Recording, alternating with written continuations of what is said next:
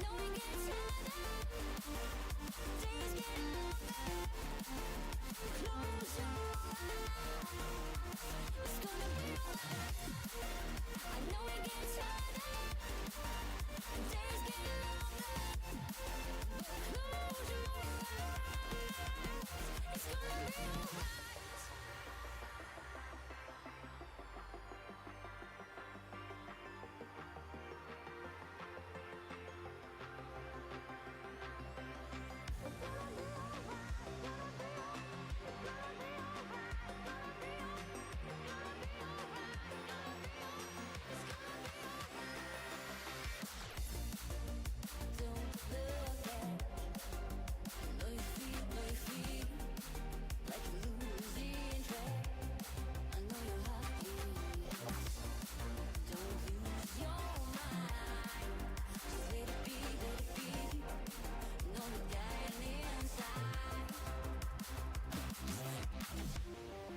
I know it gets harder, days get longer, but close your eyes, it's gonna be alright. I know it gets harder, days get longer, but close your eyes.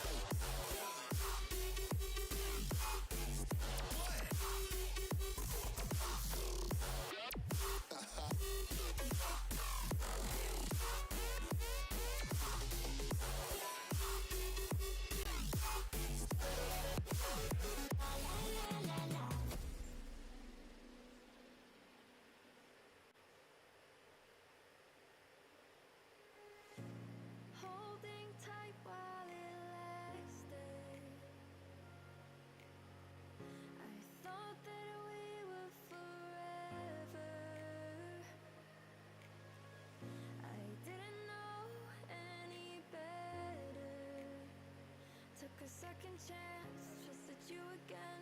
I feel shattered. Broken strings cause you play me like a violin. Shame on me for all your 7 deadly sins.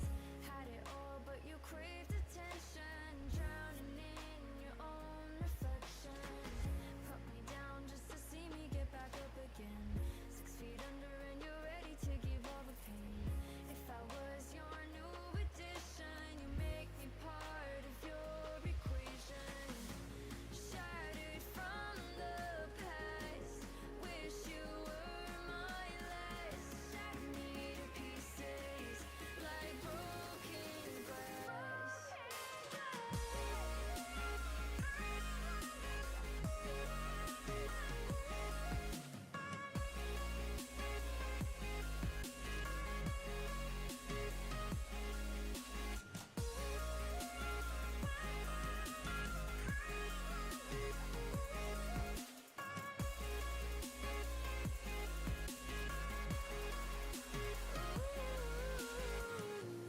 Frozen looking at pictures that we took back in the summer. I thought that I would remember how we used to feel, but this isn't real. Now we're over. Take it all, there's nothing left here anyway. We used to talk, but now we don't know what to say. Now we're just two passing strangers. We tried you like goodbye forever. Put me down just to see me get back up again. 6 feet under and you're ready to give all the pain. If I was your new addition, you make me part of your equation. Shattered from the past, wish you were my last. Shatter me to pieces like broken glass.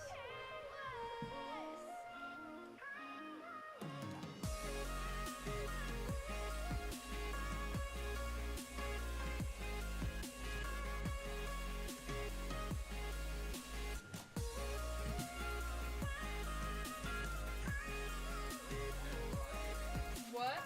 So far, they've not heard back from their. Okay. Yeah, one of the people was here. The Yeah. other one hasn't responded. So there's a chance we change games. We'll see. Okay, good to know. I'll tell Jem when he pops up.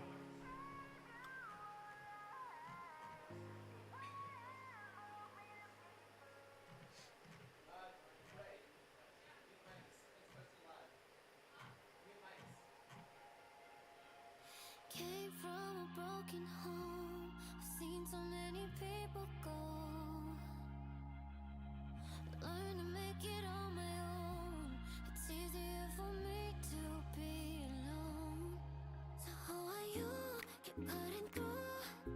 Claiming you're not like the other guys. And only if I could give you a chance. Show me that you mean it. Won't feel some type of way.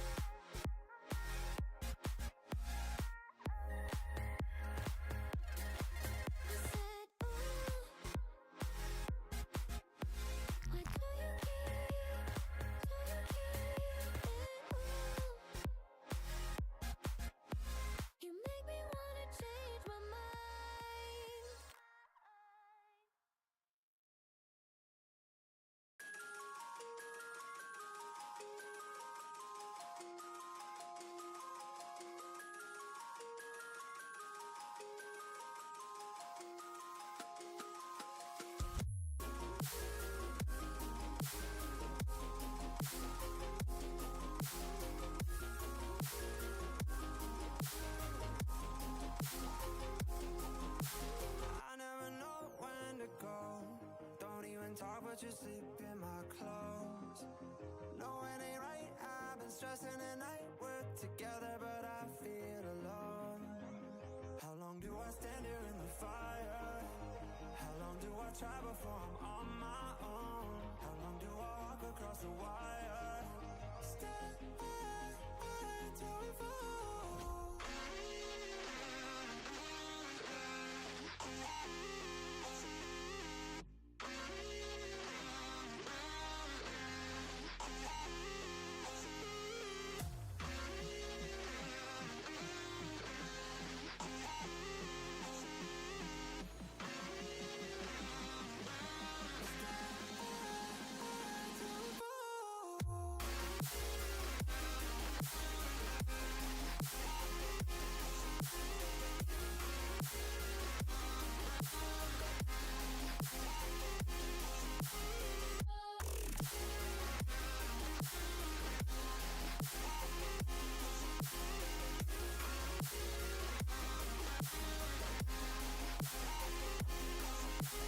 We don't know how to act.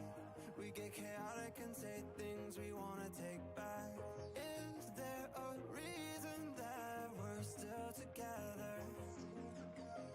How long do we stand here in the fire? How long do we try before we're on our own? How long do we walk across the wire? Stay till we fall.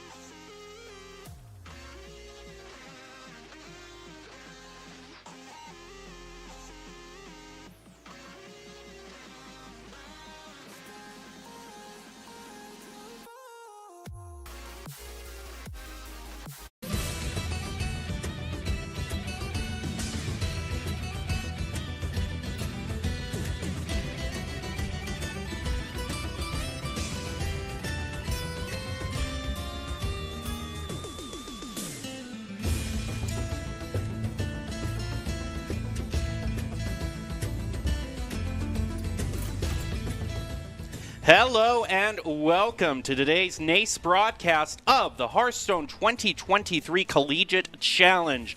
We are here with the first day of qualifiers, or rather the second day of the first qualifiers. Top 8 players have moved on to see who is going to take the first crown of the year and make their way toward the grand finals happening later this summer. But for now, calling all the action, I'm Jacob Palmer, joined by Audrey Norris to call all of the exciting card game action that awaits for you today.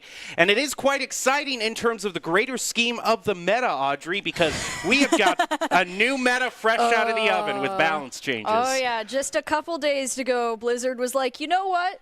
Let's change up some cards. And so we're going into these couple next matches, like for the next, weeks or so with just a very new meta where people are going to be experimenting a lot. I mean, certain decks have just completely disappeared and some have started to rise back to their former glory now that other cards have been out of the way for them to step back in. Yeah, the balance changes have really shifted things up, especially in case of the nerfs that have been brought out. The main nerf that everyone's talking about was the nerf to Wild Paul Null. It used to have that interaction with Maestra. You could get a 0-mana Null on turn 2, which was disgusting. Now you can see Wild Paul Null says it costs 1 less for each non-rogue class card added to your hand. So that's taken Null off the table. Also, Sinstone Graveyard, everyone hated that the minion it summoned was stealth. No more. And with that, Miracle Rogue and Thief Rogue have kind of dropped off. Yeah, Rogue as a whole has been a lot more nerfed just due to its dependency on the non-rogue class, which is what it's pretty good at, but just like we were talking about, Wild Paw, Null is a big one. Something interesting for Hunter specifically was that Shock Splitter got its mana cost increased by 1. Everyone knows that it has been nasty with Bran, and so they're just trying to get rid of that right now.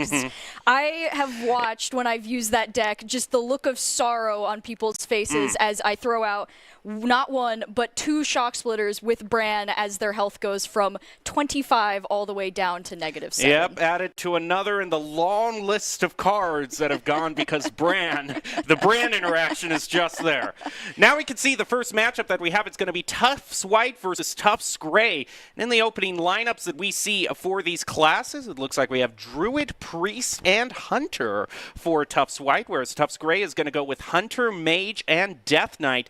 The band classes for each one are going to be Death Knight, and Shaman. So I bet I can guess what Shaman deck is banned, because in the vacuum that's emerged after the nerfs, there's one deck that stood supreme. Yeah, no. Evolve Shaman has been really nasty recently. Now that it's like main competitors have been lowered a little bit, that one is just, its unpredictability makes it really hard to deal with it. If someone gets the right card setup and then gets the right luck for what they end up getting through it, oh, that deck is nasty.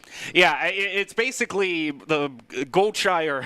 Goldshire has basically become the new Null, just something you cheat out with your mana, throw it down very early on in the proceedings. But with the Evolve, all of a sudden it's not a 3-5 like now. Now it could be all the way up to a 12-12 if you're lucky on the Evolve. Lucky for you, not so much for your opponent. I know, opponent. not so much for the opponent. Never feels good when someone's like, by the way, yeah, I just spent like 4 mana on this thing and now it's a 12-12. Have fun with that. Yeah, but we're going to push that all to the side because that has been banned. What I'm most interested in seeing is the priests that we have for Tufts White. And you have to question, what priest is it? Because in the card buffs that happened as well, we can take a look at the cards that were recently buffed. There were a good amount of priest cards that Blizzard decided to buff. They were really focusing on the undead synergies that can happen with a priest. And you can see right here, this is what's really concerning me. High Cultist Basileff at 4 mana, resurrect all friendly undead that died after your last turn. I mean, that was already a good card at 5. And this resurrect undead priest was already, it kind of had the tools before.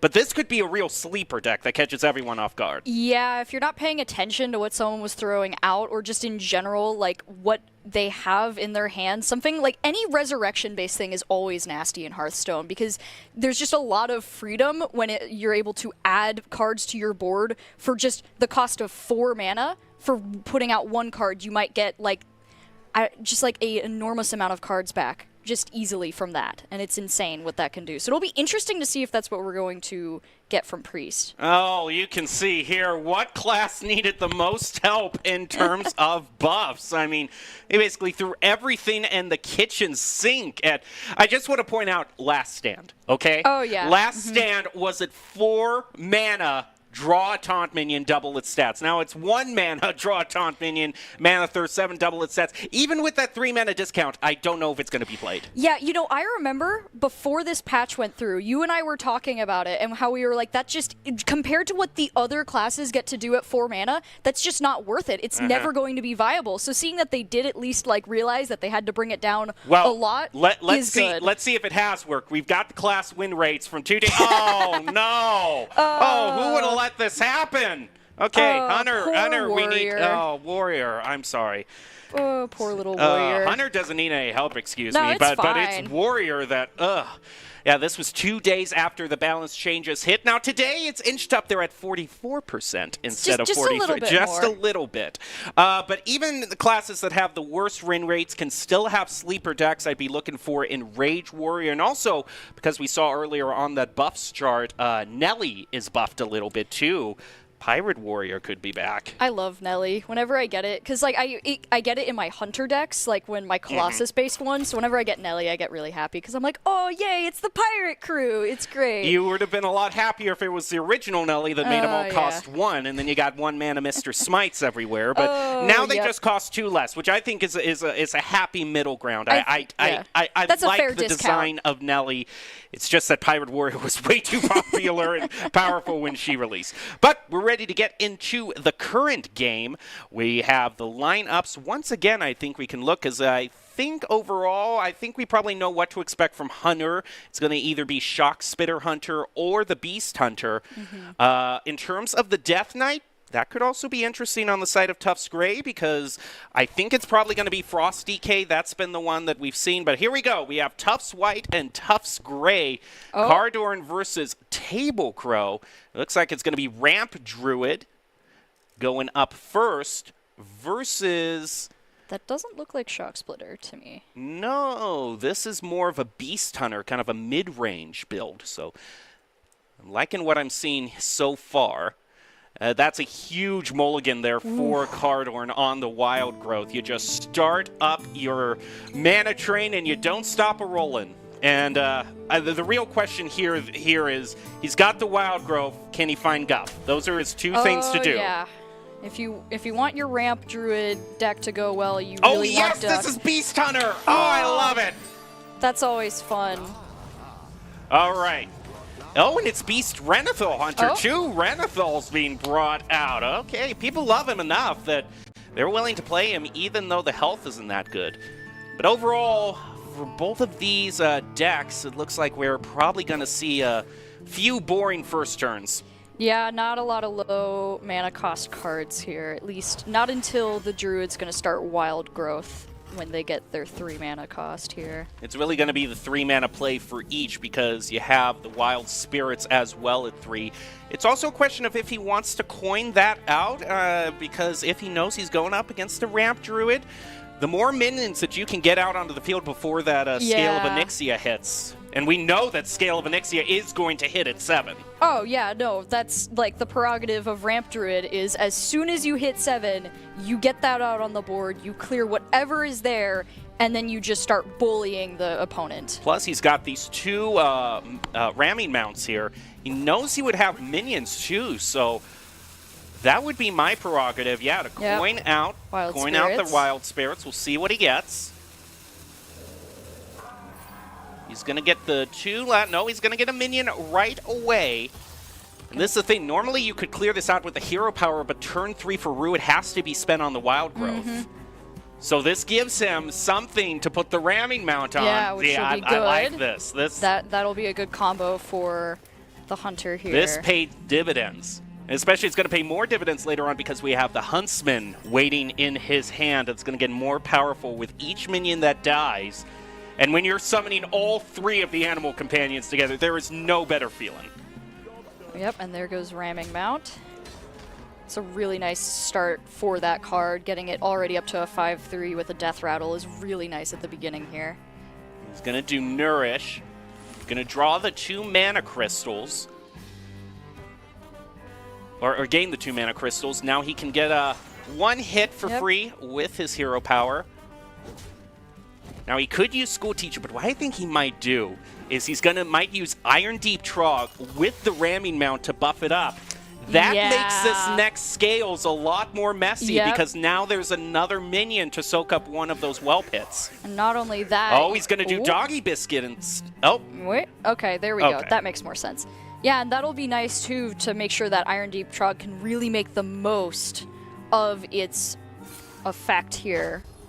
Because Ramp Druid does like casting spells often enough that that's a viable. And frankly, all things considered, in terms of Scale of Onyxia is an infuse machine. You're using it to get your infuse effects, but it's the Hunter that has so much more to gain from the infuse.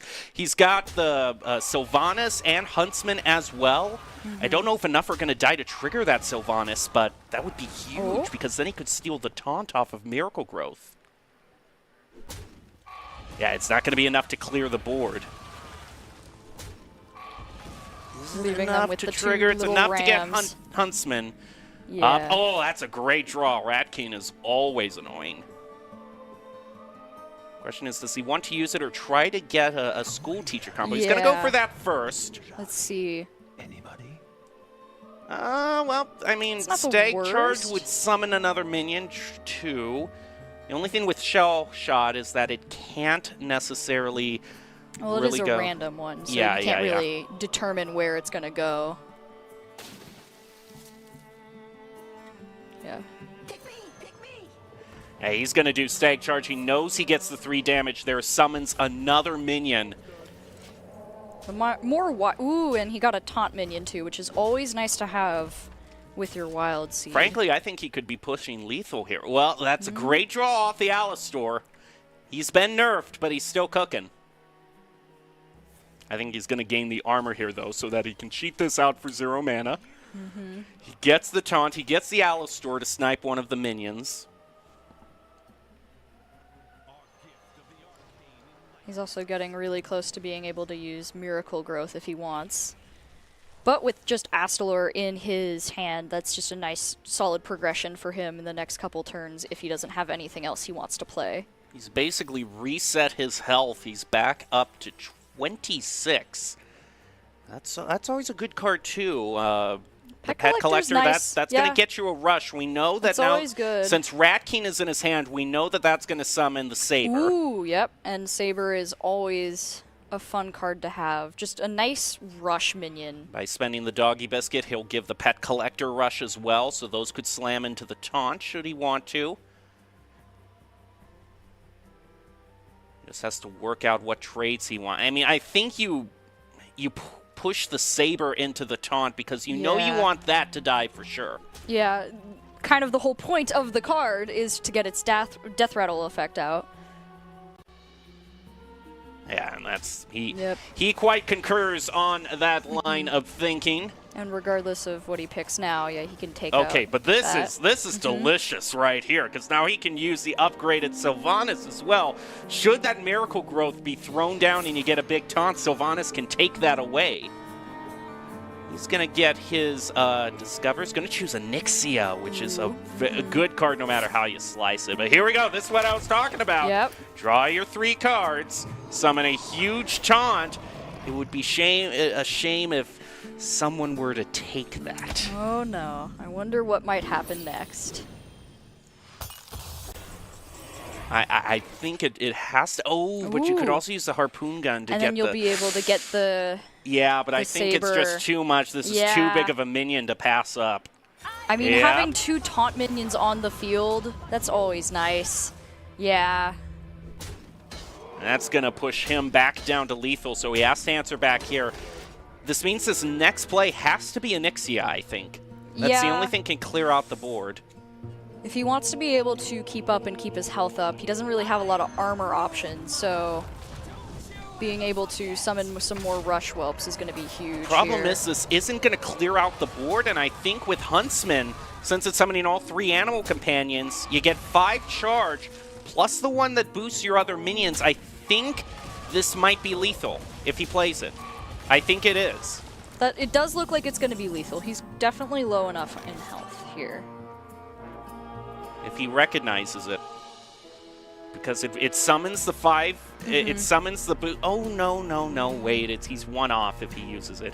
He is 1 off if he uses it. I just did the math. Because it summons, at its base level, the 4/2, boosted by 2 health. Oh, that He's means that he has close. 11 damage, and he can't hero power with it as well. He is so close.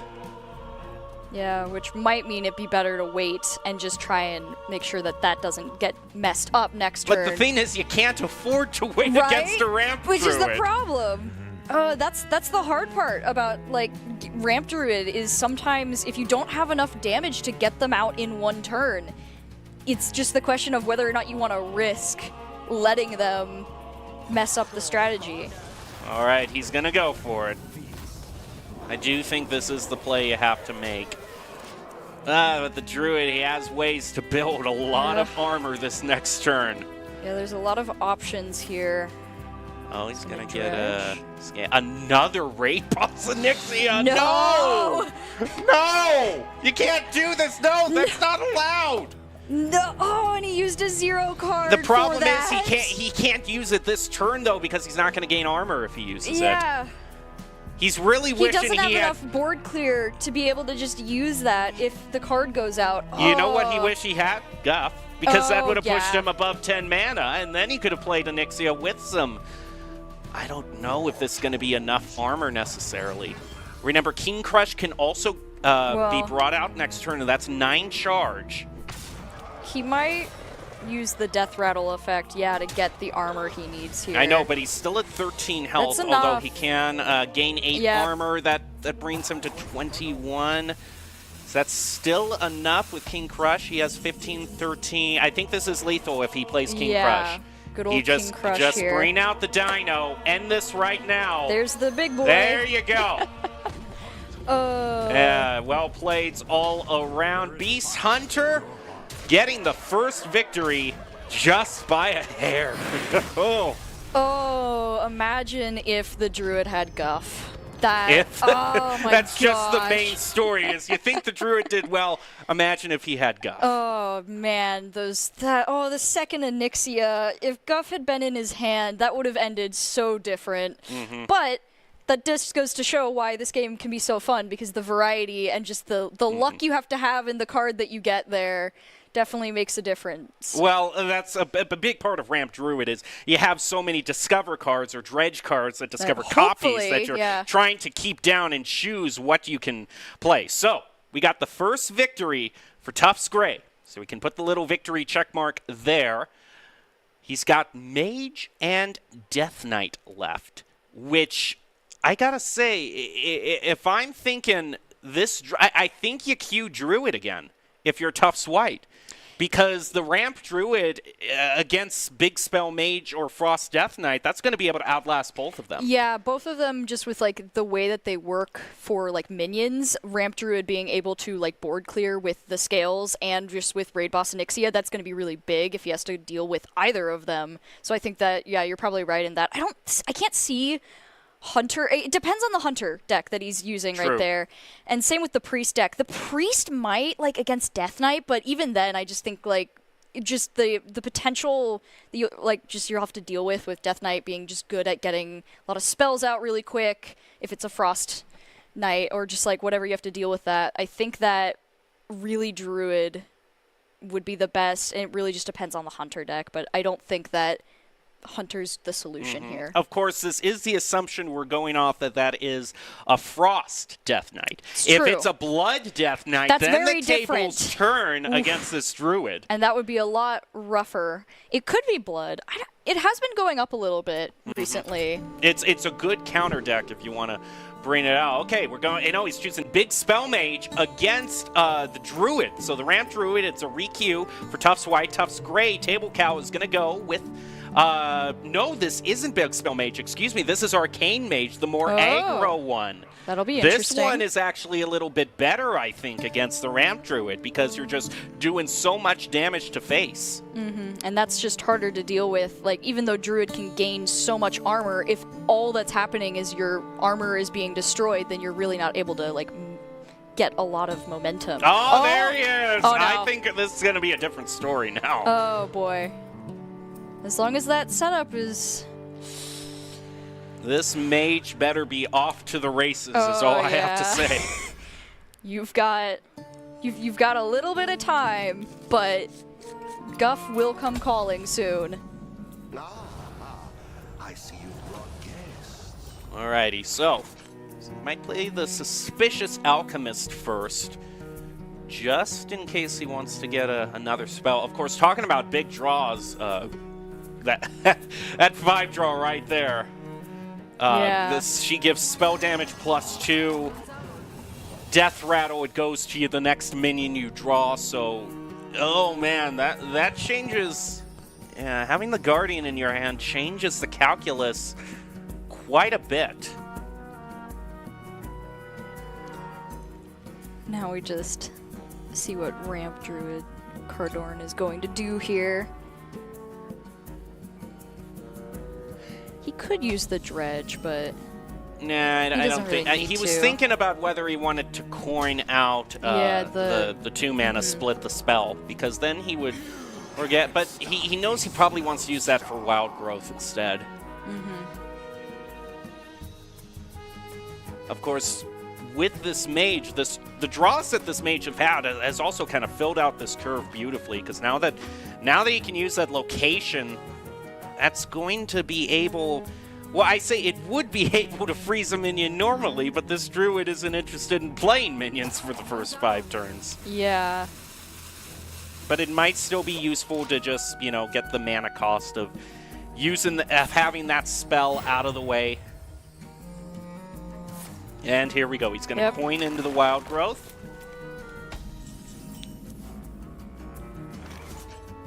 Flurry can buy you a time here or there. But overall, I'm thinking this Druid is so well equipped for the late game. Yeah.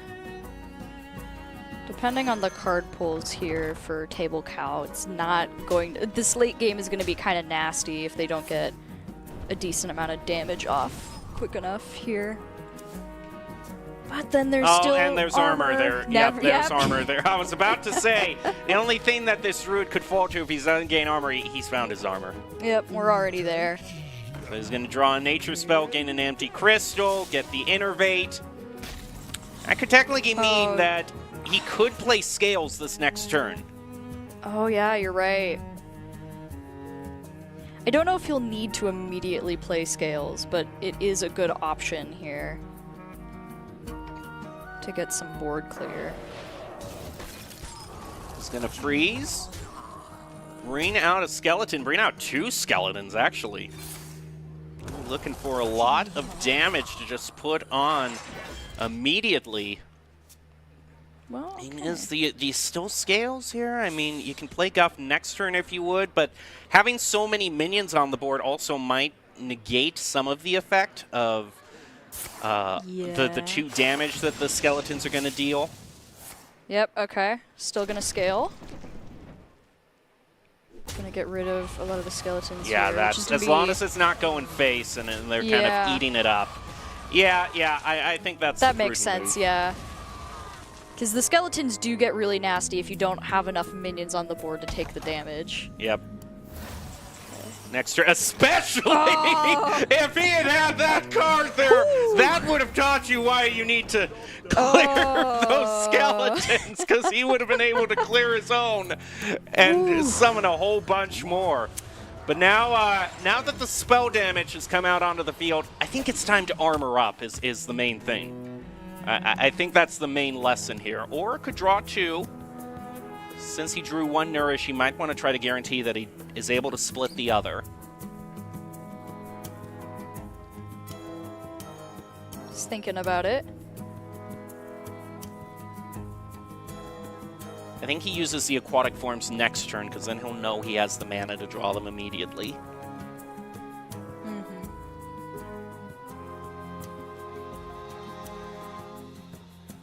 I think it's mainly just a question of what 2-drop does he, what 2 card does he want, 2 mana card does he want to use?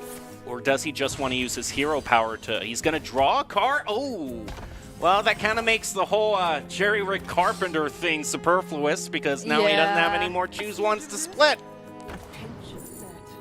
That's unfortunate, but he does gain access to the mana card increase, and we, as we know, if Ramp Druid gets to keep doing that, it's not going to end well here for this the mage is just crying right now at these. He wanted some sort of spell that could do face damage, but there isn't any. This game is like, oh, all the cards, his deck is just like, wait, what do you mean you don't want to deal damage to minions? I thought there were minions to deal damage to. Not in this case. Of course, it doesn't matter what deck you're running, that tower is always just the biggest, ugliest sight that you could possibly see. Because it's just this 10 mana albatross weighing down on you, but he's gonna go with it. Maybe he's thinking, hey, he's not gonna guess who in their right mind would choose the tower. And probably knowing that there's just not going to be a lot of board clear options right now. So now he gets a chance. He's thinking he might have chosen Flame Strike or Cone of Cold.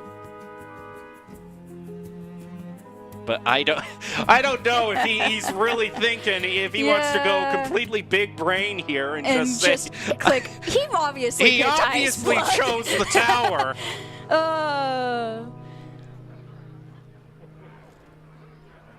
He's thinking real hard about this one. He's not sure. Because it might be so obvious, it's not obvious at all. He gets it!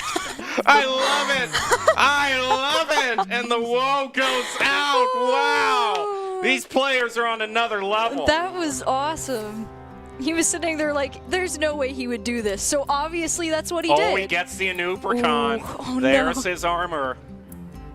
This could be a nasty combo right here. He's thinking, but he's actually going to draw and gain more mana, which never a bad option for a druid. I just want more mana. He's going to play that out. Just get it out of the way. Ah, he has more than one Oh. choose one, so that is good, actually. That is a mana gain card he just drew. Not a mana gain card, excuse me, an armor gain. Basically, druids just want mana and armor. They want to sit in their little tower of protection. Oh, this is of bad, just, like, though. big- I mean, that all is... their little shields. That is very scary. He's going to have to gain all the armor in the world from here on out. Okay, this is the part. This is the time when heroes are made. He's going to try to maybe discover a copy of a spell. He's got the Anubricon. Does he go for a pop-off play? Oh, Or does 12 he armor. just gain? You know what? Let's Yeah. just... And then He's gonna... the taunt. Okay. Yeah, that'll block a little bit of it. At least prevent. Yeah, I guess, but... Not a lot. It's just that this 2 damage, this 2 spell damage from the mage is going to be a consistent pain. That goes face. Yep. He's going to be able to summon even more skeletons, so just what everyone wanted. Though at this point he is still alive, and that's the main thing that this druid is wanting. Yeah. Well, the longer he lives, the more armor he may gain, and the more mana crystals. Down to 13 health. Whew. And no health lost off of the mage yet either. Well, but that's not a real Yeah. big concern. The druid is going to find a way. It's a super late game control deck, so it doesn't matter that the mage hasn't taken that much damage yet. Yeah, the main concern is the Okay, skeletons he's going to right discover now. copy. Ooh, and Nixia is an interesting... Yeah, he's going to There go with she the Nixia. is. I mean, that can clear the board, basically, get rid. Problem is that this is going to get a lot of arcane bolts into the hand of the mage. And I think that just might be lethal, especially if the mage draws a minion. It's going to have the spell damage bonus. He can just play that. It has... If he draws a minion here, the mage wins. Oh, and look at that. There you go. Well played. Yep, Yeah. what everyone loves here. Just doing damage. I guess he didn't even need the spell damage on top of that since he had the 2/2 on the field anyway. So Yeah, rough which is for enough. the druid. We were all thinking big spell mage, the druid has got to win, but no. The skeletons just being able to overwhelm the board like that and force the druid to have to use their resources to deal with them was really what messed that up there for it. Because he had Guff. It was the good setup that he needed for it, just not quite there with just all the extra damage coming from the skeletons. Yeah, at that point I was... I mean, and Nixia, yes, she does clear out the board, but I would have wondered if you had just gone for the pure armor play there as a druid. Just try to gain yourself one more turn is what you have to take it one turn at a time. So that means the only thing left for Tufts Gray table cow is going to be this Death Knight, which you would think. We would think. It's just unholy. It's... I mean, they did buff Unholy a lot. They did quite a bit, but you never know. I don't know if it's quite up there with Frost yet. But No, it's not even... It's not with... It just really depends on what they were feeling like playing with that. If you want to go with a lot of spells and freezing and just really frustrating people as you discount every single annoying spell that you've got, or if you want to go for more of a just, oh, you thought that I was going to die next turn because I only had 5 health, I'm all the way back up because of lifesteal. So it's really just up to that, which I find both decks to be enjoyable. Like, I've played both. They're both kind of fun. All right, Druid again against Frost Death Knight. Okay. This should be a victory for Tufts if the statistics work out in his favor.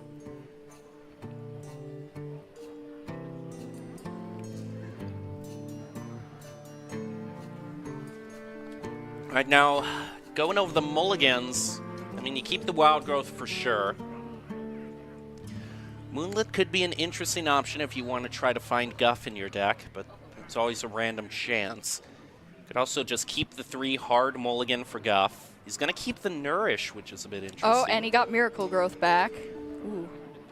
He got Innervate, which is always nice to just have in your backup, like for another option.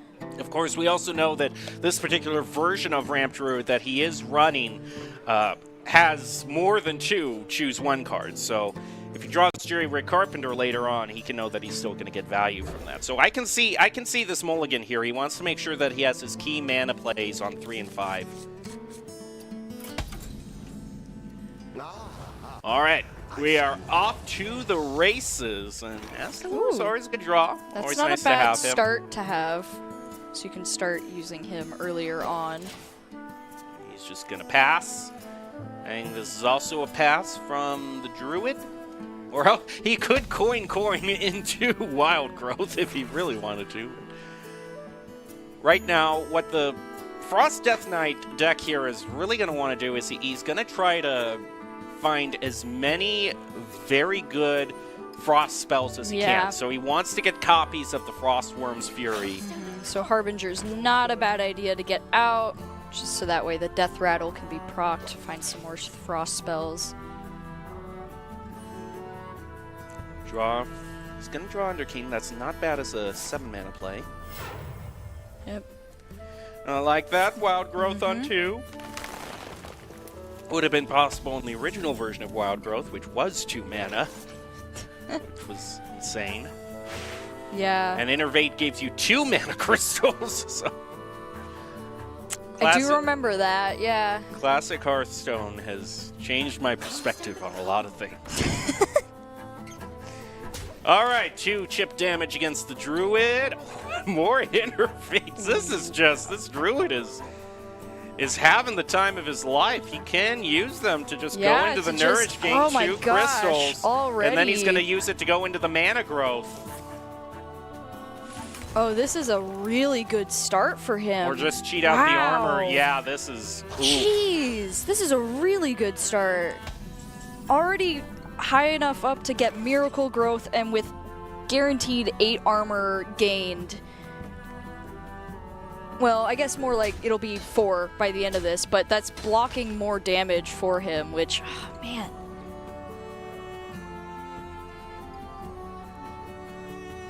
And there are still no minions, so this Death Knight can't trigger his Death Rattle. Yeah. He can't get the bonus off of his weapon. He doesn't necessarily have card draw either for next turn, so this is really... Yeah, and he's got to wait. a really big pickle. He might just try to, just get the train rolling on Alistor. Although he gets the Mana Thirst bonus next turn. If he's a little patient, he'll get it. But the thing is, you don't want to float 4 mana. Yeah. No, it's not worth it. Especially with the Ramp Druid, you want to start getting this going as fast as possible. All right, here we go. And this is Brant's. Oh. Well, this is disgusting. No, oh, man. Interesting. Didn't innervate into the Miracle Growth. Probably just I mean, at this point, it's not that big of a issue. There's one of those Frostworms. He'd love to get a copy onto that, so he could just play turn after turn after turn. Thing is, I don't know if freezing the board for the Druid is really going to be that effective against him, because Scales of Onyxia, or Onyxia herself, they're rush minions, so they're not going to get frozen if you just play them the turn after. Yeah, and since those are the main attackers of this deck, that's not... Yeah, there's not really a lot that's going to be good for, so... Getting Astolor ready is probably the best play he's got for this right now. Just setting up that nice damage from Mana Thirst later on. Chipping away at all that armor. He's going to draw 3 cards, summon a 6/6 with Taunt. He hasn't found Guff yet, though, and that could be a very crucial issue for him. Oh, he's not going to use the 4/6. He probably thinks it's a board clear this turn. Trade with the 5/5. He's going to use Overseer to draw 2 cards. And he hasn't drawn a lot of spells, so he is able to get the Well, damage he's going to get off. all the spells he wants Yeah, this turn. now. He's got 2 Howling Blasts, and he could trade with those 2 to draw 2 more spells, have basically a handful of spells this next turn. Yeah, he's going Ooh, getting Horn of Winter, too. Another one. You could actually use that and then Yeah, use the and Frost then- Strike Discover. Yep. And discovering another card. Getting the taunt minion off the board, too. Oh, okay. Yeah. And he gets the combo going as well. So that 2-drop. Those of you who don't know, every time you cast a spell, it does 1 damage to 2 different enemies. And so you can just vomit out your hand with spells as Frost Death Knight and get a whole bunch going. Yeah, your Okay. kind of goal is just to go, here's just this giant stack of cards in my hand, and then just as fast as possible. Plays the other Miracle Growth. I like it. This is going to give him a full hand. He gets a Nubricon.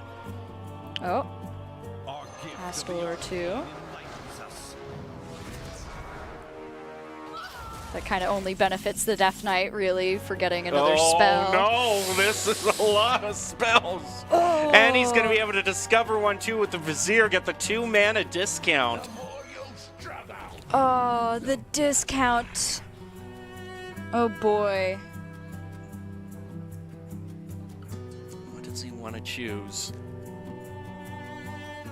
He's taking time to look his options over, unless there's a really big next level glitch that I am not aware of. This should be a discover for him.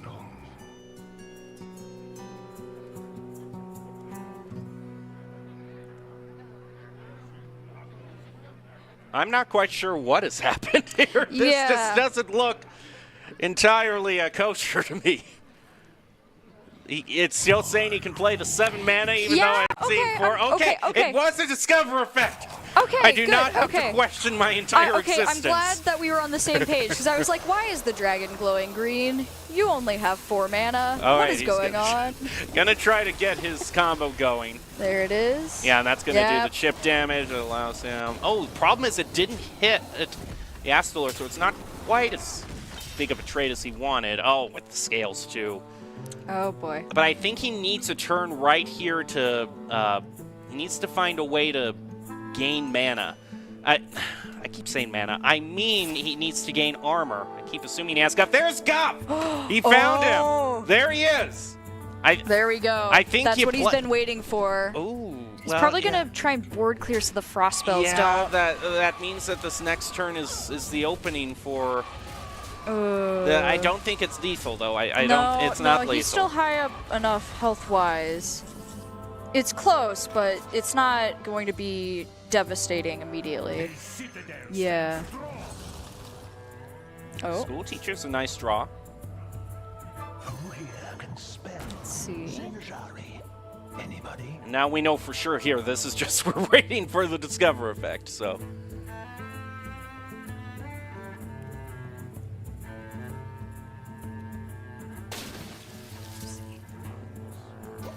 It's hidden behind the Nogling. He chooses not to play it this turn as well.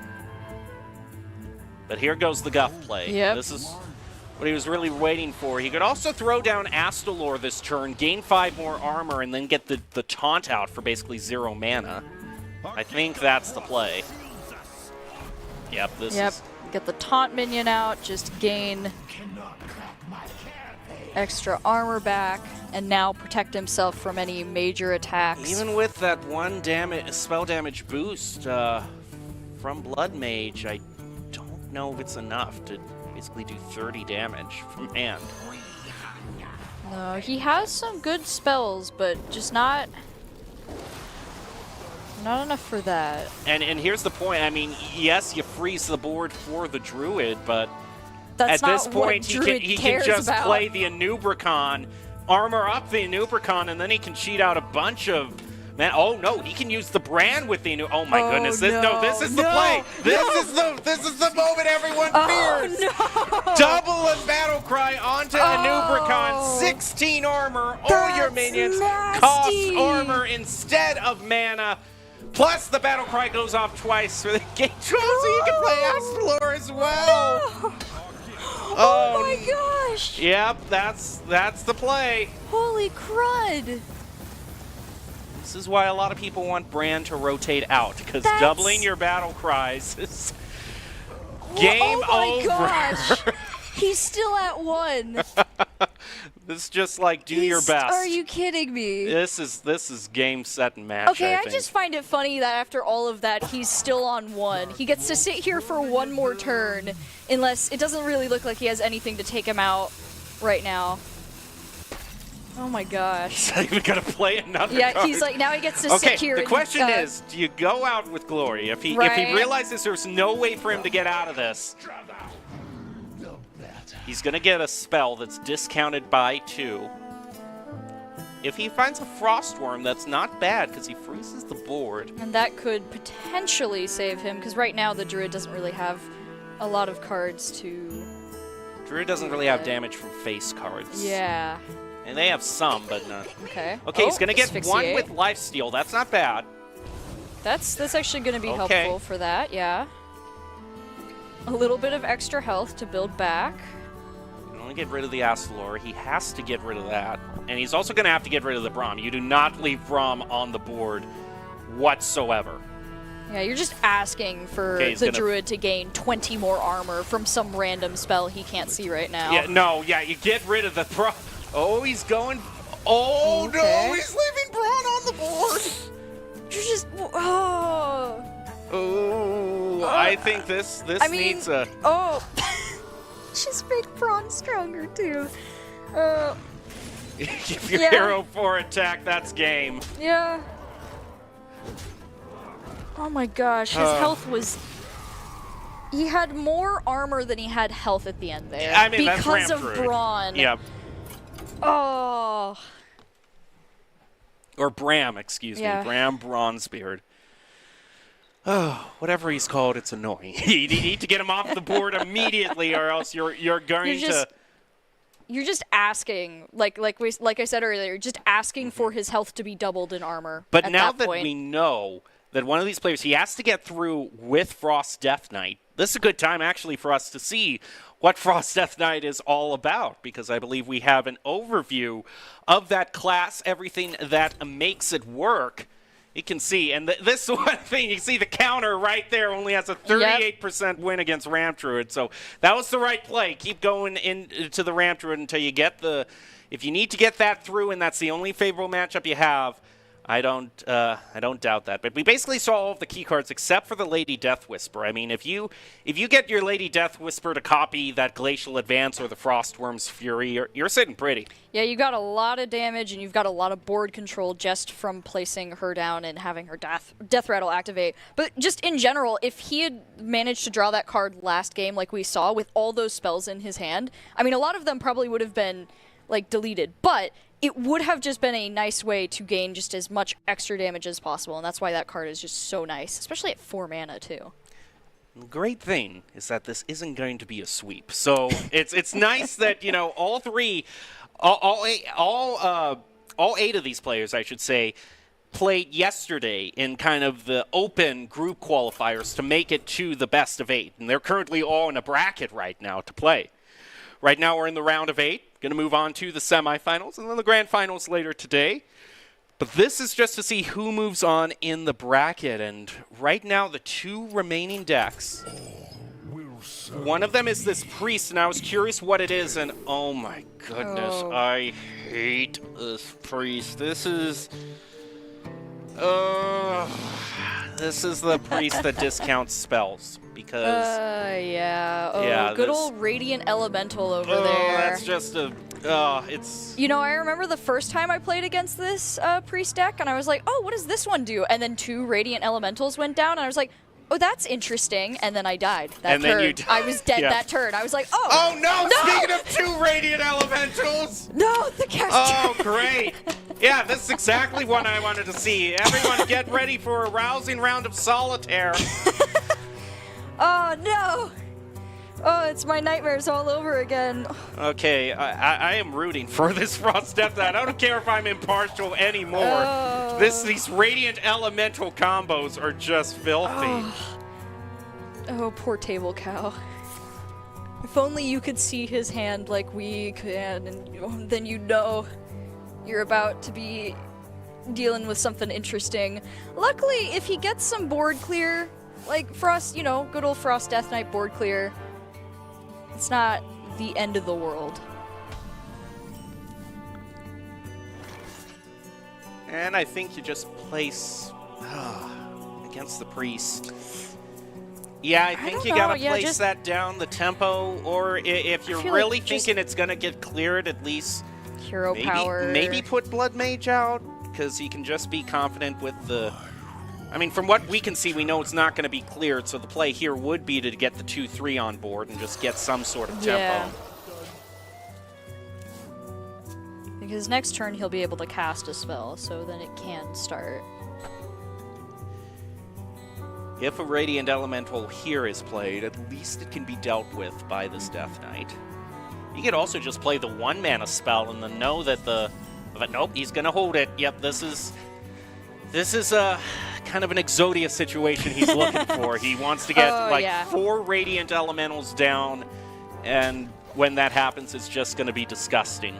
And it's an affront to everything. It's an affront to nature, an affront to decency. Abomination of It's an magic. abomination. Everyone was complaining so much about Miracle Rogue, but hey, that's not the only deck that can just play infinite cards. This Priest deck, even though it's not tier 1, it's horrible. If it's set up right, it's just all you can really do is sit there and watch as it happens. There's not a lot that can be dealt with unless you have some decent board clear for it, but even then. One thing I might want to get going here is a bit of card draw for the Death Knight, because he has some Frost spells, but he doesn't have the really decisive ones that he wants. He's just going to be content to go with Bonebreaker for now. Just get some chip damage in. All that he can really do in this point.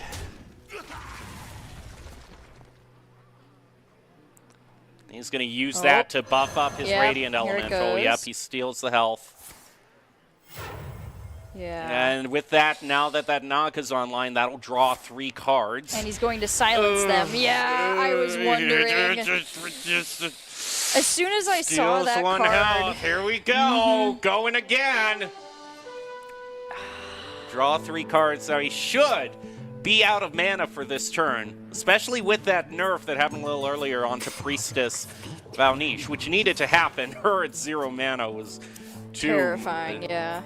Okay, he's gonna draw. Oh, that means that this next turn, if the board isn't cleared by this next turn, and even then, even if it is cleared, I think this Priest can still pop off. Oh, it's Boon Priest, yep. Alright. Alright, this needs to be a board clear here. This Death Knight needs to realize that. Much like Bran, that Radiant Elemental is a soft taunt that you just gotta clear immediately. He's Don't gonna want use it it with around. the spell damage boost. I like That's a this good because, idea, yeah, yeah. that's gonna. He can get a full board clear at this point. Yeah, and get the attack The off. one thing that is nasty about that silence is it gets rid of the ability of that of the frost spell draw. Yeah, and from- then also just, yeah, no, it was, yeah, I saw that in the priest's hand, and I was like, how much you want to bet as soon as, like, the Death Rattle card is played? Good old Harbinger is going to get silenced, and yep. He gets to discover a copy of a spell of a card in the priest's hand and deck. And he gets 2 pretty darn cheap frost spells, which is only more fuel for him to feed into the Radiant Elemental machine.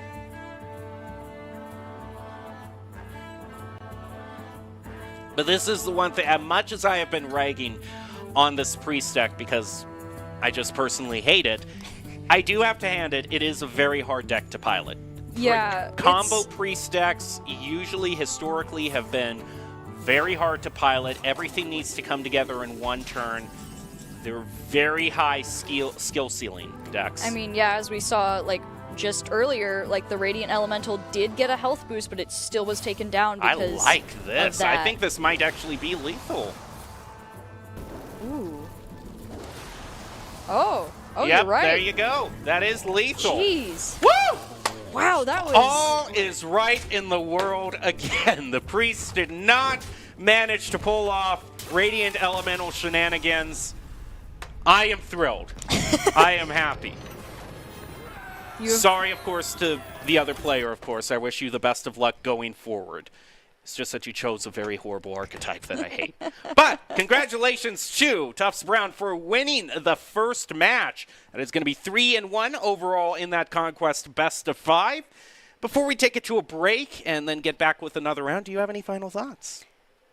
I think that, honestly, as much as I agreed with you that that pre-stack was going to be nasty if it went off, I kind of wanted to see it go a little bit farther than that. It did feel like kind of a sad ending to that pre-stack, just watching Frost do what it does best. We can actually see how this affects the overall state of play. We can see UNLV is going to be moving on against Shawnee State.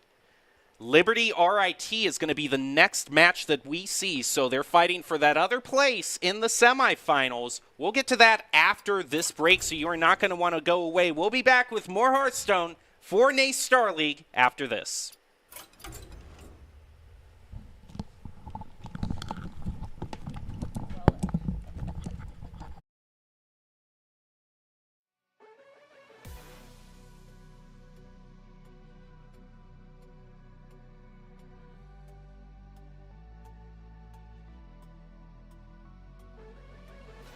Falling away as I'm searching for with a break of a day to follow away to you. It's like the end of the day. I ain't looking for no reason to change, 'cause everything is good for you. Baby, I can see. But the Druid, he has ways to build a lot of armor this next turn. Yeah, there's a lot of options here. Oh, he's going to get another Raid Bosanixia. No! No! You can't do this. No, that's not allowed. King Yeah, Crush. good old You just King Crush here. bring out the Dino. End this right now. There's the big boy. There you go. Oh. Well played all around. Beast Hunter getting the first victory just by a hair. Oh. Oh, imagine if the... Obvious. It's not obvious at all. He gets it. I love it. I love it. And the woe goes out. Wow. These players are on another level. That was awesome. He was sitting there like, there's no way he would do this. So obviously that's what he did. Oh, he gets the Anupricon. Yes, doing damage. I guess he didn't even need the spell damage on top of that since he had the 2-2 on the field anyway. So Yeah, which is enough. the Druid. We were all thinking big spell mage, the Druid has got to win, but no. The Skeletons just being able to overwhelm the board like that and four main attackers of this deck, that's not...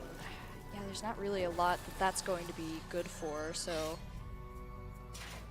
Getting Astolor ready is probably the best play he's got for this right now. Just setting up that nice damage from Mana Thirst later on. Oh no, he can use the brand with the new. Oh my Oh, goodness! no, This is the play. This is the moment everyone fears. no! Double a battle cry onto Anupricon. 16 armor on your minions. Cost armor instead of mana. Plus the battle cry goes off twice for the game. Oh, I think this needs a. Oh! Just make Braun stronger too. If your Yeah. hero 4 attack, that's game. Yeah. Oh my gosh, his health was... He had more armor than he had health. Ooh. Oh, Yep, you're right. there you go. That is lethal. Jeez. Woo! Wow, that was... All is right in the world again. The priest did not manage to pull off Radiant Elemental shenanigans. I am thrilled.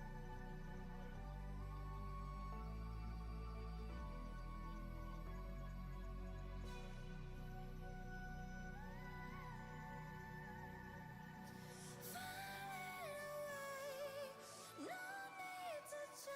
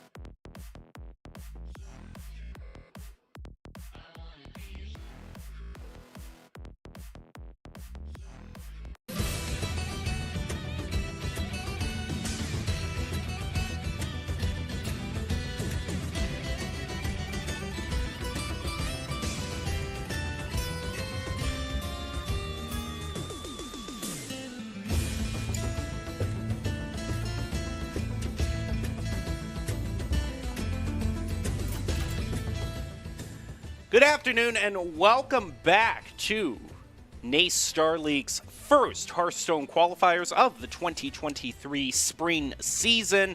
We are currently watching the round of 8 battle it out to make it onto the semifinals to see who's going to move on ultimately to the grand finals in this first qualifier. I'm still your host, Jacob Palmer, joined by Audrey Norris, calling all of the action for you. And this is a great start that we had to tonight. We just saw a 3-1 victory, whereas Tufts Brown moved on to the next round.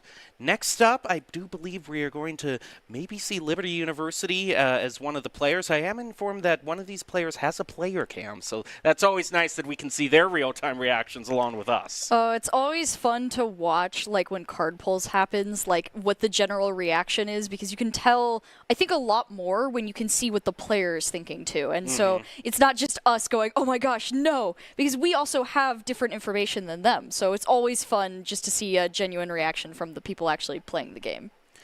Now the question arises as to what the choices are going to be for this players, and we can bring up overall kind of the meta snapshot again that we have of the class win rates and how each individual class is kind of doing right now. You can see Shaman kind of ruling the roost with its very killer Evolve deck that is really good. Also Paladin. We haven't seen any Pally today. Not and yet. I want to see some pure Paladin. In terms of the more kind of aggro decks that we see, pure Paladin is always fun. We've seen a little bit of Hunter as well. And mages, the only ones that we really haven't seen from the top run have been Warlock, Paladin, and Shaman. So I guess most of them. So Yeah, and last time we did have a Shaman deck as a potential, but it got banned, so we weren't going to see it regardless. we might see a lot of Shaman bans today. Yeah, I'm not shocked about that, considering right now what Evolve Shaman will do to people. Here we go. Okay. Oh, never mind. So we have Caster curses RIT activated. versus Liberty University. For RIT, we have Druid, Rogue, and Shaman. And then for Liberty University, we have Hunter, Shaman, and Druid. And the Interesting. banned classes were, well, of course, the banned classes were the ones I wanted to see the most, Paladin and Warlock.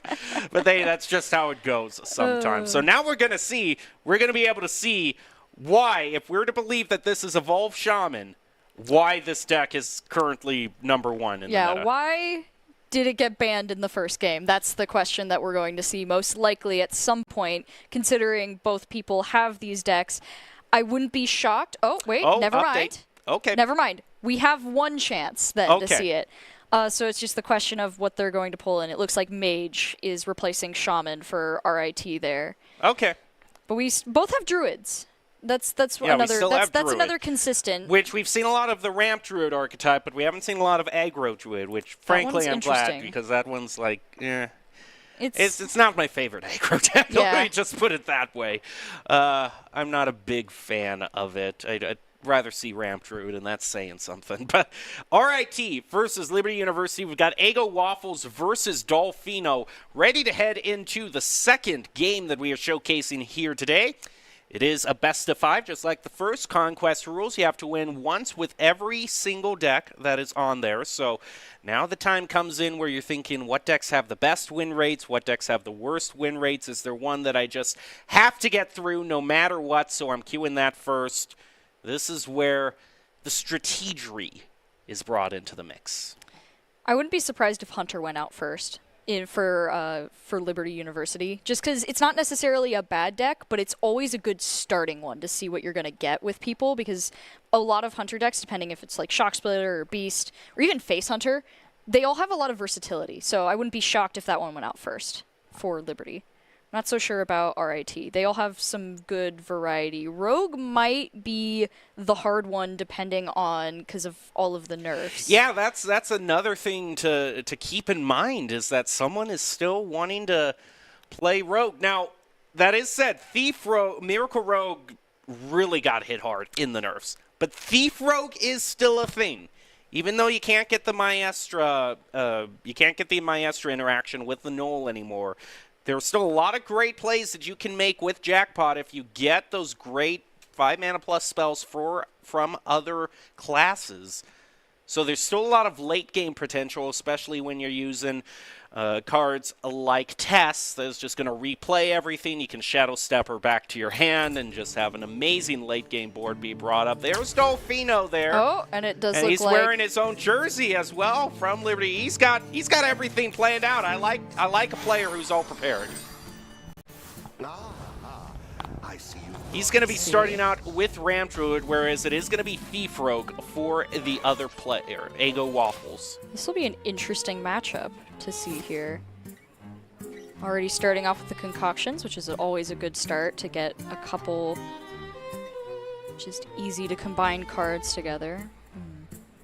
Yeah, he's going to go with the green one, I think, so that's going to give him a it was- minion on board and a card from another class.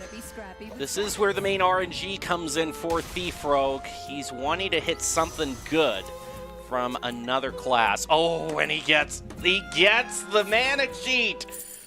The Swift Scale, that is not going to be good. That is just that 4 mana discounts the next spell you play to 0. So he can just have a huge turn next. Yeah, There we that, go. He's going to discover yep. an 8 mana minion Yeah. on turn 4. And what does he want to use? Let's see. You know, none of these are really good. Yeah. really think if you, especially if it's going to get frozen. I guess you maybe go with Matt. Okay, he's going to go with Abominable Lieutenant. It has the least Which actually, consequences. that yeah. actually is actually a good effect because that eats a minion every single turn. Yeah, which means you're just Even going to though be it's- buffing it over time. Even though it's frozen, the effect still comes and it into has play. the least amount of consequences, like, for the player overall, because the other two really just did not benefit you for that early game high-cost card pull. Could also just do Force of Nature here, get a big board going. Druid, he's ramped up, but he doesn't have access to his scales, Not yet. which is really key in this case. He has a bit of armor, and he has Guff, but I think Guff is probably the play next turn. probably. He doesn't really need to armor up just yet. So getting Guff out is going to be really nice for him. Okay, he's going to use the Mixed Concoction, summon a little bit more, get another spell added to his hand, start the Alistair train rolling, which can really much get out of control because he's got the Shadow Step, so he can bounce it back. Oh, yeah, that's true. Oh, Sire Denathrius for the Ramp Druid. I think he has to take out the 5/6. That's a soft taunt with its effect. Gain a bit more armor, throw down the 4/6 for not much. And then, yeah, get the taunt out for all the other minions. Thing is, with that priest spell that he got, I do believe that copies a card that you targeted with. I believe it silences it, if I am not mistaken. Which card are we talking about? The one that's discounted to 0 mana Oh, right now, yeah, the Golden yeah. Priest spell. Oh, yes, yeah, I think you're right. That priest spell is interesting. I played this deck recently against someone, and there's a lot going on with that. But yeah, that priest card's interesting when you get it. Deliverance, that's it. 3 damage to a minion, honorable kill, summon a 3/3 copy with it. So he has Yeah. to make the damage line up. If he wants to get the full benefit. But he's not even going to do that. He's just going to use it as a 0 mana, deal 3 damage. Okay. You know, Get the discount going, bring out Force of Nature. Get Whole the bunch of other 3. minions now. which will be really nice. Just for extra damage on all of that armor that Dolfino already has here. Oh, that's a really good Oh. draw. Yeah, that makes sense. Get Guff out here now. More armor. This And is probably more the mana. turning point. This is going to be an interesting... Now, the real thing here that this rogue needs to find, if it wants a chance, is it needs to find some sort of spell that just clears the board unconditionally. Mm-hmm. Oh, and he gets the... the copy of a Nubricon! Oh, A So now copy? yep, it's Oh boy. We love a Nubricon. Isn't he just great? wow, and he's got Sire Denathrius in his hand. He's going to be happy with getting more than one of those. Oh, yeah, I don't know if there's a way this rogue can get out of it now. Yeah, this is a really At best, he can rough lineup play the for him. scabs, but that bounces everything back to the hand, doesn't get rid of it. So that just means the druid can play all the cards again. And with Guff out, it's like the amount of mana is not going to be a problem soon. All right, the rogue can gain armor, sure. I mean, I guess that's Try and nice. match the druid a little bit if he wants. Nah, but Onyxia is going to be thrown down next turn. That's I oh, can tell you that's what's going to true. happen. Oh, yeah. See what we got at the bottom here. Oh, we can get Ooh. another Insatiable Devourer. That would actually charge both of them up off of the Onyxia. Oh, Oh, no, he Gonna wants, discover he wants a a spell. spell. Okay. Oh, that was okay. Well, I guess if he really wanted to prioritize gaining the armor that much, I would say so.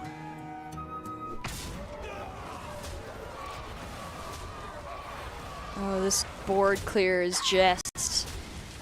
And that Oh, for Denathrius Sire, no. for Sire as well. This That's is going to be just- ugly.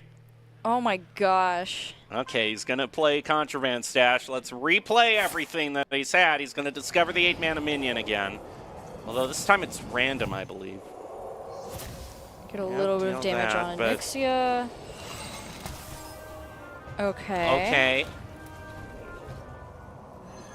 Woo! Ooh. That's a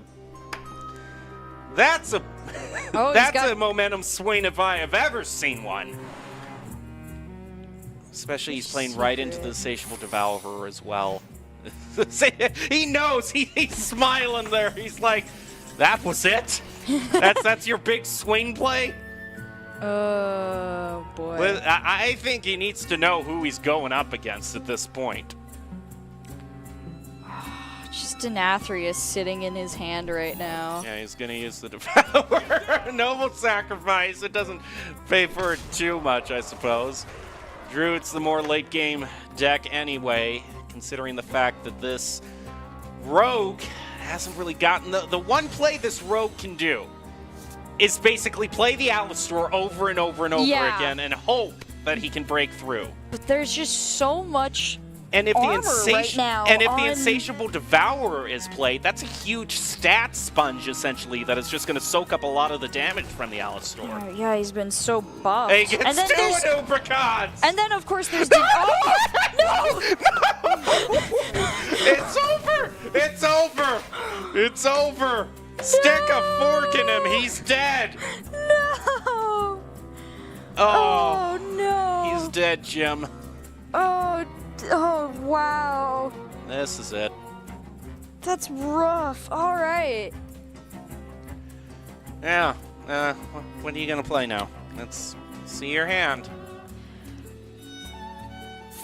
Oh, He's gonna pull the Sneed back so he can use the effect. That does Yeah. 10 damage where he wants to aim it, so I mean, I guess he's just gonna use it all on the taunt. Oh, and that only makes Okay, you get Denathrius 4 stronger. damage. 4 damage to Alright. face. There's your board clear that you want. Unfortunately. Yeah, it's all going to be rendered irrelevant with this brand play because not only that, and but there's a Crypt Keeper too. If you really. yeah, he's going to play that Yeah. first. Now there's no. Now just extra safety Oh, net he's right being here. extra greedy. He wants it all. Oh my god. I mean, he could still do the Brand Anubricon play. I think you would Yeah. do Brand Anubricon first because you gain more. there it is. You need to gain more armor off yeah, the Anubricon. and then you just. This is game. Oh my gosh. And now there he because goes. he can wipe that up. I think he just placed a Yep, Nathrius here, and yep. that's game. Yep, there it is. Well, it's not quite game, but it It's would be close enough. close. That I think you he's still set do it. up enough that it's going to be really hard for him to actually do anything about I mean, this. this is essentially game. I mean, you can't bounce it back. Now it's time for a Hail Mary play with the Sunwell. Let's see what we get here.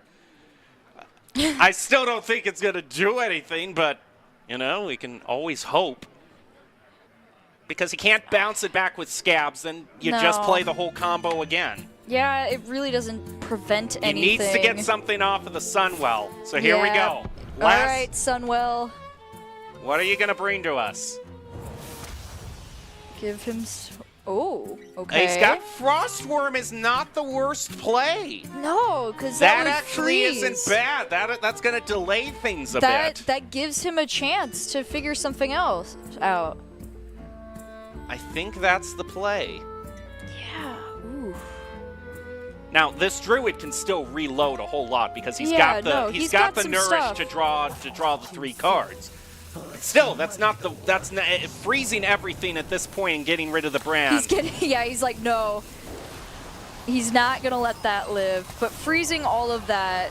Oh, that'll help with some of Can that. also give his minions. Death Rattle will deal 3 damage to a random enemy.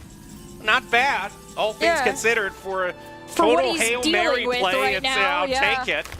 Now he's going to enrich. He gets to draw. Oh Oh, no! not Zola. Oh, she could just copy the Denathrius and there's your damage. Oh dear. He could use, actually, yeah, he's going to gain the armor, play the other Anubricon, copy the Denathrius, and make that game. Oh my gosh. Yep, here we go. There it is. 41 armor. Jeez. Now he gets another one. It's completely Yep. free. It's just hanging out. I think he just, oh, it's 10 damage, though. It's a question of how it's split. It's still not enough. Wow. But, I mean, this is That such a was huge board. lucky. I mean, All that's the right, only I mean- thing. The question is just if we have another Hail Mary play here that can work out for the Rogue.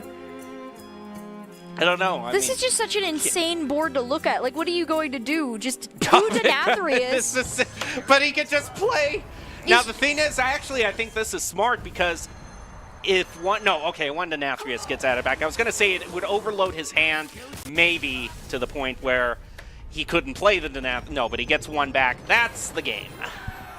I mean, okay, when you're staring down a board like that, though, 2 lifesteal Denathrius, the 28-28 just waiting, it raring to go, a taunt minion so you can't even mess with any of them. I don't blame I don't blame him for any actions he took there. That was an entirely just unfair board to try and deal with at the end, and that's why Ramp Druid with Brawn. Again, pre-nerf, I would have given it to Rogue. Speaking of nerfs, we can bring those back up because this is going to show us exactly why this Rogue was having so much trouble. Because now that Wild Paw no longer has the interaction with Maestra, it has to specifically be non-rogue cards that you add to your hand. It's a much later deck game. You have to hope that you get really good, It's a lot huge more, spells. yeah, dependent on the spells, which is unfortunate because the null play was really helpful, and it's still possible. It's just not second turn. It's like, I think when I played it after patch, I got really lucky, and I think I got it maybe turn 4 because I got enough spells that I could use. But even then, it's like it's all the non-rogue. It's not what it It's used just to be. not worth it because. Can we as see we those know- those nerfs again, please? The class nerfs that just happened, because it wasn't just the null that was the dependable play that you could get. It was also using the graveyard as well. Having You could- just stealth ghosts. Yeah, a stealth 12-12 on turn 4. You know, that was a bit broken, don't you think? And so, yeah, they've pared that back, and Rogue has, to a lot of people's delight, I might say, has been pared back. So it needed to happen, sure, but in the cases of the RIT player, it's going to be a lot harder because you don't have those early game pop-off turns that you used to have with Nolan Graveyard. And he still has, if he wants to be able to take this back, he still has to win with Rogue here. And so as we can see, like we've been talking about with these changes, it's really rough right now for just everything with Rogue. Yeah, it's going to be interesting Some other ones that we haven't talked about yet, though, since it's still up on the board. We were talking about earlier before this started how just Quest Demon Hunter just completely gone now because they changed how the quest line works I there. know, it wasn't draw 4 cards. They decided to go whole ham on this, and it's draw 6 cards. Now, Spell Demon Hunter is still hanging around there, but the quest version, completely out. I remember I was looking for it in like just all the user data and I could not find any like references to it. It's just gone in the tier list. They're like, nope, and no one uses it. It's rough. It just doesn't work out anymore. And they also increased Sinful Brand up Which by is fair. I think that was fair. Usually you're doing 8 damage to face off of a Sinful Brand, 6 to 8 damage to face. That's makes much more sense at 2 mana for me. Yeah, I think that helps just balance out how many you can cast in a turn. All right, we're into the next one. Here's the Evolve Shaman. We get to see it. Oh boy, here we are. I think you might want to keep the Farsight because you can cheat out some amazing stuff with that. But everything else, yeah, you're going to be looking for... Yeah, Schooling's a good pickup because Schooling fills up your hand. That allows you to discount the Goldshire Knoll. Now this Mage, this is the big Spell Mage, which means it might not matter how much of a big board this Shaman can build up. If they just clear it, yeah. Let's see.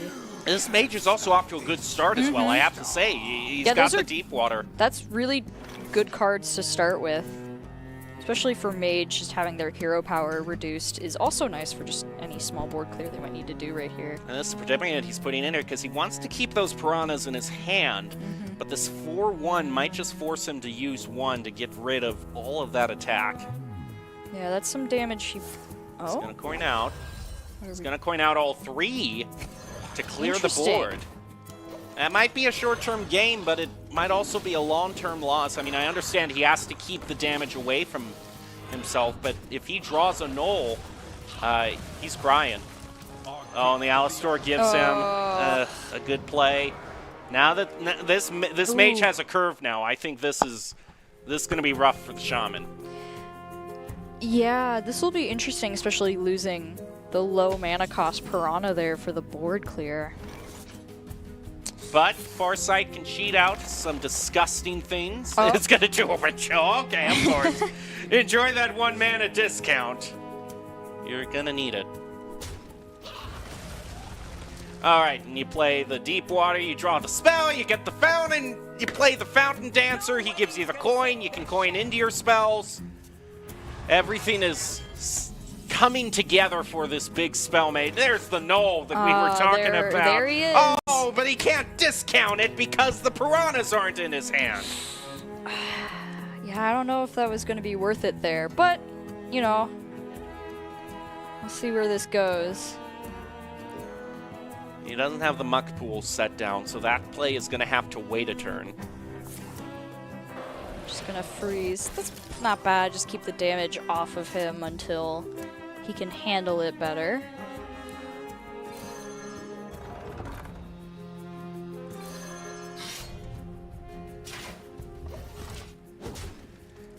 He's going to have to be happy with 1 totem instead of a Knoll for this turn. Ooh, that's also another good card for Mage to stall things out. The Watchtower. At this point now, the Mage has 5 mana. So if he gains a coin next turn, he'll have 6. Having 1 coin wouldn't allow him to coin into the spells, so he might save that. Might just go for the Astalor and the big stats. Yeah, just get the... I mean, getting Astalor out and getting the final form is not a bad play here, yeah. He wasn't going to be waiting till turn 8 for the 5 armor. He doesn't really need it right now anyway, yeah. All right, now we get the Evolve coming out from the Shaman, so we'll see how the high roll works out. Do you get it? Okay, 8-8. Not horrible, but... Not great, not terrible.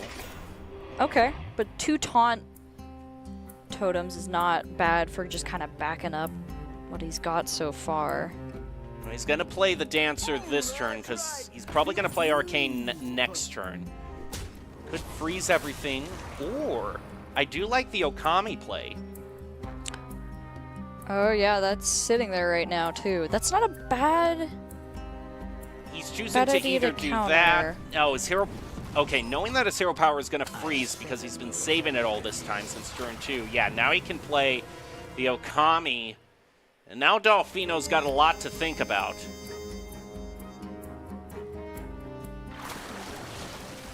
All right, so we know the counter that's been placed down. Question is, does Dolphino know? You know, getting rid of one of his evolve cards, I mean, that's 3 mana countered by the Blade Master. Not too upset at that.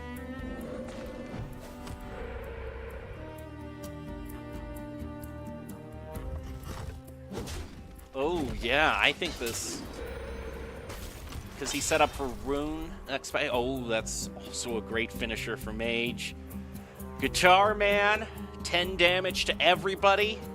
Great finisher. Now, does he want to play the coin now to get the Arcane, or does he... Yeah, he's going to do that. Like you were talking about earlier. And the thing is, that Primordial Wave that was countered now cannot devolve the 2 taunts. Nope, and now they just get to sit there. Ooh, yeah, 5/6 taunt minions. That That's can't be targeted, most importantly.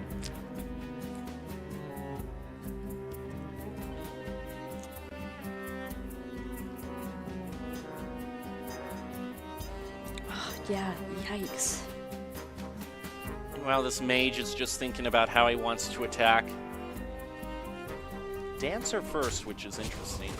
Well, he's trading with the Okami. If there's anything, I don't mind that as the Shaman. Oh, the Shaman! He can cheat out Neptulon here! Oh, you're right. Ooh. That solves a lot of our problems in a hurry. Yeah, if you can get that out. Okay, he's gonna cheat it out. Big play. You can.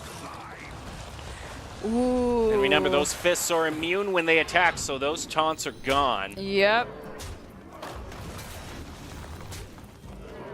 Oh, man. Now, what's most crucial here is that this next turn is 8 mana. It is not 9 mana, so he can't play the Rune of the Archmage, so he might just try to stall this out for 1 turn. Because he still has Dawn Grasp, he can freeze everything.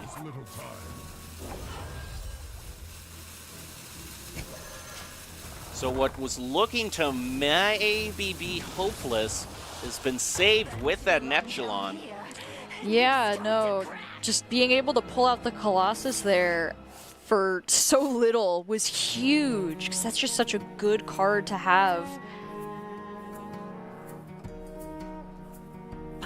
Yep, just freeze everything. Don't let them do anything this turn. Might want to place down the Watch Post either way, unless he wants to try to get that 1 extra ping damage. I think the Watch For Post is Mortish. probably the better. Yeah, we'll see what he discounts.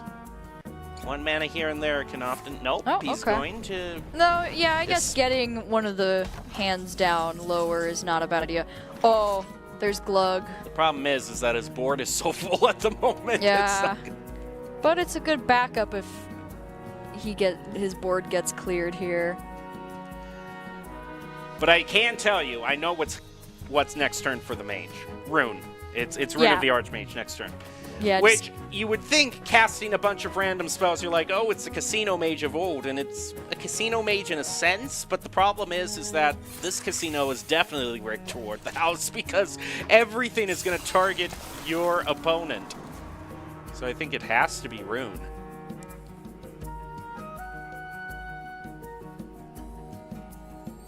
I don't really see a way unless he can... No, but even then he wouldn't have the mana for it to charge up his hero power. He's gonna go for it, however. that will get rid of one of the... That'll get rid of one of the fists. This for isn't the worst Colossus. turn, actually. He's able to get rid of both fists, and he's probably thinking if I can take the damage this turn just to get the charge on my Mortish, which I know is going to be a guaranteed board wipe next turn. Yeah. Far watch. Problem is, Neptulon still has Wind Fury. Which is nasty, because that's, yeah, being able to attack twice with 7 damage as your base, that's nasty to deal with, yeah. Question is, do you want to play the Bloodlust this turn? It would give your Neptulin 10. That's 20 damage. And he's going to trade. Trade and then evolve. Oh, that's not... Well, nah. I was going to say that's not too bad, but it's... He's going to just do 14 to face. But he's got to know that that rune is there, so it's a puzzling problem for him because he doesn't want to load up too heavily on the board because it can be cleared by that rune. But maybe here's his main evolve play. He's going to play this. Bring out the tiny toys. And the evolves. See how this works out. Okay. Oh, okay. That's a scary board, I'll admit. Everything has to go. Stormwind. Oh no, but oh no, the Fire Eye isn't charged up yet. Does he have? He gets it charged up! This is gonna be a complete wipe! Oh, that's the play! 10 damage to everybody. Back to start. Do not pass go. Do not collect $200. Head to jail, and that's it. Oh. Yikes. Oh, that is I devastating. have no words to describe that except that if only, I mean, we could, just watching his reaction to that, you could see. He's not out of the races yet, that's for sure. No, that but just definitely complicates things for him. Been talking so much about Rune of the Archmage that I'm finally glad that I get to see it in action. 20 mana worth of mage spells to enemies. Okay, that's a good start. Hand reload, I love it. 2 damage, let's go. Let's get rid of Glug first. Draw a mech, that's not gonna do anything. 3 mana wasted. Yep, okay, hero security as well. I like it. More spells, that's great. Thank you, Yogg. That is a nice play indeed. I'm going to trade that back. Now, does it clear the board? No. But what it more importantly does is that it makes Rune of the Archmage his last spell played, and he just drew the parent. Yep. That's going to repeat it. Which is, oh, that's just going to be rough. And any potential Bloodlust turn that he could have played to this turn is now negated because of the solid alibi. That mage is only going to take 1 damage at a time.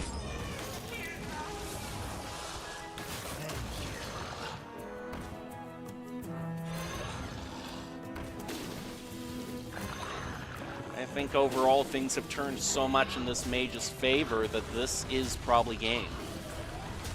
Yeah. Because now you just play the parrot, you let him know, hey, you know, or you just do Astalor too. Which will deal a... Yeah. Oh, because he's got the freeze guy, so he's realized all the other minions are probably going to be cleared. What he doesn't want is for Glug to attack, because that's the only way that the damage can be cheated out. So him buying himself a turn. I do not object to that.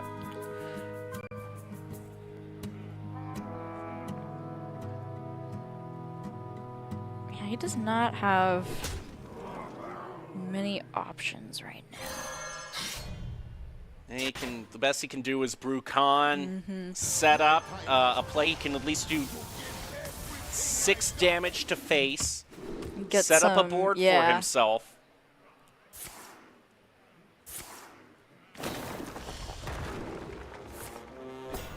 He's actually going to heal back up. That might place him out of range. Ooh, that'll help with Glug. This rune needs to clear.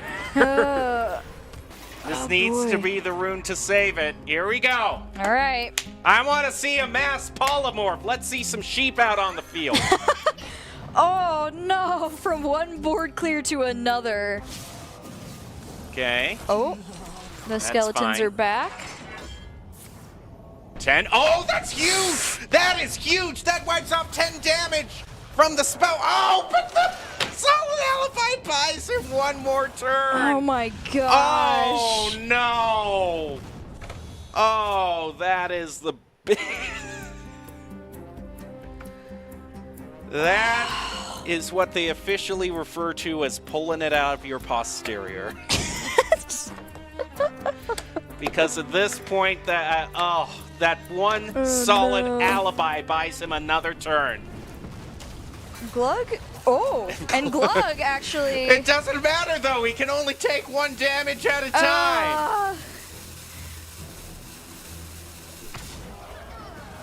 Glug is only getting stronger, but it's not doing anything for him. I think that one solid alibi decided the game. Yeah, just being able to It decides the game. just That is, I feel so bad for the shaman. Oh, it was one. I thought for it was sure. such a good recovery The potential. The pyroblast for sure. That's half of the potential mana spent on the random spells, because it's 20 mana worth of random spells. And then the solid alibi shows up and gets the game for him. Because this is what Mage loves best about those runes. Yeah, just, oh man. Now he can fire his hero power again at everybody. He's probably trying to find a way that he can break through and do the most damage. I don't know if he has 23 damage specifically. Thing is that he has to find one more way to freeze this. Good old This Glug. Yeah, because Glug will come back with a vengeance eventually, if given enough time, but...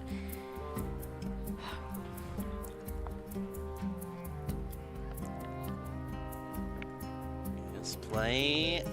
Okay, I like this play. Putting up the taunts. That means that's Glug kept at bay for another turn. Even with the Bloodlust, because those totems aren't going to be able to punch through. He needs to be extra sure, however, that this is a complete clear. That only Glug can attack.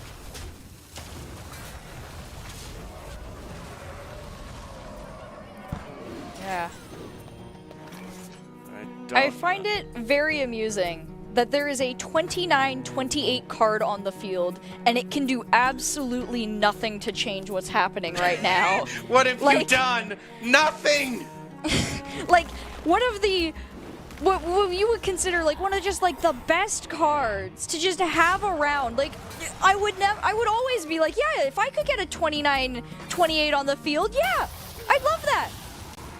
But Glug is just such a fun card, but no.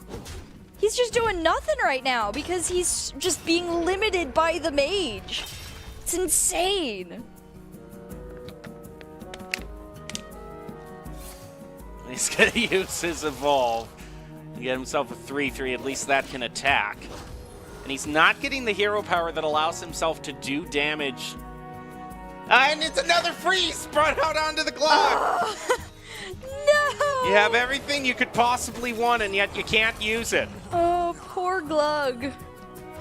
He lost all of his extra parts earlier on. It's just his one lone head trying to survive.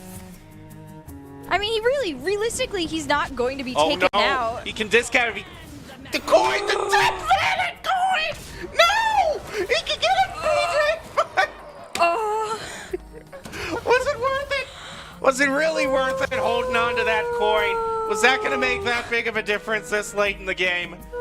Oh, instead he's got a 10 mana coin. Wow. And look, another Bloodlust. And everything's so expensive because of this watchtower. No. This is game right here. Oh my gosh. I know I've been saying this is game for the past, 2 minutes, but at this point, is this enough? There's like, the problem right now. Well, it might be less of a problem now with that card. I think it is with that, because that's the smart play, because now if that 2 mana hits the taunt, it's over. Yep. There we go. The 2 damage, excuse me, and it does! That is game! Wow. The Mage managed Look to... at Glug. He's 44-40. He's and been was out frozen there. for 4 to 5 turns straight. What damage does Glug? So, you know, that was probably one of the most heartbreaking losses I have ever seen. The Mage needed to walk the most narrow, straight path to win and found it. One of the, strongest ways, Glug was so built up too. That's the dream right there. Especially after his board got cleared the first time, the fact that he was able to recover and then just got denied. Oh, that was painful. I think we all need to take a little bit of a break after a loss like that. So we will be back, see who wins in this RIT versus Liberty University matchup after this, so don't go away.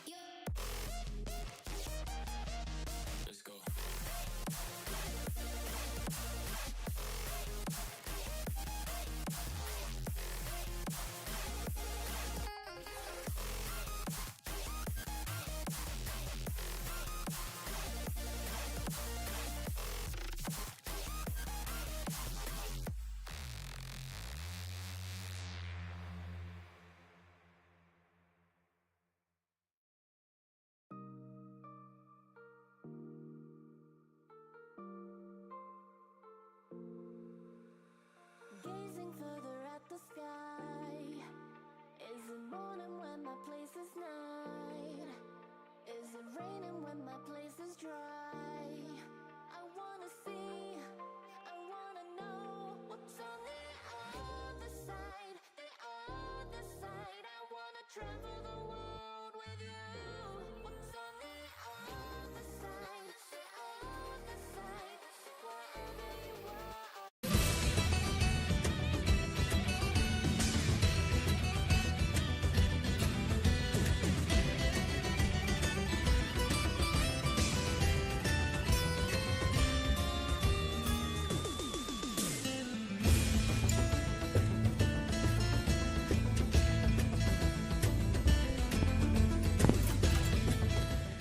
Welcome back to today's NACE Hearthstone 2023 qualifiers. It's the Hearthstone Collegiate Challenge, and we have 8 players looking to advance to the grand finals and be named Hearthstone champion, at least as far as this first qualifiers tournament is concerned. My name is Jacob, joined by Audrey, and that was Gil back there. He's always in. Good old Gil. He's getting always set in up our by the arena. Gil cam right now. Yeah, I appreciate it. All reliable. But talking about something that might not be so reliable, but turned out to be reliable, was that big spell mage. Oh my gosh. Yeah, that was insane. Those 2 alibi spells. That was what determined that game at the end there. Glug would have been able to break through if not for the second cast of that spell. That was insane. Now, the one thing, Solace is like, yes, that was a very tilting loss. I get that. I understand it. But this rogue still needs to get through for RIT. And as we were talking earlier today, Rogue hasn't been doing as hot as it used to be. Whereas Evolved Shaman should be best deck in the game right now.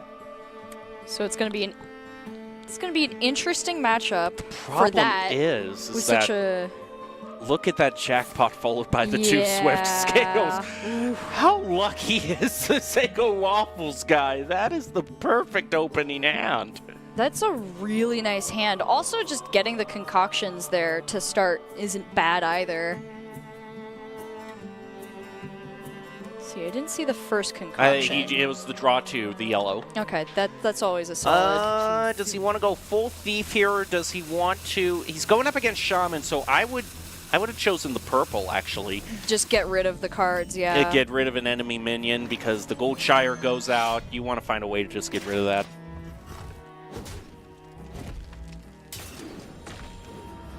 All right, run totem to start things out. No doubt a jackpot, and oh, that is a bummer. Oh, in case you can't see, that 5-mana spell, it's a Demon Hunter spell that lets you summon a demon from your hand at the end of your turn. Randomly summon a demon from your hand at the end of your turn. That is useless, completely useless. The other one is the Warlock. It summons a 3/3 imp that attacks every 1/3/3 imp for every minion your opponent has, which Evolved Shaman decks like to go wide. So maybe, but so eventually not a horrible play, but wouldn't be the most horrible play this turn because it does set up a good amount of presence on the board. Just depends on what he wants to go for with it here. I've had so many of my rogue games thrown away because of that stupid 5-mana demon spell card. You know it well. Gigafin isn't bad. That's a board clear. Yeah. Yeah. Let's go with Gigafin. I love the big Murloc. Colossal cards are just fun. They're always fun ones, and Gigafin is a really interesting card. It's really good in the case here as well because you know that the Shaman doesn't have damage from hand. Yeah, so being able to just deny the board is going to be huge here. Right now, though, he's going to stall.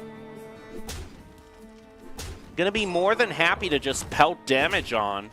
Got another totem for himself, too, through that. And is he going for the evolve turn this turn? I would say so. I mean, gets him a bunch of 2-drops. But, I mean, it's more stats. It's better than the totem was. Thing is, though, because the opponent was devolved, it means the freeze no longer applies. So he can get one good trade in.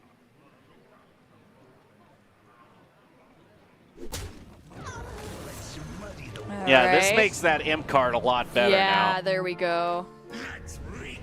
That's going to be really good. Yeah. Now that I think about it, having Infestation in the card recast pool is really good because that's constant attack that he can just put up on whatever board this Shaman, the Dolphino, tries to set up. So yeah, so if he gets the chance, if he gets either of the cards in the deck here that'll pull back previous played cards, that'll be really nice. That's a good point. Could also just play Gigafin here and just... there wouldn't be anything really that this Shaman could do about it. But he might want to save that complete board clear for a big turn. Yeah, if Evolve gets a really nice turn, it might not be a bad idea to be able to just, like, negate all of that. Especially when he can clear it out with the stuff he already has here. He's going to go for that.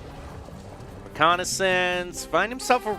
you know, Underking is really good. That's a rush that now goes into the test pool. With armor, which is always nice to have, as we've seen from Ramp Druid. All right, what are you going to cheat out? What do you got here? Okay, you know, having a Bloodlust a little cheaper makes it a bit more flexible for your OTK turn. Basically means that this rogue has to make sure that the board is completely empty every turn.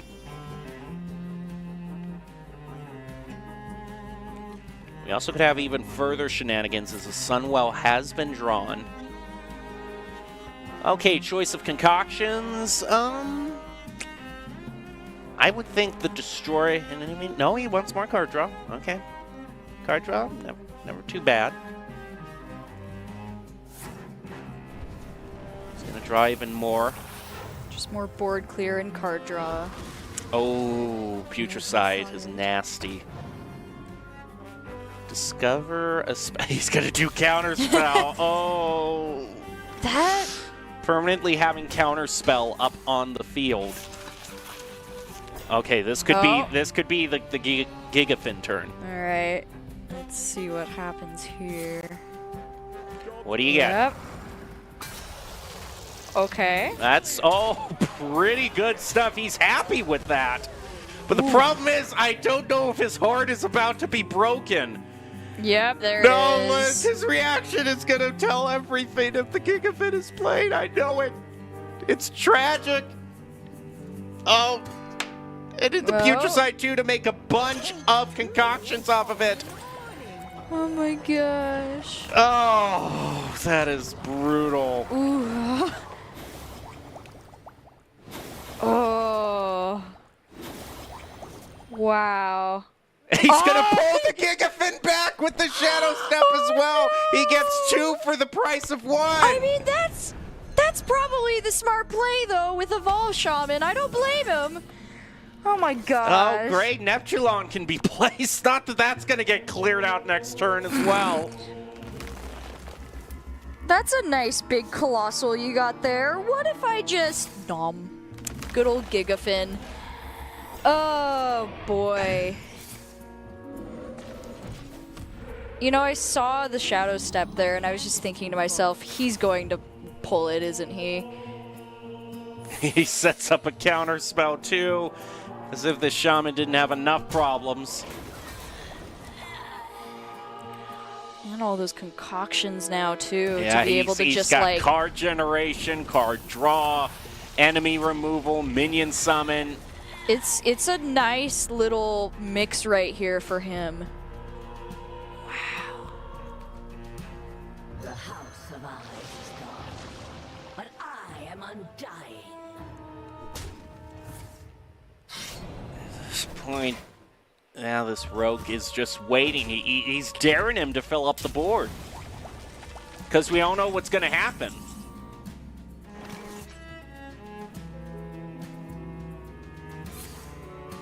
Yep, here we go. Oh, he played into the counter spell. Oh, no, he burned 6 mana. Oh, no. Oh, no. Oh, no. The big play being denied there, too. And you know what I would do if I wanted to take absolutely no prisoners? I would play Tess. That gets you the full board and puts another counter spell on the board, or Contraband stashes. Counter spell after counter spell that takes away his pop-off turns. And I mean, it's not a big one, but it's definitely It's just more nice to be able to remove Putricide. stuff There you off go. the build. Oh, Yeah. Oh, and there's another Gigafin. Yeah, luckily the effect doesn't go off when it's summoned. But he's still a off, 7/4. But it's still a 7/4, yeah. And with no real way to defend himself right now, that's not a 7/4 he wants on the board. So we have seen that Rogue, even though it's heavily nerfed, if you get the right cards off of Thief Rogue, you can still be quite a threat in the late game. Just play stuff over and over and over again. Yeah, and it just goes to show that, like, Evolve is really strong, but because it doesn't have anything but board potential, if its board potential gets nullified by something like as simple as a Gigafin getting pulled, it's really painful. And in the hands of this Rogue deck where they're able to just pull it back with Shadow Step multiple times, that's a really rough setup here for this Shaman. Well, and what's really the great thing about a deck like Beast Hunter that you're pulling out so many beasts? It's either King Crush, who has charge and can attack immediately. It's Hydrologon, who has rush and can attack minions immediately. And it's get the more Bear, heads, who's yeah. a taunt, so at least he protects you. All of the stuff that Beast Hunter pulls out has an impact on the board immediately. That's the one weakness with Evolve Shaman, is it can get very big minions out on the board. But if it keeps getting board cleared time after time after time again, you're There's not not a able to lot, yeah. capitalize. No, it's really rough. It definitely has its potential. Like, as we've seen, obviously it has one of the highest win rates right now of all the decks, but it's just certain decks, just good board clear decks. That's its biggest weakness right now. And I think that's really interesting, too, to see that, because we kept talking about how it's just a really solid deck, and it hasn't really seen a lot of good Well, play let's yet. actually bring up the Evolved Shaman deck that we have, because we can actually get an overview we have of it and see what its win rate. I mean, right now its win rate is 59.3%. That's not bad. And its own weakness is the Murloc Shaman. Shaman. So But it's at you would think- 46.3%, which is I know. still a really good win rate. So it's not a bad option, you would think. Okay, it's going up against Ramp Druid. Yeah. Oh no, he's changing. He's going over It's to the a Hunter yeah. instead. Oh, it's Shock Splitter. Shock Spitter. I actually like this. If he gets enough chip damage against this Druid, he can just use the Shock Spitter to go. And he's got Brian too. Oh, there it is. All That's right. good. Okay, That's a very good setup for him. He needs to build this up. Ooh, he's got a very good setup already. He's got another Shock Spitter. Oh, if he wants, yep. Grab the Shock Spitter. That's the play. The Hydrolodon, I know, the Stormpike, the Ram, and Hydrolodon, they look interesting. They're not. Just get the Shock Spitter. I love this deck, please. What have we here? Okay. Okay. The Ram is good for discounting, that's for sure. But getting more than 2 Shock Spitters is always nice. Problem is you can't use them all in one turn ever since the nerf, so that's probably why he grabbed it. He's trying to set. Oh my Wait, good. what? Why he's playing the brand? What? What? I'm confused. What are we? What?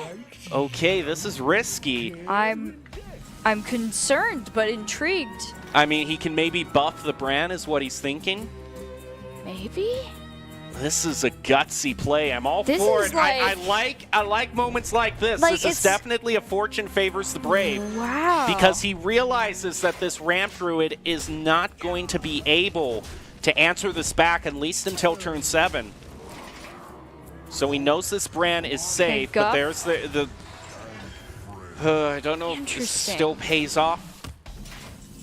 Interesting. It's probably thinking, you know, if it holds on one more turn, it synergizes with the Beaststalker Tavish as well. I get 4 secrets Yeah. instead of... That's probably what it is. It's probably the 4 secrets if I had to guess. he's because guess- that's just... What? He's Huh, guessing, okay. and I would say correctly, it's the move to make that he doesn't have scale, but in this case he does. You can see his expression. Yeah. Bran is gone, and now this match just got a lot harder. That was an all-in play. He went all in. Yeah, he does have Hydrolodon next turn, so it really just depends. And the other Shock Spitter is coming out. I mean, it's still It's within the not- realm of possibility. It's not impossible. It really depends on what Ramp Druid, like Ego Waffles, is able to pull out here with the Druid. Those secrets will be nice. Let's see, he's at, I think, 3 damage on... No, he's on 4 damage with this Shock Spitter now. He would need a couple of really good pulls off of his hero power. Get some huffers going. Problem is that's a great way to play around that secret. Yep, he gets the Innervate, plays around it.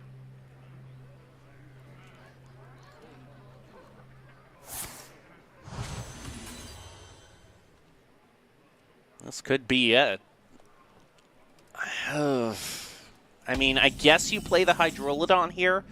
Gives you a huge board, forces him to have a clear, which he doesn't.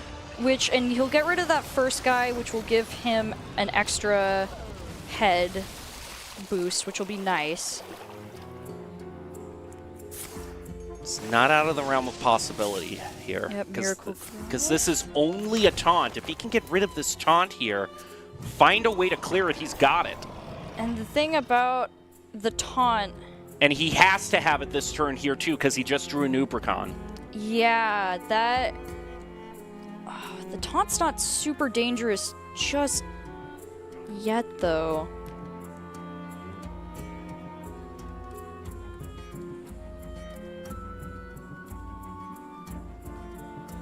But he could also just play the scales on it, and then that's the game.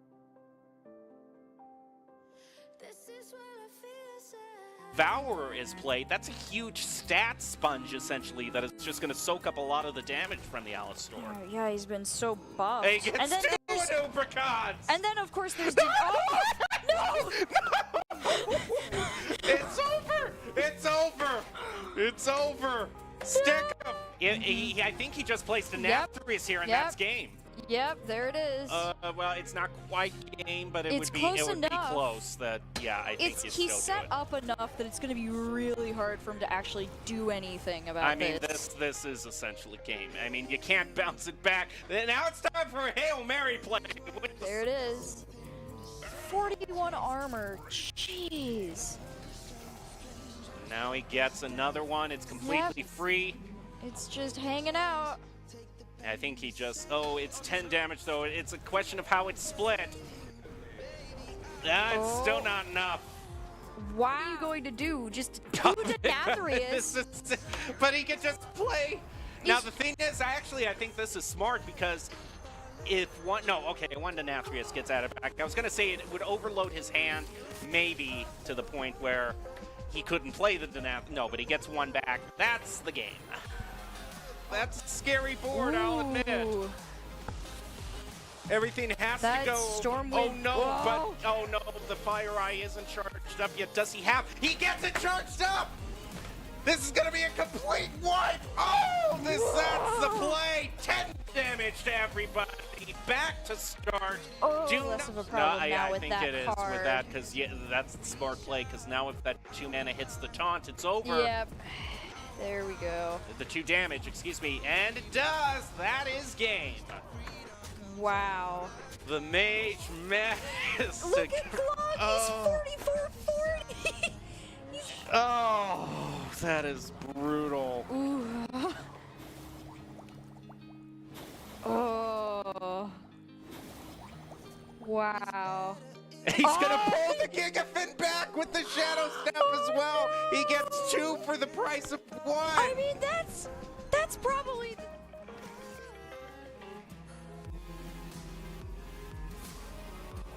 Yep, here we go.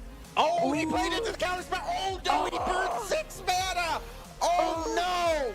Oh no. Oh no. That's a big play being denied there too. You know what about a deck like Beast Hunter that you're pulling out so many beasts? It's either King Crush, who has charge and can attack immediately. It's Hydrologon, who has rush and can attack minions immediately. And it's get the more Bear, heads, who's yeah. a taunt, so at least he protects you. All of the stuff that Beast Hunter pulls out has an impact on the board immediately. Goodness. 2 Alistors in 1 turn. Bunch of damage to face. Yeah, ooh, again, and The OTK that Druids love to play. yeah, yep. Uh,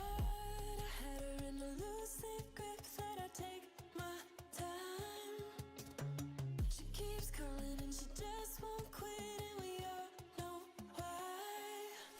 Screws tried to lure me right into an affidavit.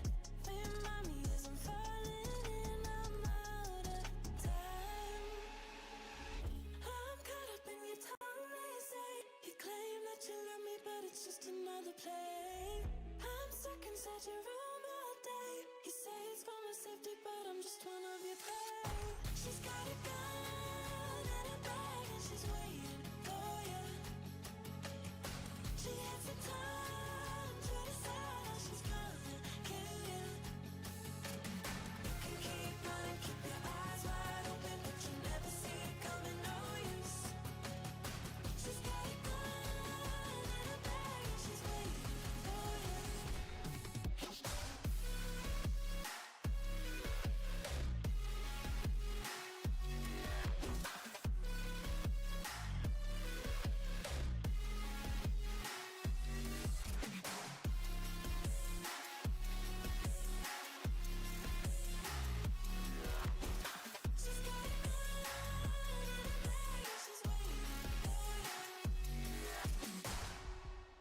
Hidden kisses always felt so sweet that they left me blind.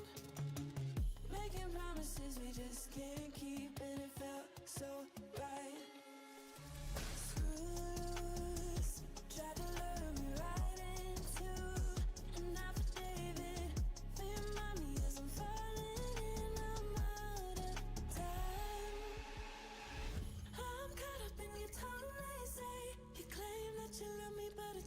another play. I'm stuck inside your room all day. You say it's for my safety, but I'm just one of your prey.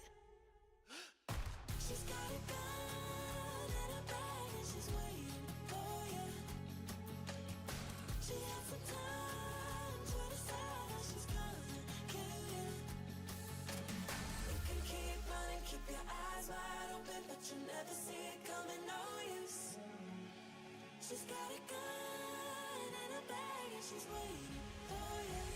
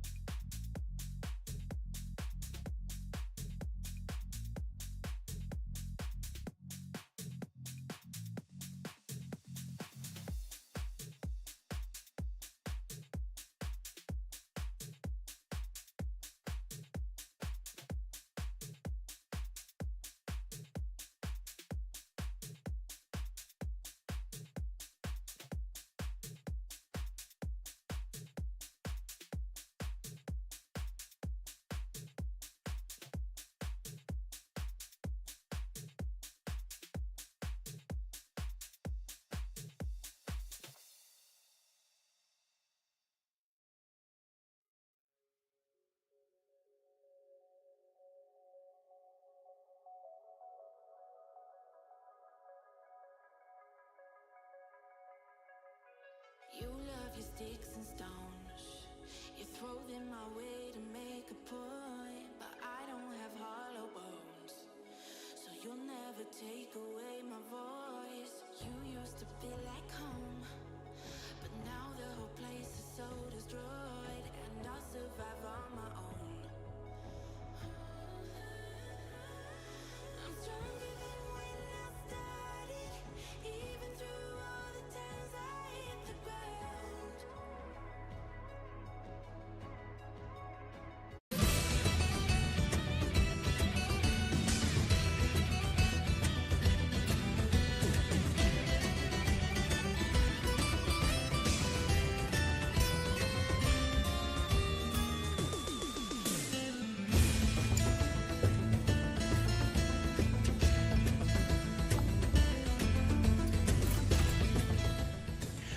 Good afternoon and welcome back to the NACE Hearthstone Collegiate Challenge. Currently in the midst of our first qualifiers of the season and have made it all the way to the semifinals, where we have 4 players ready to fight it out. 4 will turn to 2 soon enough. It's Jacob and Audrey still calling all of the action here for you today. We have seen a great day so far of some really intense plays, some moments we weren't expecting, of course, because, hey, that's just kind of the mix of how Hearthstone goes. But is there anything you're still yet to see? Of any of the decks that we have seen, is there anything you still want to see?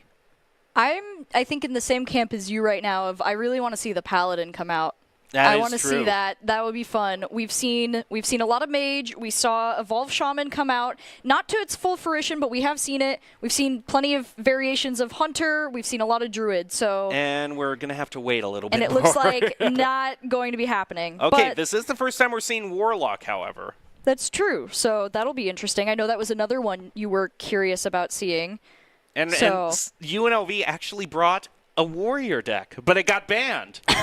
So the question is, what? Can we take a look at the class win rates again, please? Because something isn't quite. I'm confused. Something isn't quite adding up for me here. The math here isn't necessarily working out. I'm curious. Maybe in that situation, Enrage Warrior is. But I don't know. I'm curious. Now that that's now I want to know. Now I'd rather see that. I want to see what Warrior that was, because it was the only chance we might have had today to see Warrior. Why are we afraid of Warrior? That's my question. Why did Warrior get banned? I'm so curious. There's just some questions in the world best left unanswered. So actually, I can see what the deck list is going to be. Let me see if there was anything that struck fear in the heart of. Okay, yeah. It's nothing different than what I've already seen. It's not some crazy off-meta deck at all. Is it Enrage Warrior? Mm-hmm. It's a form of that. Okay, interesting. Huh. I mean, it's not like Enrage Warrior doesn't have, decent play. It does have a decent win rate. It's just kind of interesting that would get... Yeah, Let's that see, would be the because there choice. was... The other options that he had were Mage, Shaman, and Warlock. Huh. That's interesting. Okay, now I'm curious what the other decks are going to be, then. Well... Huh. That's an interesting start. Are we going to have a chance to see Evolve Shaman finally pop up?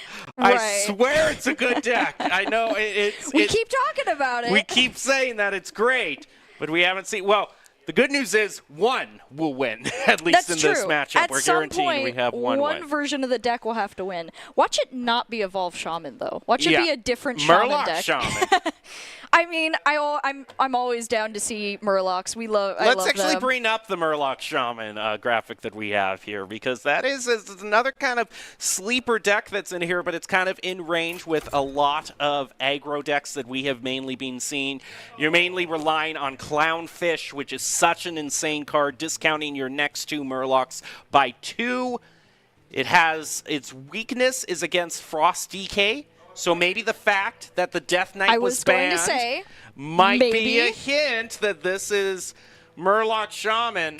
Even though I see that the name still says Evolve Shaman, that's just how much Evolve is on everybody's mind right now. Everywhere. Everywhere. You can't stop it right The now. Murlocs, they can evolve a little bit. You know, if you use the Nofin can stop us, they gain 2-2. It's not too bad. Anyway, it has a good win rate, 58.9. That's still a very high win rate. It's only about, it's less than 1%. No, it's about 2% difference right now with Evolve. So it's... And so many people are, you know, preparing for Evolve Shaman, even the UI here.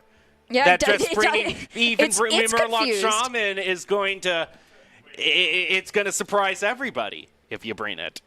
I just love my Murlocs. I want to see one Murloc deck today. They're fun. They're great. They're goofy little guys, and they do a lot of fun little stuff. Yeah, I love how in actual World of Warcraft, they're nothing more but just like nameless, low-level enemies you clear out.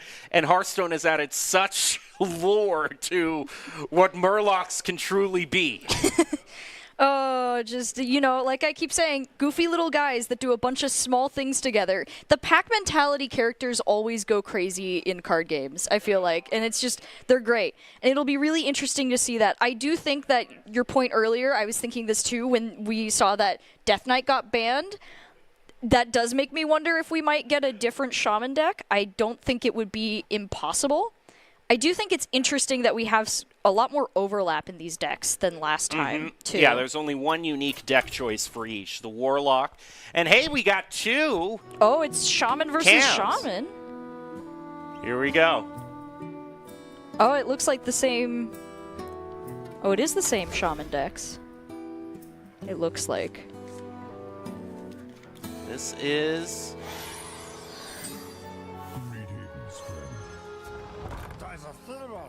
I like how they're both Evolve Shaman, but one of them is using a Murloc portrait. That is true. We got something. It's the closest that we're going to get here. So it's really a question of how fast can you cheat out the Null, and UNLV is going to be able to do that beautifully. Yeah, he already has it in his hand, so it's going to be an interesting setup. The Null goes down to 4. Question is if you really, I think you just play the weapon here and are happy with that.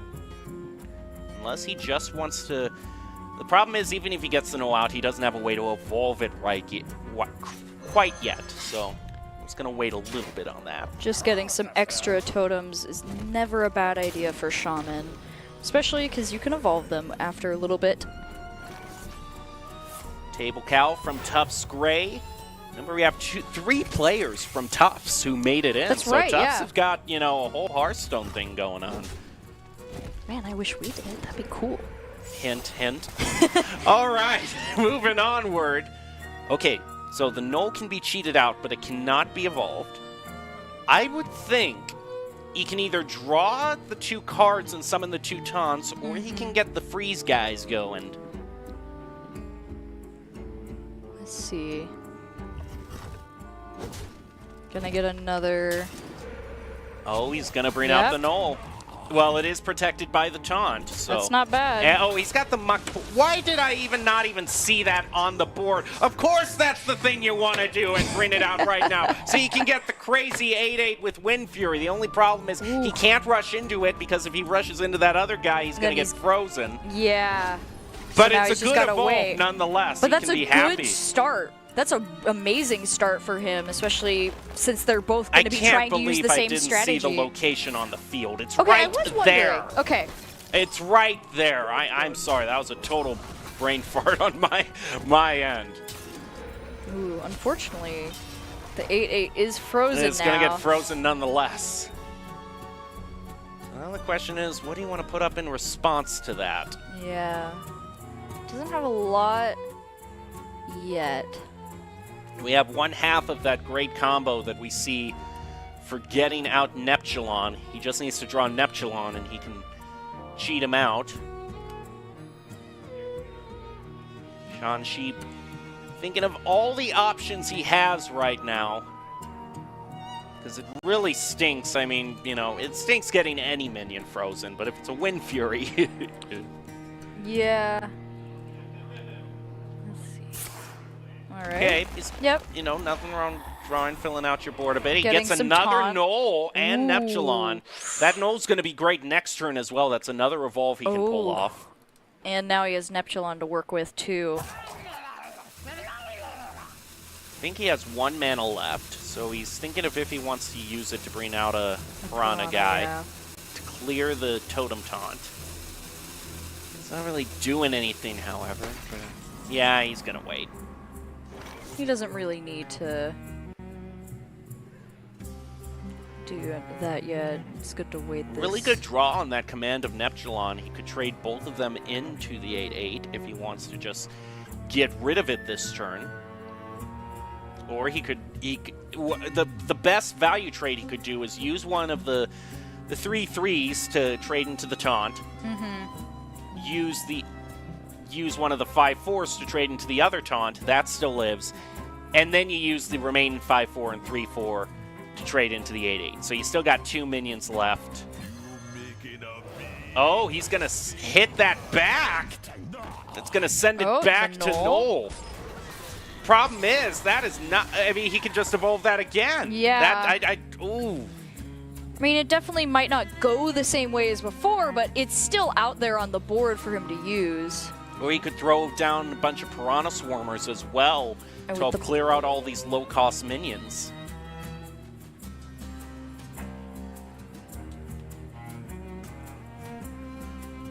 I think that might be the play.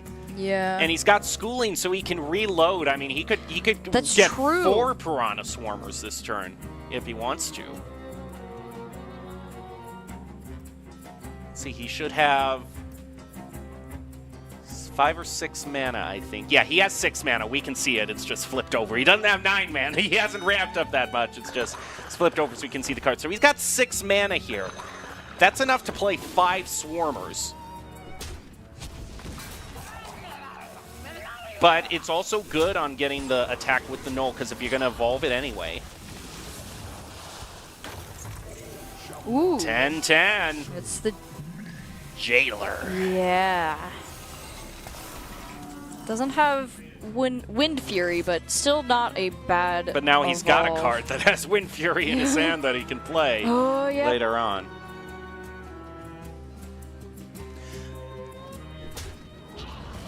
Okay, he's going to freeze him. I don't know how much good that does. Okay, he's going for his big evolve Here it turn is. here. All right, let's see what we get.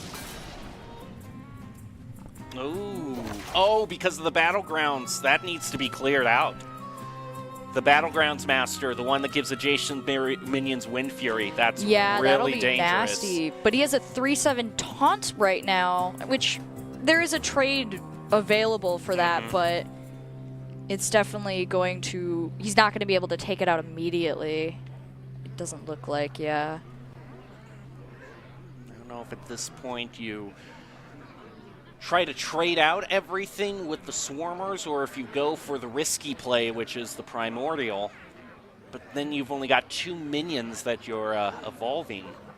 So the Swarmers might just be the safer play, knowing that he can get some trades in.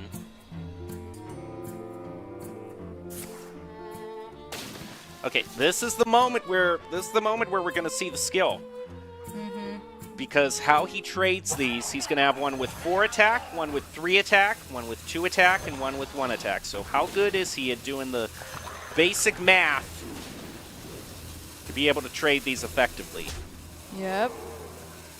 Goes for the 2. Oh, he's running out of time. Yeah, he's not taking gonna his have sweet time. enough. Oh, he's going to go for Oh. he's going to go for it. Let's see. Ooh, I don't know if that's Okay. enough. He gets the Jailer back. But now all of these minions have attack. And if there was if he had a Bloodlust in his hand, this would be over. It is so dangerous Yeah, you're right. to leave an attack-ready field of minions up when it's Shaman.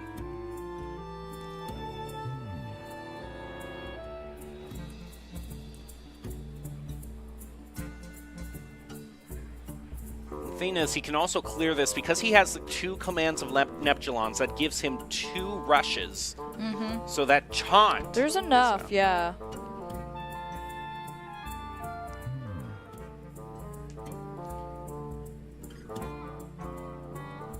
There's 1. Can't play anything else this turn, unfortunately, due to the mana being a bit awkward.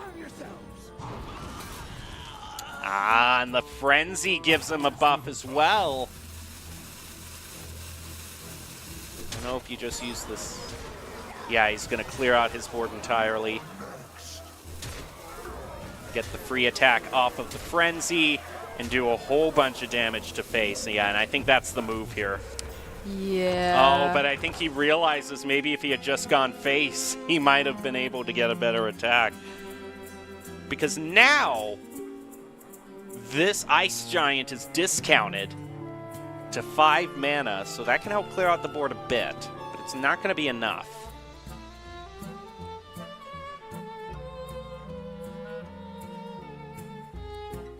He's got 8, so he could also play the Far Sight.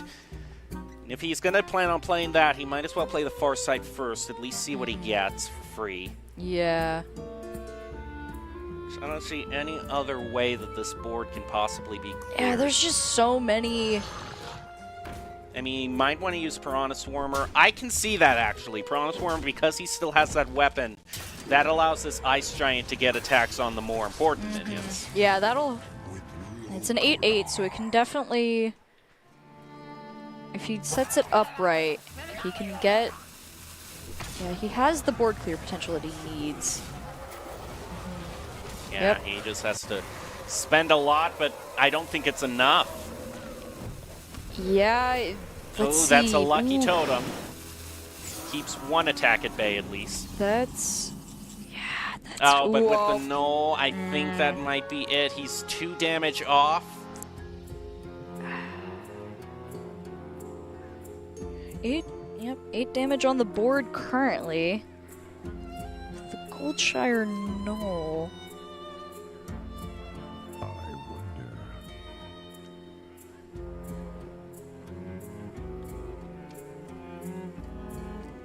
One thing that could come into play is that 1 overloaded crystal he has from playing Command of Neptulon last turn.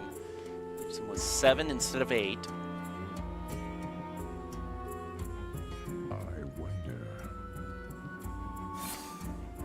And he's just going to use another one.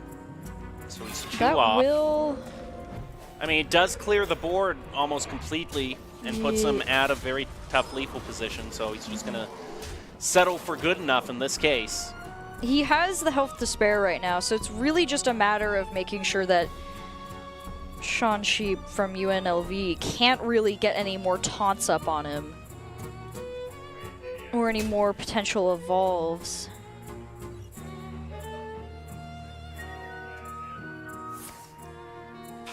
Oh, he's going to go for broke here on the Tiny Toys. Doesn't get anything from that. But he can do the evolve. It's a Hail Mary.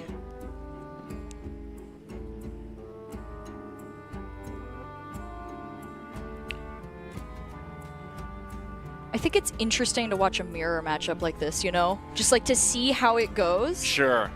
Yeah, they're both, because they both exactly know what deck they're playing against. So Ooh. okay, gets a taunt here. That's 2. 2 champs. Those guys, ooh. Okay. I still don't think that's enough, I don't know if it's enough, but Nope, it's not. He's going to concede. Yeah. Oh, man. Ooh. What a great board. That would have... Oh, the end, though. It looked so nice. It just didn't have enough damage potential. What I did like about that game, though, is that it being a mirror match, that was a pure board-based battle. It was about taking trades with minions, which is always what I prefer to see. I always prefer to see a board-based game rather than a deal 30 damage from my hand type of game. Which is kind of the sad thing about the meta right now, which is very much, how can I get everything in my hand in a way that when I throw everything on the board, 30 damage done and you're gone. And so they definitely, with this new patch, we're able to reduce some of that, but I think that overall it's still just very much based on how much can I hide from my opponent and just stock up and then throw out and then you're just done. And that's been really rough. But Evolve Shaman is not like that, and so I think it's kind of fun we got to see a mirror matchup. Let's actually take a look at the Evolve Shaman overview that we have one more time, because we know that UNLV still has to get that one through, and we just saw the mirror match on it. And it's, that's still Murloc Shaman, but... Oh. We'd love to see it, but... We love to see it. I mean, I always prefer my Murlocs instead of Evolve. There we go. There's the true Evolve Shaman. Thank you very much. Let's see. Yeah, Evolve Shaman. It's all about getting the schooling followed by the null. We got to get into game, though. So he's going to run back the Evolve Shaman. It's going up against Big Spell Mage, which... Based on what we saw last match... Oh, dear. Oh, no, this isn't even Big Spell Mage. No, this is Arcane Mage. Oh, okay. This will be... So this one could be even more deadly, because Shaman does not have a lot of healing options. So he has to cheat out those nulls quick and fast and get some insane evolves with them if he wants to run under this mage. Oh, yep. That's a really great play. I mean, 2 mana, 5/4. He'll take that. And Table Cow cringes in reaction. Also, shout out to Table Cow. He's written the Hearthstone Nace logo on the whiteboard in the background. I really like it. It's a nice little logo there. It's like people still having pride in the game they play. Okay, so. All right. Sean Sheep's thinking about if he wants to try to cheat out this again. He doesn't have any evolves, and this time there isn't a Muck Pools on the field, so I know for sure that he doesn't have That's not happening this time, yeah. He's going to draw 2. Finds the way to cheat out one of those big. He could either... oh, man. Depending on how he places, he could either cheat out the Glug or the Neptulon. But either one would be pretty good. Yeah. With the minimal amount of people on the field, Neptulon would probably be better right now, just for that. But... I mean, that 1 mana Goldshire is still really good. He's just sitting there waiting. Yep, yeah, you there gotta use it. Use the Piranha Swarmers because he's got to clear out his hand for the next play. You could just use the Piranha Swarmers themselves to clear out at this point. They do have enough damage. Now, the one thing to keep in mind is how many minions are left at 2 health because of that that Deathborn spell that Table Cow has. If he leaves anything on the board, those are going to turn into skeletons.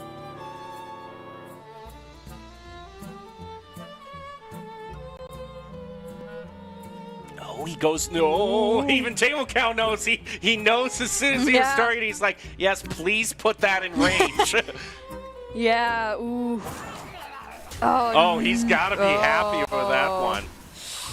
All things considered, yeah, I think you rip it right here. Yeah, I see really no reason not to. Yeah, just getting rid of everything there and leaving the null at 1. But here's the thing: he can put the null back in his hand. Cheat Neptulon out. Yeah, he's going to get the 5 damage off of that. He can get the null back here we go. For the Muck Pools that he just drew as well. Yep. There it is. Neptulon's coming out. And now the thing is, he has to hope that the 2 damage hits the fist. Yeah. Okay, it's still a good play. I mean, it's disappointing. I get it, but it's still the play to make. And he still has potential because the null still exists, and he does now have the ability to evolve it later on, and that will be really nice for when he gets the chance. I wouldn't feel bad about that because depending on where those skeletons hit, it was going to decide if it was a good turn or a really good turn. At its worst, it's still a good turn.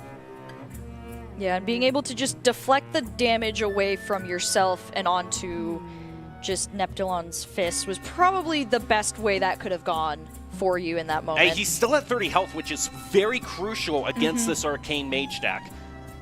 As we were just saying, you know, you want to have all the health that you can get to keep out of that lethal range.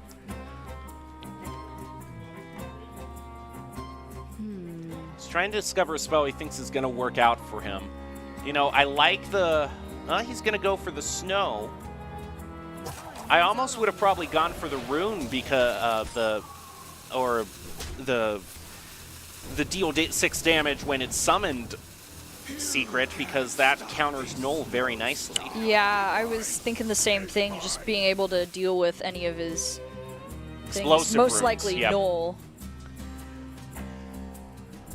Thing is, does he want to go with the... But he didn't play it, though, so that should give him a hint that it might not be explosive runes. It's probably either he's thinking build a snowman or gives a Rashah. The question is, does he choose it right? Because if he does, he gets a copy for himself. Which one did your opponent play? Or choose in this case, because he didn't play it.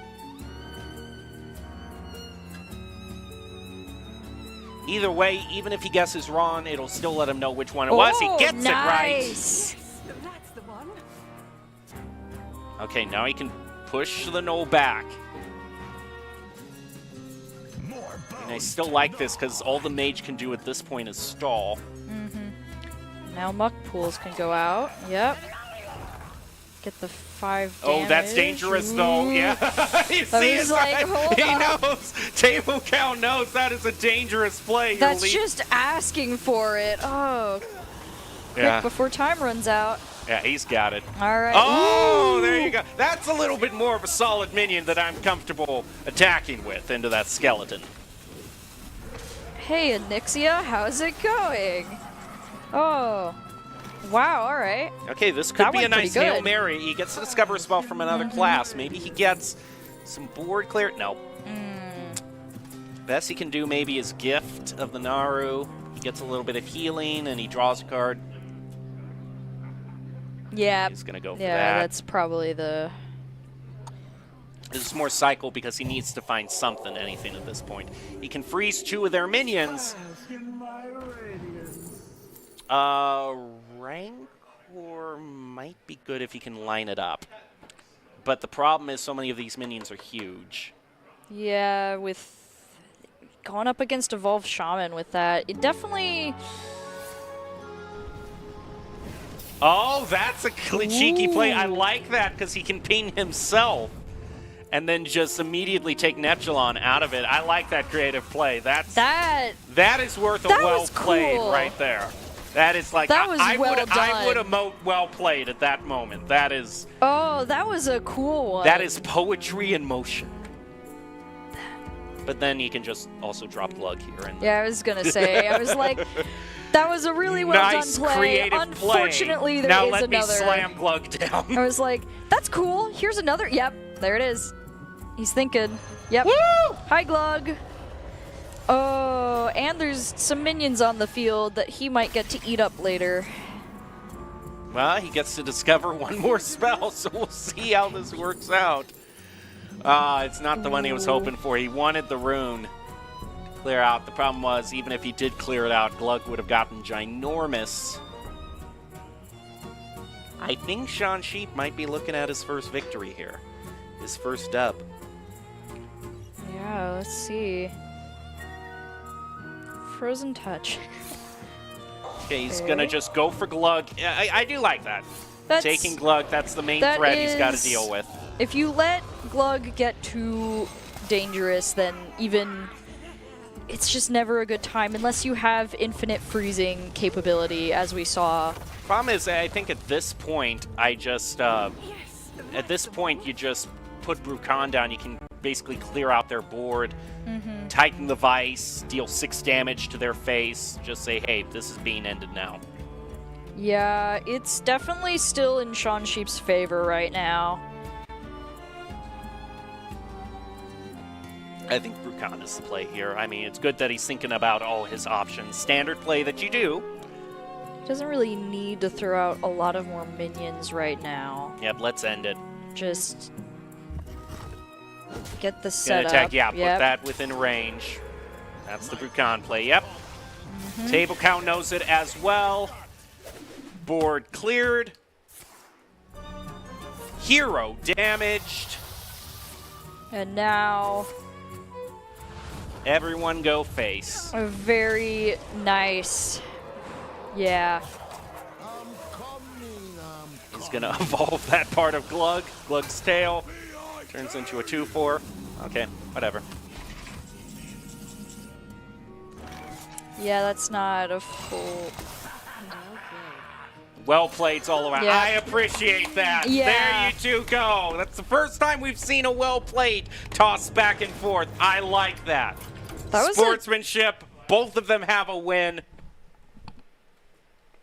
Yeah. No, it was just a really nice game all around. I think it was fun to see like the Evolve Shaman go against each other and then go against a deck that we saw it previously struggled with in another match. So I think that now that both of them have gotten their wins, now we get to go see what they're going to play against each other next. Okay, so this Warlock is the first time we're seeing a Warlock, which means there's two flavors that this could come in. They sound very similar, but they are kind of different. It could be Imp Warlock or Curse Imp Warlock. They sound like they do the same thing. I know they're different, but it's a little... I swear. You know what? We do have graphics that go over both of them, so maybe this would be a time to explain the difference between Imp Warlock and Curse Imp Warlock. Since if we're not about to get chance. into the other game. Yeah. Yeah, okay, so Imp Warlock is all about board. You're trying to build up your imps, juice them up with Vial Library, and then use Imp Keen Rafam as a finisher, Sire Denathrius, or Shady Bartender as late game plays. Curse Imp Warlock is a little bit different because while it still has the same early game play, Fiendish Circle and Vial Library, it has curses in its hand that you're constantly putting into your opponent, so you're doing chip damage against them. And Curse They have very different they have similar start, but different finish. Yeah. So what I find interesting is this was another one that's countered by Frost Death Knight, so that might be the one that we're going to be seeing here at least for this game. That would explain the Death Knight ban. It would make a lot of sense about the Death Knight ban since we did not get Murloc Shaman. Oh, yep. It does look like it is going to be the Imp Warlock versus the Arcane Mage. The one thing is this, if this Imp Warlock can get off to a big enough start, you know, if you can divert some of the damage from like those frozen touches or away, then maybe you can survive. The problem is that I almost would have preferred Curse Imp Warlock in this scenario, but he does get the lifesteal. He was looking for that. He knows he needs that against this deck that has a lot of burn damage from hand. This is really good, actually. He can play the Wicked Shipment on turn 1, draw a bunch on turn 2. Yeah, the start right now for Table Cow isn't the same, like, just immediate, but he does have a lot of options right now depending on what he keeps and replaces here. Gonna take a lot of time to think. He doesn't exactly have, like... Let's see. Okay, oh, now he gets a good start. That's a good starting card. He's going to draw 3, actually. 3 cards off the beginning, and that Vial Library is a great pickup as well. Good to get the Arcane Bolt in his hand this early on here. Does he really want... He's thinking about coining it out. He's going to let it go. That is going to give 3 card draw on Impending Catastrophe.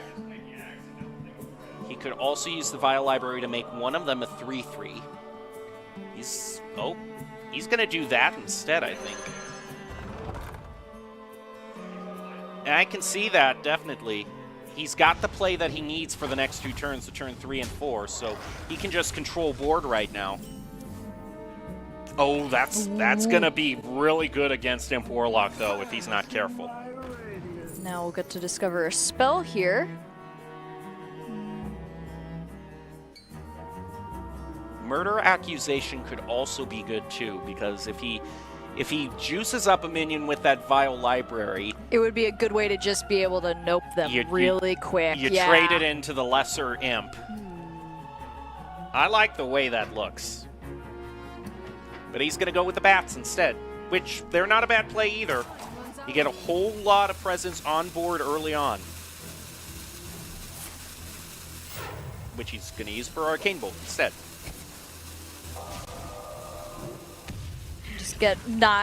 just wants to prevent the imp buffing as much as possible at the beginning here.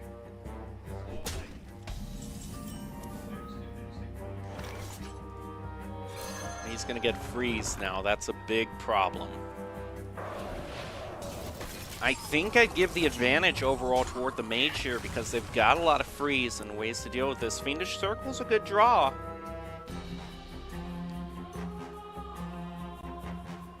Summon a bunch of imps, buff one of them up, and then hope that the board stays around so he can use Impending Catastrophe later. He might try to save that combo, though, for turn 5, if I'm to be honest, and might play Miracula here. No, he's going to... I mean, he does have an additional card in his hand right now to save if he wants. Ooh, he's got Blade Master Okani now. Which isn't bad for later on if he wants to counter a spell from this mage.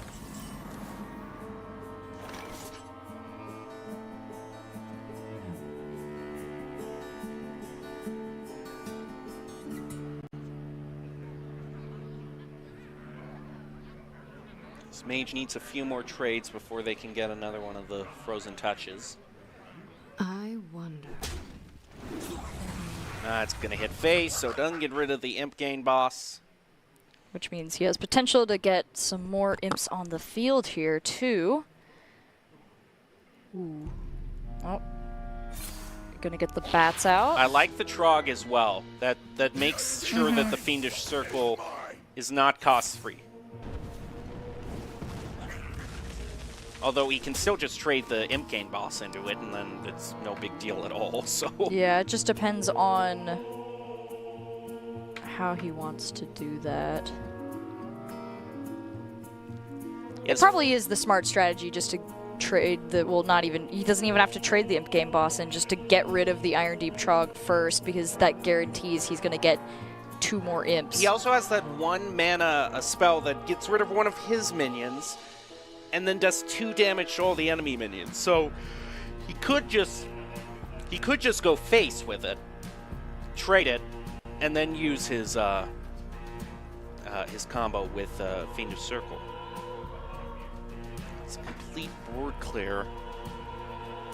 Problem is that Fiendish Circle plays so well into that Deathborn. He's got to know that he has to play around it. Yeah. Gonna go for the Iron Deep Trog. Thinking about it. He's running out of time. Yep. Fiendish Circle. He's going to use 2 Vial Libraries in this turn. Well, those are certainly scary. Gonna buff up the gang boss, which is not a bad idea. 777. Because now he stays around longer, which is gonna make his board presence just better overall. He has card draw off the Impending Catastrophe as well. And a freeze, of course. Just doing what Mage does. Just no. He just Freeze. He saw that and went, no. I don't want to deal with that I'm yet. pressing what is officially known as the no button. The no button.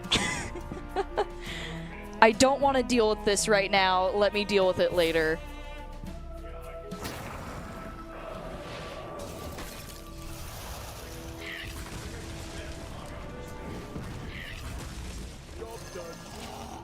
Here's the thing. He has to recognize that Deathborn is the play that he wants to make. And he's got that 1 imp that he can spend. So if he recognizes here that he just gets rid of that imp and clears the other guy's board, it's such a good turn and such a good play around that spell. I hope he sees it. Oh, he does! Yep. There you go. I am thrilled with that. Yeah. Ooh. And now Blade Master Okani coming out. Going to be able to cheat out the Murlocula as well. And then he's got so much that he can draw this next turn. Yeah, his board is just stacked now. Now the thing is, Table Cow has to think, did he choose the spell counter or the minion counter? Because it would seem so obvious that it's the Deathborn to spell counter. He's going to check to see if it is a spell counter. Yep. It is. That was a smart play to avoid that. That would have been a very nasty one to deal with if he hadn't done that. If he had just tried to go for the Hail Mary Deathborn there. Even at that point, though, I think it's still probably lethal for Sean Sheep. He's got the Vial Library on recharge next turn. He charges up one of his other minions or just uses Impending Catastrophe with Wicked Shipment. I mean, I think he's got this game. And with some just lifesteal on the board, too. Yeah. One more. Just refusing to let that guy go through. Even then, I still think you just draw. You count the damage currently on the board. It is 13, I think. 14, excuse yeah. me, yeah. But you can still buff with the Vial Library and get that extra 6. Oh no, you don't have... you gotta draw with Impending now. Because he doesn't quite have lethal. He almost has it. He so nearly has it. He's very close, so he just needs to see... He's hoping he draws the Bartender. That's what he wants this turn.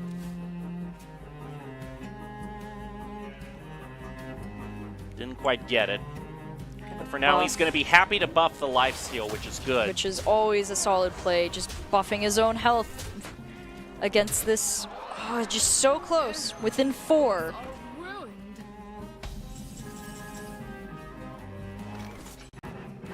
And what's unfortunate is if the mage, like if Table Cow managed to board clear there, Fiendish Circle was up there and he would have been able to refill his board through that, which would have had enough damage if they managed to all survive. So there is Imp Warlock finding its way through. It's always been a solid deck since it was released. It's always been up there in Tier 1. Very rarely, I think at its worst, it's been a Tier 2 deck, so always dependable. The only thing left is this Mage spell from Sean Sheep. And I would love if we had a big spell Mage battle versus an Arcane Mage battle. That would be another interesting setup. So instead of getting like a mirror like deck, we're just getting mirror classes and get to see the different ways that like those employ similar spells. I think that would be interesting. I also think it would be fun just to get a like out of nowhere like Mage like deck, but I doubt we'll get something besides one of those two. There is a Casino Mage deck floating out around ever since the buffs happened to Mage. But this is most likely what we're going to see, or what I'm hoping to see, the big spell Mage. It only really loses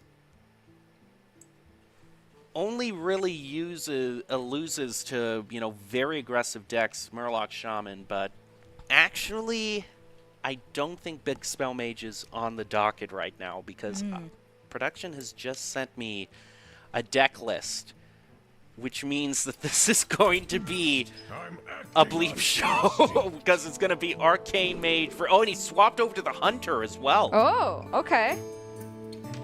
All for some variety in this. Now, both of these decks are... Now, this is Beast Hunter, actually. Yeah. What I'm seeing here links us more toward Beast, so I like that better. That'll be interesting to see how that one goes here. As we're going into... What Mage deck did you say? Arcane Mage. Gotcha, okay. So we're going to be seeing another variation of this then. I mean, the 2 Arcane Worms in his opening mulligan is a clue that this is Arcane that's true. Mage. I wonder which Mage deck. Ignore the Arcane Worms. Their naming convention has nothing to do with the name of the deck, obviously. Just be glad they're not Mana Worms, because I do not miss that 1-3 at all. All right, takes his standard opening play with the Arcane Worm. I think the Hunter, yeah, you got to match them on the board, so you play the Frenzied Fangs. Though this can pretty easily be cleared off, but it does take resources from them.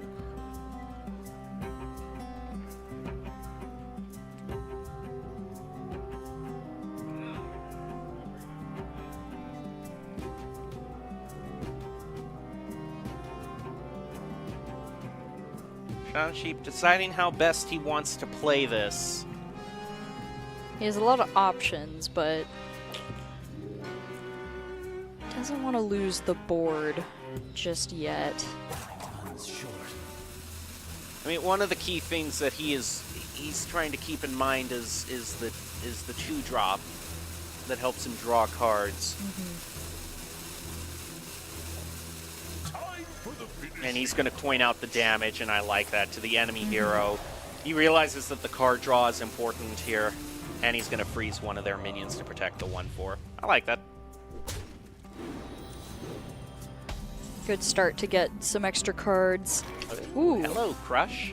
not You usable are not. right now. Yeah, you're not but supposed to be in my hand. I wish you were It's still. oh, whenever Crush pops up in like my second or third turn, I'm like, why are you here, buddy? Like, Yeah. I don't hate you. I'm always happy to see the big dino, but why are you here? It's like, come back during turn 5, then I might be a little bit more happy about it. So even though this is Arcane Mage, it also has a lot of freeze built into it as well, with these 2 1/1s that have been summoned. Wild Seeds coming out.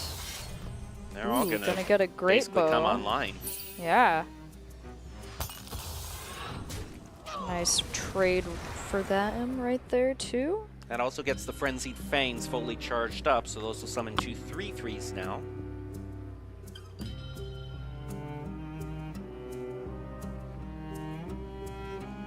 Only has 1 mana left, so none of the cards in his hand he could play. This is the one thing, is that he does have the Pet Collector next turn to play, so that can slam into anything that Sean Sheep places down. And it's always nice to just see what you might get out of that card for extra summons.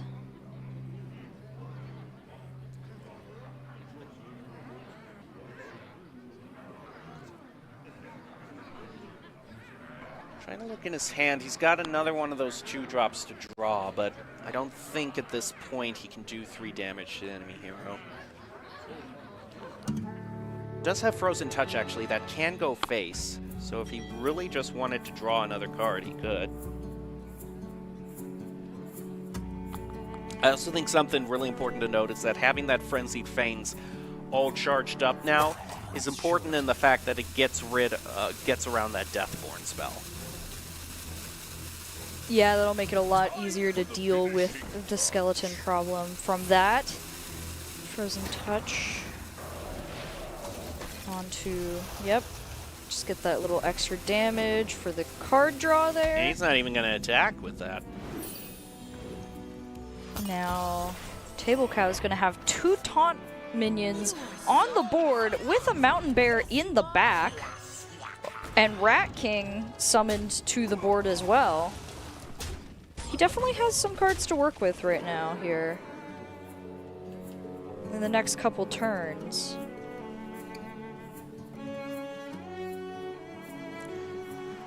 Most important thing, and why I think he's been saving these freezes, though, Sean Sheep, is that they upgraded turn 5, so they'll freeze 2 minions instead of 1. So he could just freeze 4 minions right now, which there were only 4 left unfrozen, so he could guarantee that no attacks go through next turn. Set up the Deathborn to be really influential. I think that's his play right now. And I think you just go face. Nope, he's not even going to attack. No, this isn't bad.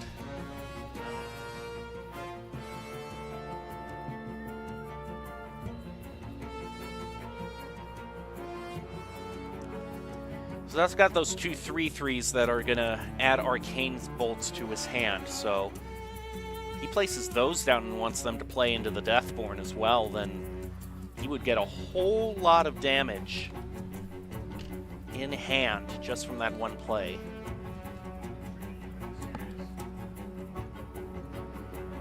Yeah, you can see Sean Sheep is really thinking about this right now and how he wants to pull it off. He doesn't have that pen in his hand twirling anymore, though. I do notice that. Yeah. He was twirling a pen in his hand, but I guess he's really focused on the task at hand right now. Time's short. Running out of time, too. Using all the time that he has, though. Okay, he's going to freeze, but he's going to do the back-to-back. Freeze both. Deny. Bring back Yep. Frostwave Dungeoneer. Summon even more. Ooh, this board. This Deathborn is going to be huge. Yeah, no. Jeez, looking at all of this. Once they're able to set it up properly. And with everything frozen, there's not a lot that Table Cow can do right now. He's thinking all he can do about is it. place Sylvanas down for the tempo purely. Only for the tempo. To serve. Which I suppose, yeah. He's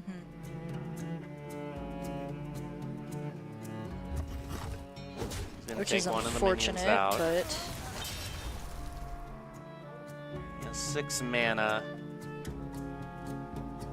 If he was gonna commit to the Deathborn, however, it would take all his mana. And that's not quite. Oh,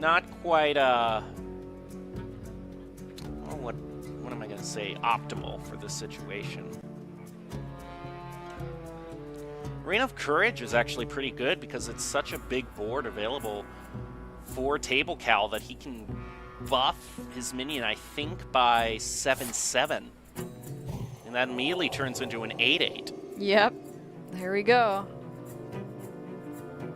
That's going to be a really nice extra buff there that I'll need for this. One Another frozen touch to clear off. Yeah.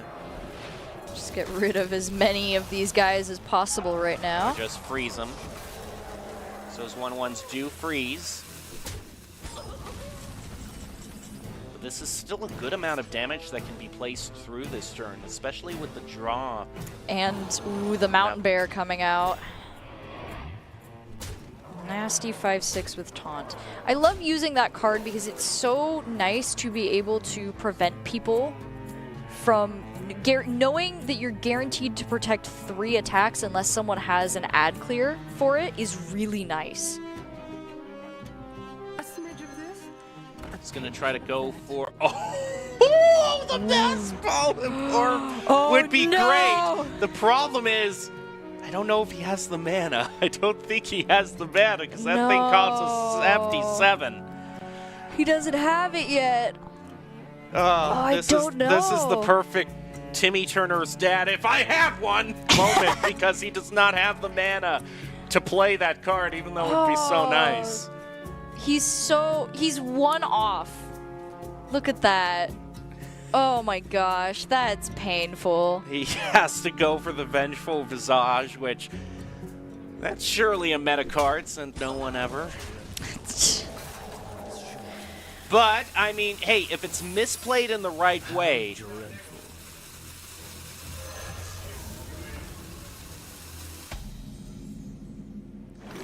He has to take what he can get. Oh, time to guess. yeah, right. Now that he knows that that's the spell, yeah, this is... Oh, 1 mana. Oh. And Able to deny that. game. Yep. So now we know what the final matchup is going to be. It's going to be essentially a mirror match again. Oh boy. Arcane Mage versus Arcane Mage. That's going to be... Well, this is going to be... I feel like it's either going to go kind of fast or it's going to go very slow because of all the freezing potential. And the problem is like, the Deathborn is normally so good against an opponent because it clears out your board, gives you a bunch of skeletons, but they both run so many low-cost minions. They're both vulnerable to it. Yeah, it's not really going to give anyone the upper hand unless one person just has a really nice advantage. It might be the Discover effects that really What decide they get, this. yeah, what spells.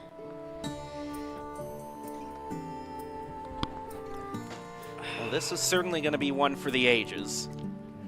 see. Well, Okay. getting the spell damage too. Like if there's It's any not- card that's your main win condition, so drawing that before your opponent, Is I can see the really value of nice, that. yeah. I mean that thing has to be slammed down on turn 5. You might even coin into it. This is the type of gameplay that I signed up to see. Let's go, Iron Deep Trog versus Iron Deep Trog. We have to have mirror matchups and everything, including cards. Just play the same cards. This game will never end that way. Trying to decide if he wants to do that or if he wants to discover a spell. Yeah. I think he'll go. Yeah, he goes for the bigger stunts on board. Wildfire isn't bad. Blizzard's also really good.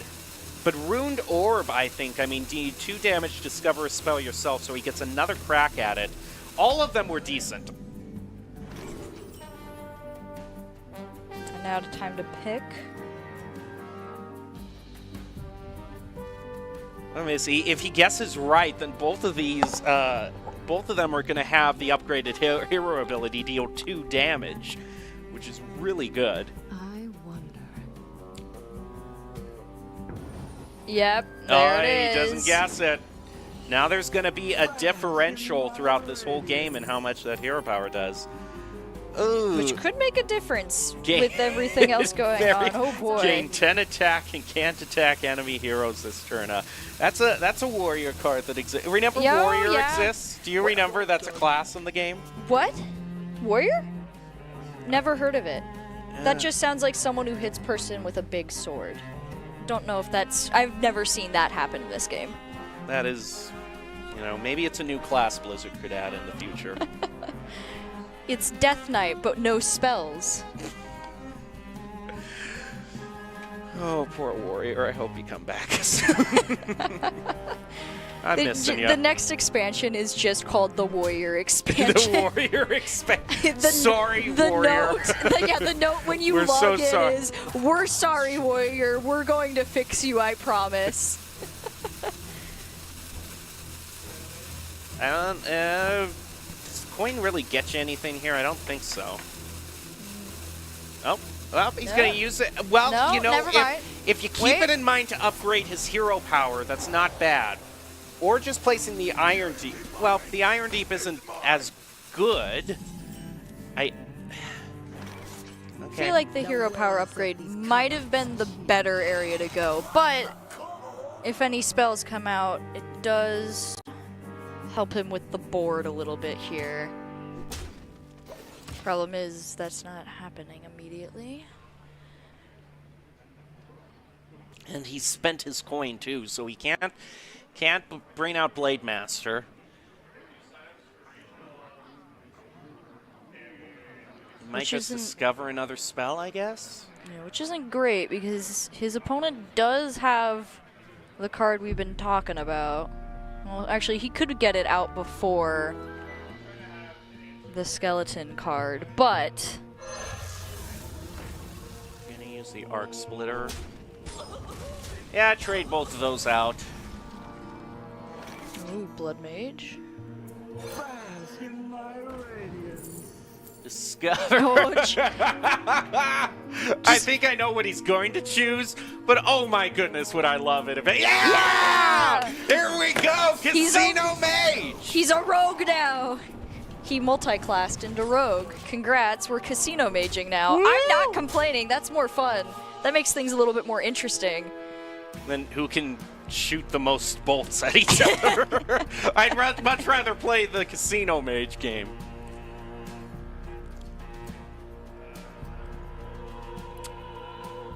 He has a lot of options.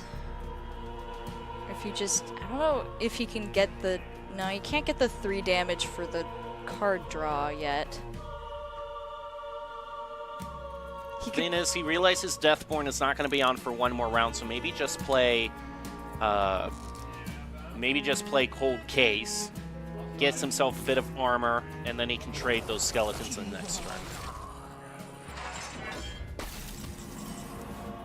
Oh, Well, I guess one deserves another. But first, I want to see what this jackpot gets. I wanna- want to see what Jackpot gets too. Good thing he didn't play Blademaster Okani with a counter. let's That see. would have been amusing. Okay. That's a... Rats of extraordinary Ooh. size is actually pretty good. If he's able to keep this large board, he can just then spam spam 1 mana 5/5 rats the rest of the game. That Or is at least for the not- next few turns. Which would be with no like really way to prevent the board from like just like face damage right now. That wouldn't be bad for him at all, actually.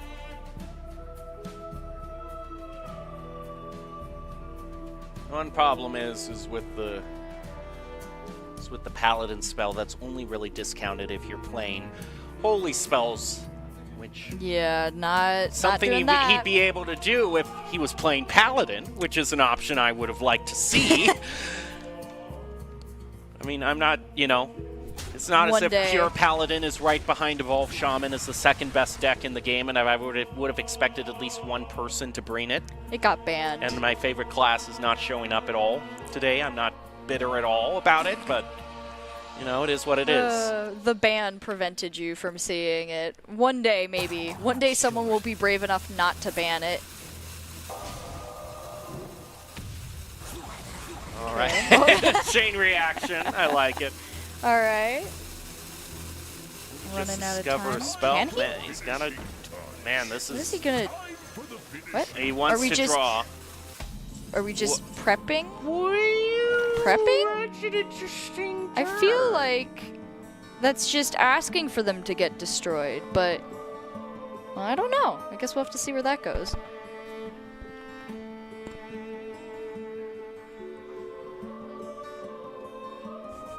I mean, it doesn't feel right using an assassinate on a minion as small as that, but they do represent a threat. Just I mean, in that's terms 2 of, cards getting drawn if he pulls off damage. Yeah.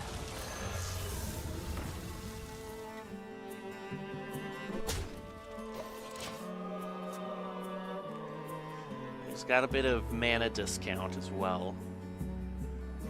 He could throw that 5/5 down. Just get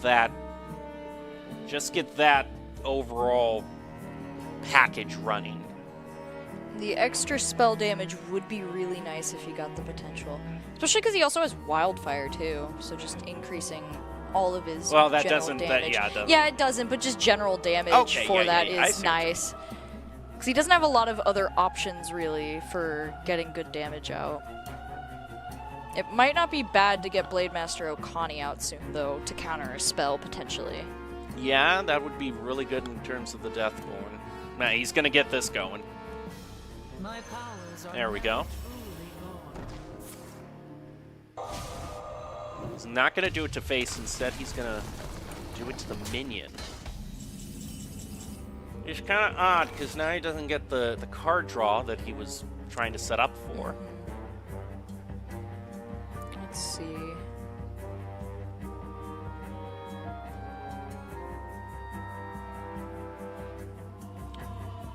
I guess you could do the Arcane Bolts to clear out the 5/5. Yeah, that would definitely work out to get rid of the just extra spell damage right now. Especially because nothing, yeah, Thalnos would increase, yeah. That way those can clear out now. And it's not going to return to him unless he draws a minion next turn specifically.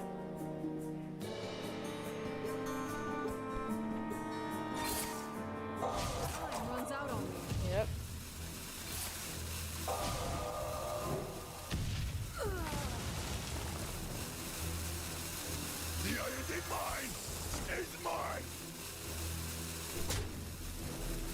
Alright, now it heads back over.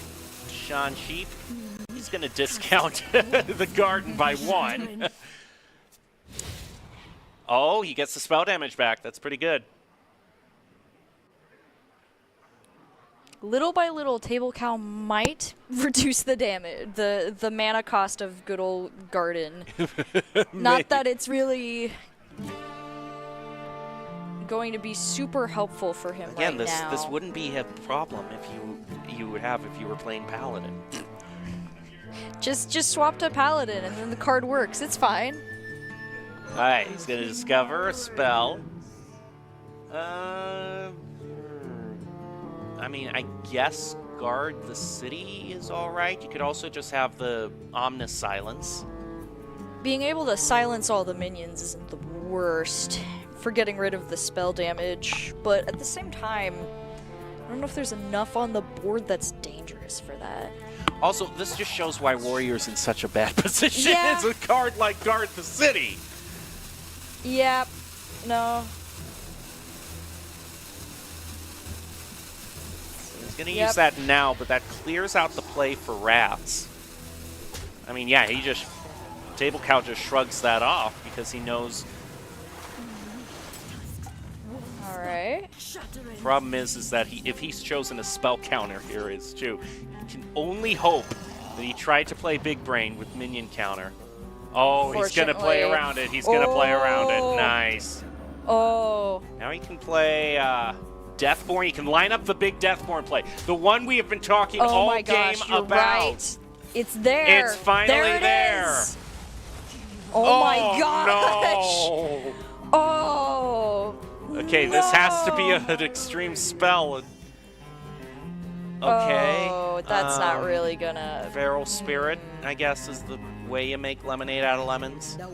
Oh, that's not really gonna be a lot. Thing is here is he can play Rats now. He can. And he's now, gonna be loaded. Yeah, no, this is ridiculous. Jeez. He is going to have, let's see, it summons 7. Any that can't fit to the board are going to go into his hand. So he's going to get 6 1/1 5/5s. Yeah, that's... Oh, jeez. Yeah, play those Rats. Do it. I see no reason not to play the Rats at this current moment. Get your extreme What if Shang-Chi... buff. I can't imagine what Shang-Chi's reaction is going to be. Oh, he's going to wait. He doesn't want quite as many Rats in his hand. Fair enough. You don't want them to completely clog up your hand, but at the same time, that's a lot of Rats. Yeah. He doesn't see it. He's realized now. Oh, no. He understands the problem. Now he's really saying, oh, Rats here, because this is... Oh, no. He's realizing his downfall right now is going to be at a bunch of Rats just enjoying their eggs. Big, chunky, absolute units. Angry Rats, man. They're the pizza rats in New York. They've been running around, grabbing the pizza, getting really buff. Oh, it's not going to be enough. Yeah, I mean, he can play 2 frozen touches. And there's still 2 in his hand. There's still now, just 2 it's hanging not out. lethal, but you know. Oh, no, oh dear. Okay, Okay, that's the Hi. final. But There it he is. finds a way to play it. Oh. There. Oh my gosh. Oh, that's beautiful. The Rats will find a way. That's a beautiful thing. That's hilarious. There they are. Just another one, just in case, you know. Woo. Well, we clearly didn't see the rat meta. That was, you know, there actually was a meta deck a while back. I think Rats? When the Castle Nathria first released, it was called Rats and Bats Hunter. Oh yeah, I've heard of that one. I love that. Just what are you gonna do about the Table Rats? Cow picks up the win. I like how Jackpot changed the entire way that play was going to end. We were just joking about it, but hey! Casino Mage kind of pulled through there at the end, and we got to see the Rats take down instead of the Arcane. That was really funny. I think that was a fun way to see that end. I love how just a little bit of variety in the randomness can cause decks to just kind of change like that with 2 cards. I was expecting the most boring Arcane Mage matchup ever, but that had a little bit of spice in it, so I was glad. I think we can take a look at the bracket right now to see where things stand, because we know what team's going to be moving on now from the UNLV Tufts Gray match. That is going to be Tufts Gray. It considers, who is going to win, RIT or Tufts Brown. We could have an all Tufts final, basically. Oh, they have to go against each other. That would be interesting. It'll just depend on, yeah, what RAT and Tufts Brown bring out and the combos. I don't remember. It's been a while since we watched those matches, so I vaguely remember some Shaman, but that's about it. So I don't know if there's really going to be like a definitive way to find that out until later. To be fair, just vaguely guessing Shaman is probably going to pay dividends. I think for that's you. a smart. I think that's a safe guess on my part. My second guess is Warrior. Okay. I hope so. I hope so. I mean, I don't remember who did, but remember someone had a banned Warrior deck.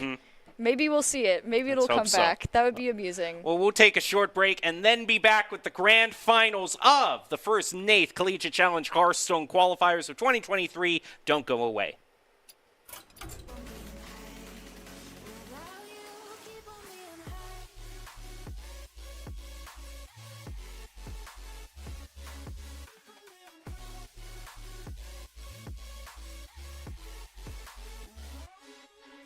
Protected by the taunt. So. That's not bad. And, oh, he's got the muck. Why did I not even see that on the board? Of course that's the thing you want to do and print it out right now. So you can get the crazy 8/8 with Wind Fury. The only problem is he can't rush into it because if he rushes into that other guy, he's going to get frozen. Yeah. Ooh. Okay, gets a taunt Interesting. here. That's two champs. Those guys. Ooh. Okay. I still don't think that's enough. I don't know if it's enough, but no, it's not. He's gonna concede. Yeah. Oh man, what a great board! That would have. Oh, the end though. Tamp. Oh. Cheat Neptulon out. Yeah, he's gonna get the 5 damage off of that. He can get the null back. Yep. Here we go. For the Muck Pools that he just drew as well. Yep. There it is. Neptulon's coming out. Now the thing is, he has to hope that the 2 damage hits the single count. Knows that is a dangerous play. That's just asking for it. Oh. Quick before time runs out. Yeah, he's got it. All right. Oh, Ooh. there you go. That's a little bit more of a solid minion that I'm comfortable attacking with into that skeleton. Hey, Anixia, how's it going? Going up against Evolved Shaman with that. It definitely... Oh, that's a cheeky play. I like that because he can ping himself and then just immediately take Neptulon out of it. I like that creative play. That is worth a well played right there. That evolved that part of Glug. Glug's tail turns into a 2/4. Okay, whatever. Yeah, that's not a full... Well played all around. Yeah. I appreciate that. Yeah. There you two go. That's the first time we've seen a well played. The other guy's board. It's such a good turn and such a good play around that spell. I hope he sees it. Oh, he does. Yep. There you go. I am thrilled with that. Yeah. Ooh. And now Blade Master gets to take what he can get. Oh, time to guess. Yeah. Right. Now that he knows that that's the spell. Yeah, this is... Oh, 1 mana. Oh. And Able to deny is that. game. Yep. Discover. Oh, I think I know what he's going to choose, but oh my goodness, would I love it if it... Yeah! Here we go! Casino Mage! He's a rogue now! He multi-classed into rogue. Congrats, we're casino maging now. Woo! I'm not complaining, that's more fun. Play Deathborn, you can line up the big Deathborn play. The one we have been talking all my gosh, game you're about. Right. It's there. It's finally there. Oh my gosh! No. Oh. Okay, this has to be an extreme spell. Okay. He understands the problem. Now he's really saying, "Oh rats" here because this is. Oh no! He's realizing his downfall right now is gonna be at a bunch of rats just enjoying their eggs. Big chunky absolute units. Angry rats, man. There Needs to be actually made. was a meta deck a while back. I think rats? when Castle Nathria first released, it was called Rats and Bats Hunter. Oh yeah, I've heard of that one. I love that. Just what are you gonna do about the Table rats? Cow picks up. Locked away, locked away, locked away.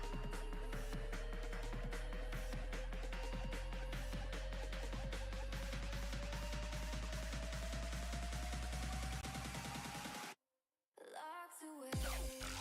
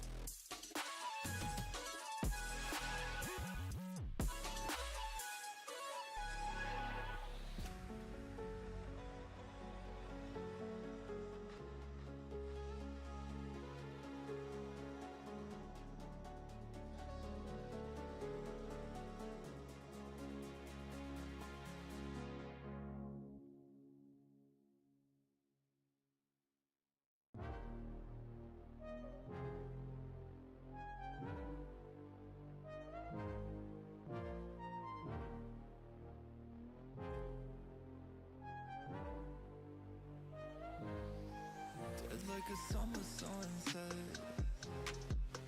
Doing things that I shouldn't, but it helps me reset. I'm fucked up, but it's fine, yeah. Anything to forget that it's all in my head. In my head, my head, my head. In my head, my head, my head. Get out of my head. Get out of my, get out of my head. Get out of my, get out of my head. Get out of my, get out of my head. In my head, my head, my head.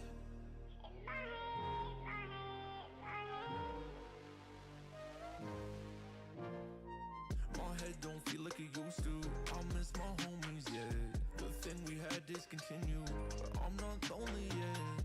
I don't wanna talk about it anymore. Yeah, I'm drinking cause I'm bored. Down by behind locked doors, yeah. In my head, my head, my head. In my head, my head, my head. Get out of my head. Get out of my, get out of my head. Get out of my, get out of my head. Get out of my, get out of my head. In my head, my head, my head. In my head, my head, my head.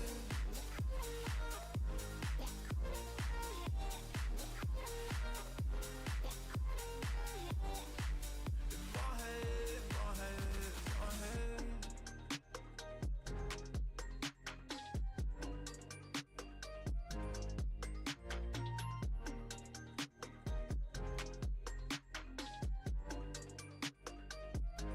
Get out of my head.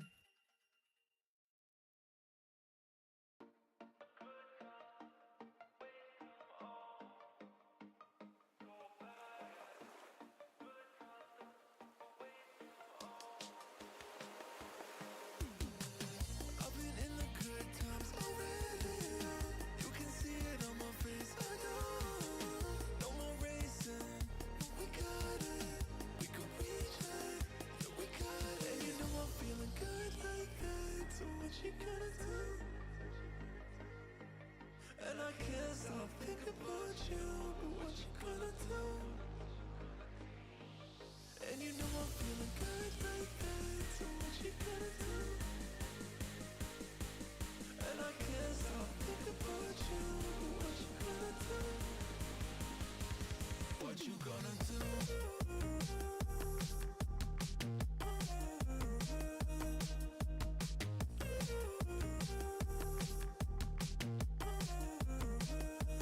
What you gonna do?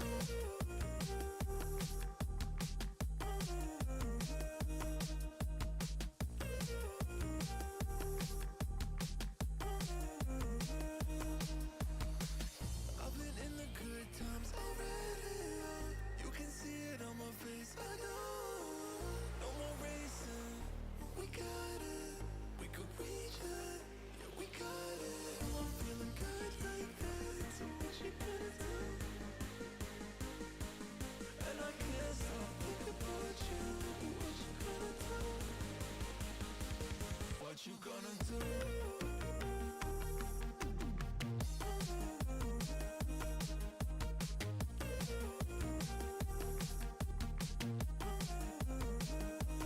What you gonna do?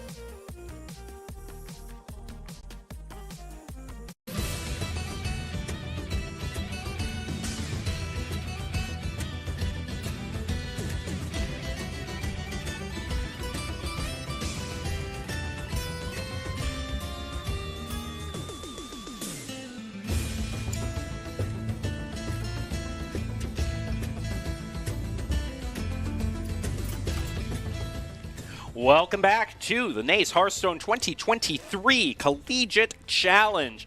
We have been here looking at the top 8 players from the first qualifying tournament this semester, and now 8 has been whittled down to 2. This is Jacob Palmer and Audrey Norris still calling all the action for you here today. The exciting card game-based action. And we have seen some truly unexpected plays throughout the day, but we have been missing something.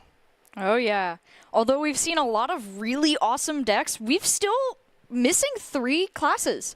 We have not seen Paladin, which is surprising because it has some of the best decks in the meta right now.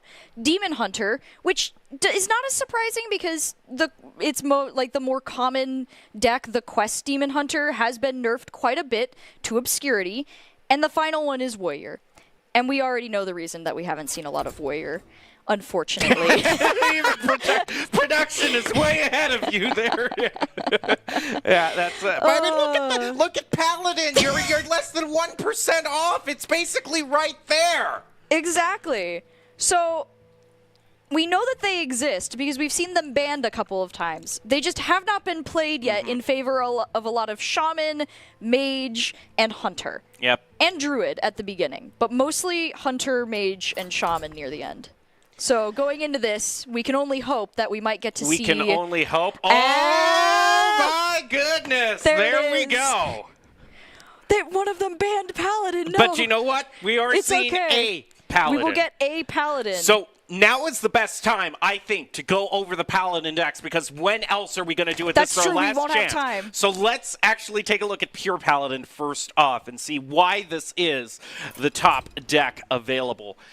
Pure Paladin is basically it has such a strong early game presence. I mean, you're playing stuff like Sanguine Soldier, Righteous Protector. You've got an insane new buff card, Seal of Blood, that was introduced in Lich King. You're dropping your Light Rays for 0 mana around turn 4 and 5, and then you've got the Countess, just such an amazing finisher I love. And it's currently at its peak win rate. You see the 2 win rates the same. That's because it's as high as it's ever been in terms of win rates. Yeah, just with all the new changes to the meta, it's been doing really well. And so it's a very powerful deck. Just being able to remove the light rays cost and be able to play all of that stuff is great. And then, of course, as we were going to talk about next, the Dragon Paladin is a different one as well. Though I doubt we're going to see that because it's much just lower not win rates. It's not. There's a 10% difference. I mean, I'd like to see it. I do like Dragon Paladin quite a bit, but it's been a tier 2 deck at best. Okay, so RIT versus Tufts Brown as we're heading in. You can see from Tufts Brown also we have got Lucky Boy playing. We'll see how lucky he actually really is. And he drew the Nace Hearthstone back. Oh, we love the little trend there. Too. Well, that's quite an opening that I would not. That's an opening that I wouldn't object to going up against Rogue. Yeah, Just playing the Trog down. My goodness, off to quite a start against this Rogue. But they can get rid of that and start their concoction train rolling. So RIT, if there's any chance that we want to see Paladin today, RIT has to win on these others. Well, they could also switch to the decks later on. They it just could. depends on if they want to or not. All right. A bit of a board built up. I don't know if... Oh, man. Sunwell's just can be such an awkward card to try to get out. But yeah. It's a card that works against itself, you know, because it discounts itself for how full your hand is, but you also want to fill up your hands with other spells. So the more cards you have in your hand inadvertently lowers the actual value of using said card, which is kind of interesting. But if you play it in the right circumstances, it's really nice to start filling your board up with some good cards. Yeah, you know, get a bit of curse damage on the side from Drag Below. I'm not against that at all. It's a good start. Ice Trap is pretty good against Arcane because they're running so many spells. You can basically just go, that's a nice spell. Try that again, but it costs more. You know what? I do see a combo I never really saw before, but you could Swift Scale Trickster into Sunwell. You could. That's a good point. I didn't even think. That's a good way to get around the card problem. Unless they change that, but I don't think that there's anything in there preventing that. Well, yeah, and Sunwell hasn't been a meta card, you know, a lot throughout its No, it's just throughout kind the of around. majority. So yeah, it's just been kind of around. But he's got the ability also to discover a death. Ego Waffle has the ability to discover a death rattle minion and discount it. Sometimes that 2-mana discount is a bit too much to pass up. He's gonna do it without the Swift Scale Trickster. See and what he just his luck, he gets nothing. Nothing in terms of a high cost spell. Man. Oh wow, the mana cheat you could have done. He was also. He probably saved the Swift Scale Trickster just for that hope that he'd get a high cost card, but no. That warrior card he has, the 2-mana warrior card, is a complete meme card. I gotta pull it up. Just a second, let me pull this up in real time, because I gotta tell you, I know what the effect is, but I want to make sure I get it right.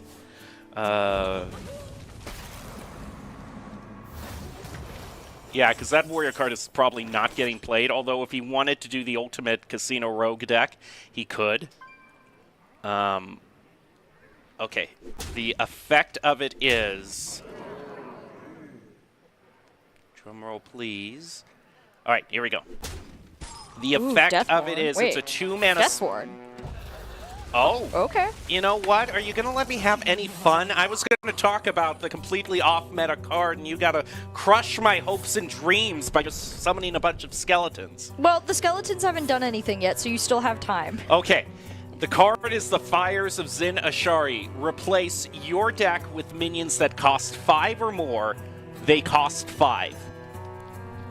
So if you wanted to just throw all caution to the wind... Huh. I mean, I can see where the potential would be if there was a way to deal with the fact that 5 mana for all the cards does not let you play a lot of cards during your turn unless you have good discount, but you can't guarantee that if every card gets replaced. Right.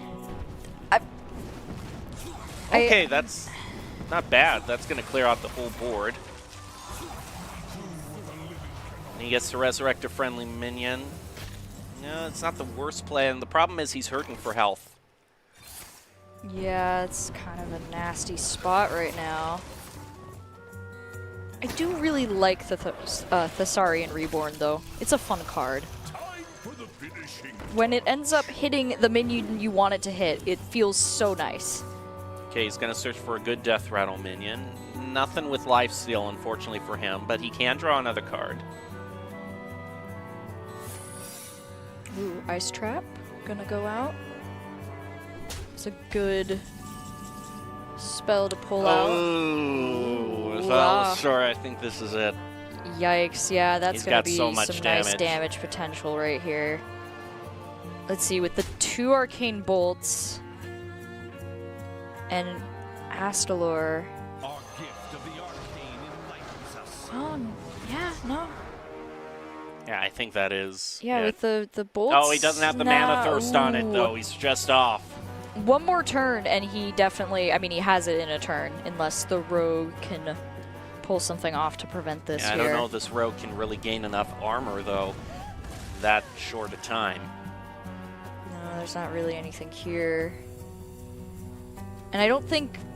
There's, like, potential for Contraband, but I don't think they have any cards in their backlog from previously playing that'll actually help with this problem.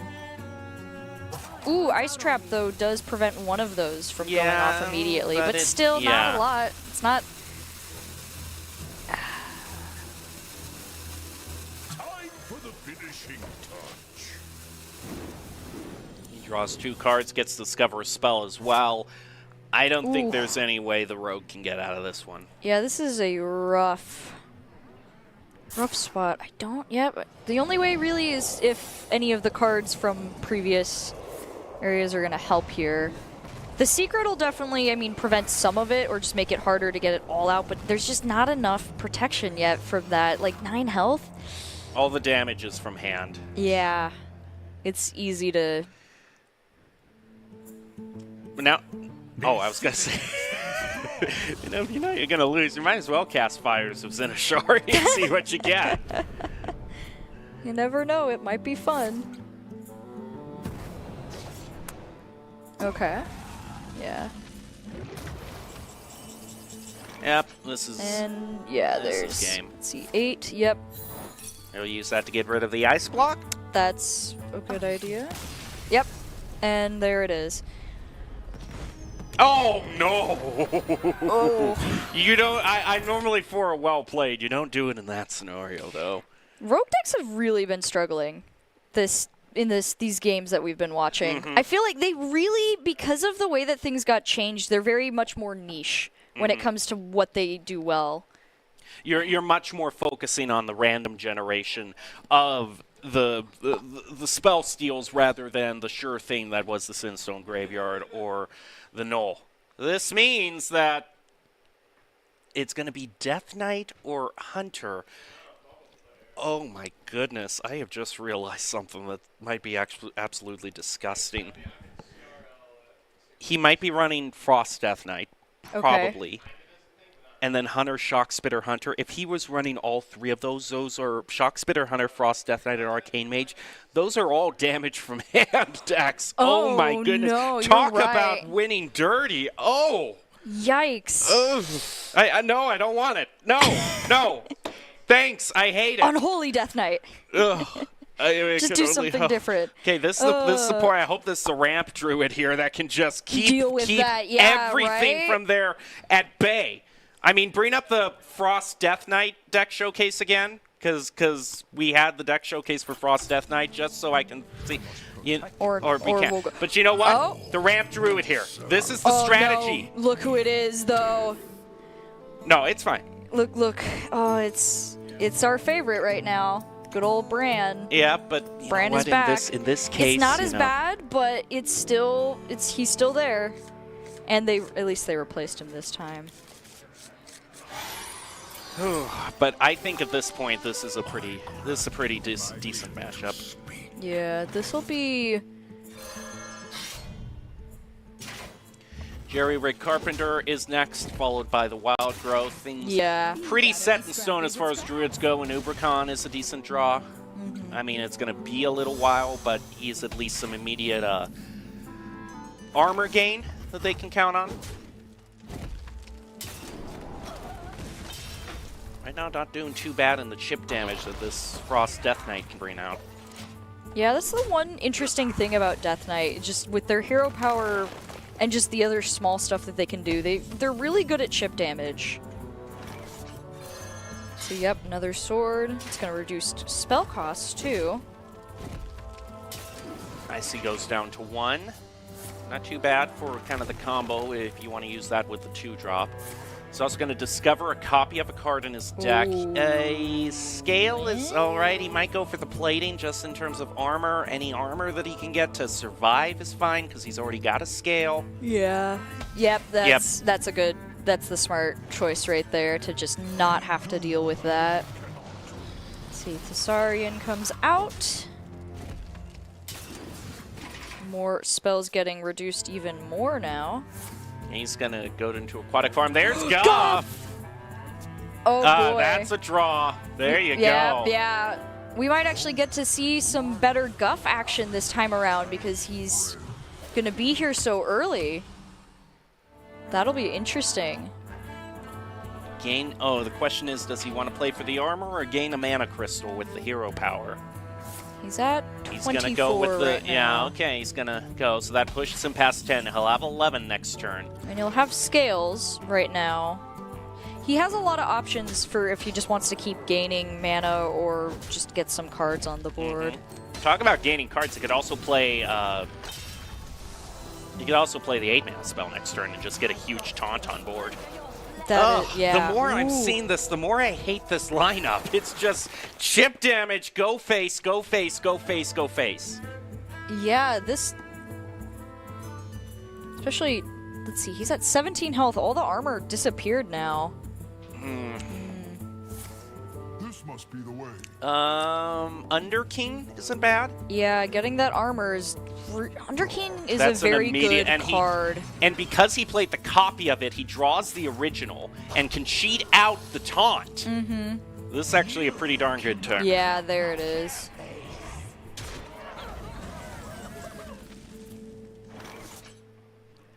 All right, it's a start. 10 armor is a start, but you're going to need a lot more to You're get not past a ramp all the burst druid. down. You're not a ramp druid if you have more armor than your starting health at Yeah, some that's point. true. Just considering, let's see, what's the record today? Like 40, I think? Probably. I think that's what it was at one point. He gets another Therusian. 41, I've been thank you, informed. production. Yeah, 41 armor. Yeah, we're getting there, but we're Oh, not look there at these yet. 2 Therusians Oh, wow. on board. I hate this so much. Oh, that is just the, yeah, try to deal with us, because we're just going to keep hurting you build right here. Ooh. Okay. Okay. 9/9 isn't bad. Innervate brings him up to 5 mana. He could play the Nourish to gain even more mana or draw some more cards. He's going Yep. to gain even more mana. He's up just to trying 14. to stack up right now. Even more. 15. Oh He'll my have gosh. 16 next turn. That's insane. Oh no! Oh no! He's doing the spell damage. Please gain armor. Gain more. You need to run. Oh, wow. Okay. Oh, man, the Nagaling, too. Unholy Frenzy is actually insane here because it resummons everything that attacks it and dies. Yeah. So those Therusian Oh, battle cries are no. going to go off. Oh, no. Oh, no!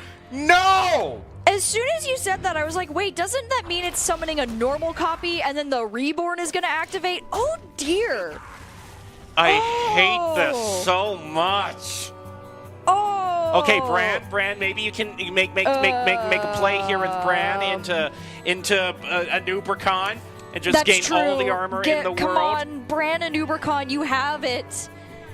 Oh. Okay, he's gonna try to scales this. I don't think this is gonna work out how he wants it to.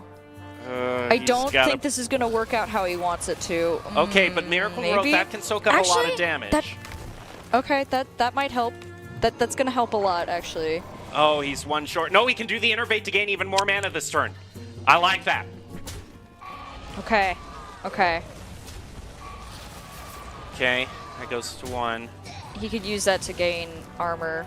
Yep, Do that. You please. gotta stay Get out your of armor. that. Get your armor. please. You need that. Oh, that Okay. was okay. Crisis averted. Jeez. I don't think it's crisis averted yet. I think little we're bit. still. No, and Alistar's on the Oh field dear. now. Okay, It just goes never from mind. bad to worse. Our gift of the arcane enlightens us. Oh, and he could also play Frostworm's Fury here. I just don't like that. There's so much about this I hate. And I know I've used the term hate a lot this, but I just. Oh no. Jeez. Okay. Okay, more chip damage. And Oh, he's here- gonna take 9 to face. That's okay. That could Ooh. reduce his margin. I mean, he gains some Okay. armor back, sure. He'll get 4 armor back.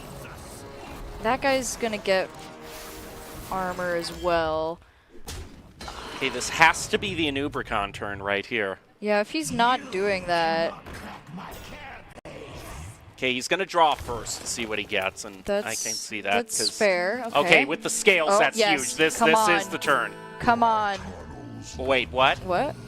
Okay, I mean the scales. That's another way of drawing. He Wait. wants to try to use it all for like an OTK situation. I don't know if that's.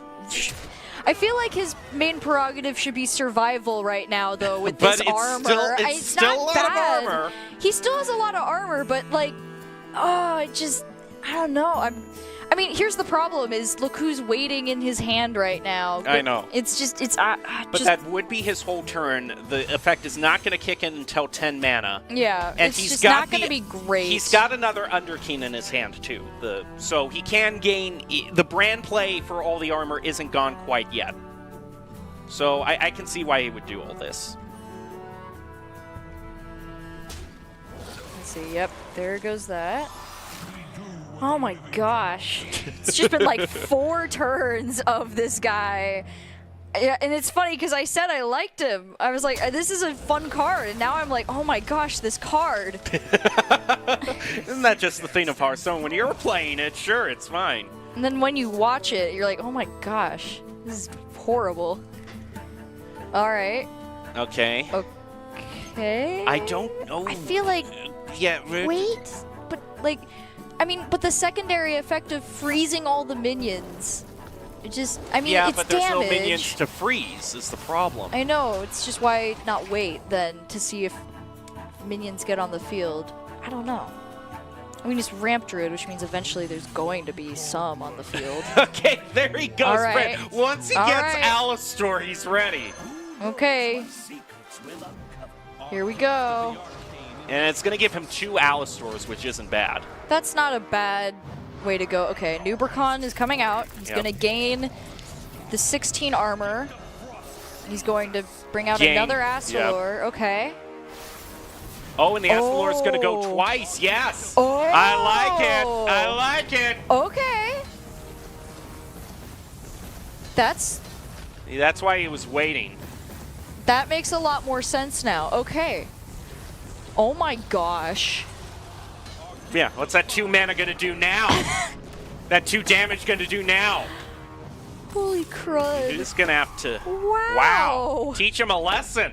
Jeez. Well, that is one way to use the armor. Almost hit the record there. It was at 38 and then just went, nah, let me just spend all of that. So, actually, this is why I wanted to bring up the Death Knight deck showcase that I was calling for earlier at the beginning of this match, because this will demonstrate why I was talking about Ramp Druid so much going up against Frost DK. It's the worst matchup that Frost DK has is against Ramp Druid.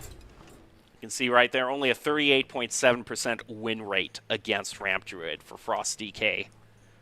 Oh my gosh, yeah, no.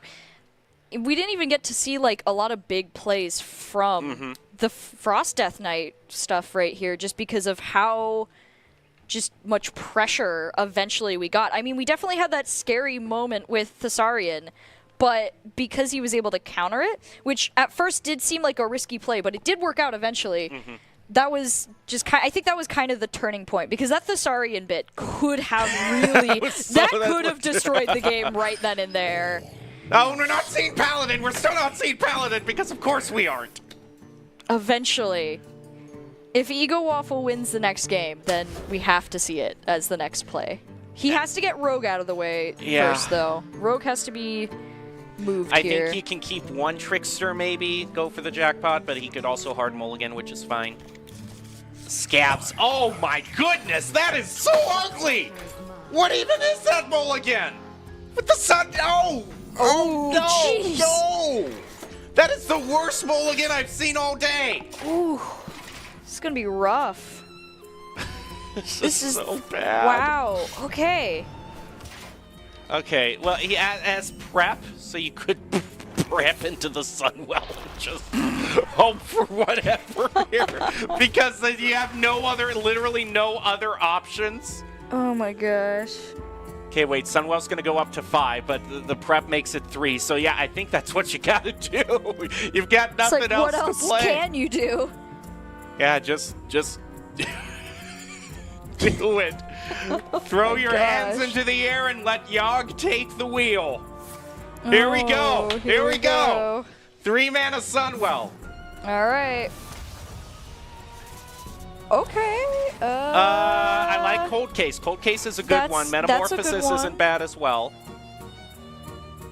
The more you'll struggle, Okay. So getting a little bit of armor gain there isn't bad. That's also a good spell to just have in your recast pool, because you're never gonna say Well, there it goes. say no to just not having more armor and some minions on board. So able to cheat that out. Fine with that. Do Cold Case. Get some of the good old skeletons that we've been seeing quite frequently all today. This Okay. Druid spell he has isn't too bad either. Problem is he's got to have a minion to place on it. Let's see, gonna take a lot of damage from that there on the Death Knight. A 1-cost glacial advance. Okay, is he's not got bad. what he needs to recast everything. He's going to use the Shadow of Demise to cast another Cold Case. And yeah, just maybe get the card out of your hand. Give your minion, give your weapon to attack. It's not the best, but... Get it out of the way so that way you can get more cards in your hand. And he has Contraband perked, like, in his hand right here, which means later on, if he wants to recast Cold Case one more time. 2 of them. Yeah, oh, that's true. Depending on when he plays it, he'll cast 2 more. He could win this just by gaining so much armor off of the Cold Cases.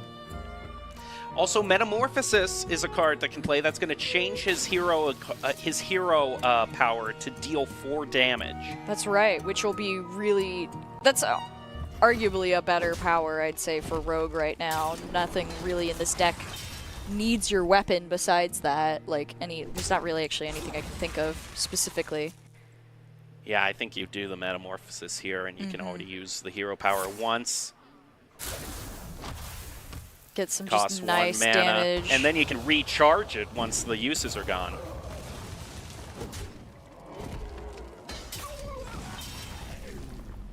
Okay, never... I mean, Astalor is always good, sure. Citadel stands strong. Yep, there he goes again.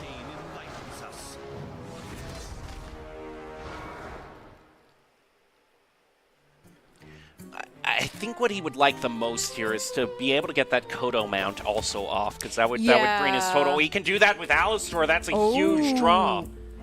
That would be a really good draw for that. Because then not only... No, Wait. Well, okay, maybe, okay.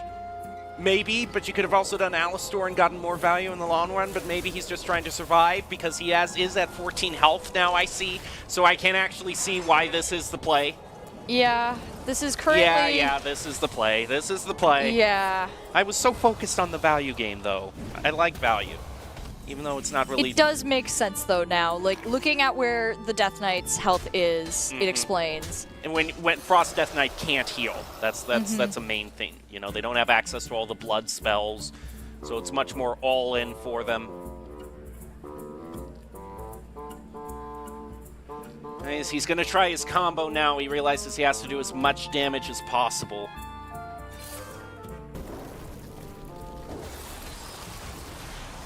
Ooh. It's going to go off. Do 4 damage. Discount next spell by 1. Let's see. Even more damage. Ooh. Unlucky there for him. Lot, though. And Yeah, now I we're wish if seeing- that hero wasn't frozen, this would be the perfect time to use... Oh, no, he's got Alistor. He's got lethal. What am I even talking about? Okay, yeah, he's yeah, perfectly fine right now. Woo! Oh, I love to see it. There we go. We did get a little bit of a taste of a better, like, just what Death Knight, like, the Frost version does, though, because we didn't really see a lot of that today because it's been so focused on ad clear, so just seeing the spell after spell after spell, that was interesting. It's been a while. When I saw that, I started having flashbacks to every time I fought a Frost Death Knight. But I'm I think no. you forget the real victory here, is we finally get to see Paladin. Excited? Yes, I am. You could say that. We're going to see it once, maybe twice. Depending, if yeah. Lucky Boy from Tufts Brown is able to win it. Again, it could be the strongest choice would be Pure Paladin. This is the one thing that I'm nervous about, though, is that Pure Paladin with Seal of Blood dips into your health pool. And that can could be a dangerous. friction point. Yeah, especially since, you know, you got Frost DK. Well, let's see. That looks like Pure Paladin to me. Yep, it is. All right. It's gonna be... Okay, this isn't bad, actually. This isn't the worst start, because he gets Bannerman. That's going to start the hand buff, and the hand buffing is really important in this deck. You also want to get the discount onto your holy spells by Cariel. You know, it wouldn't be the worst thing, actually, to do Order in the Court now. I know you draw your high-cost cards, but you've got does give you start build-up. You've got the play for the next turns. Yep. You've got a 3 mana, a 4 mana, you do this right off the bat. And that just gives... Ooh. Getting one of those to start... And making sure you can put the Countess down on turn 7 is important. The Citadel stands strong. As the other, he's going to buff both of those. Ooh, that's also a good card. Ooh. That's a It's pretty a big good hand start buff for that he Paladin. Jeez. has. I would hope so.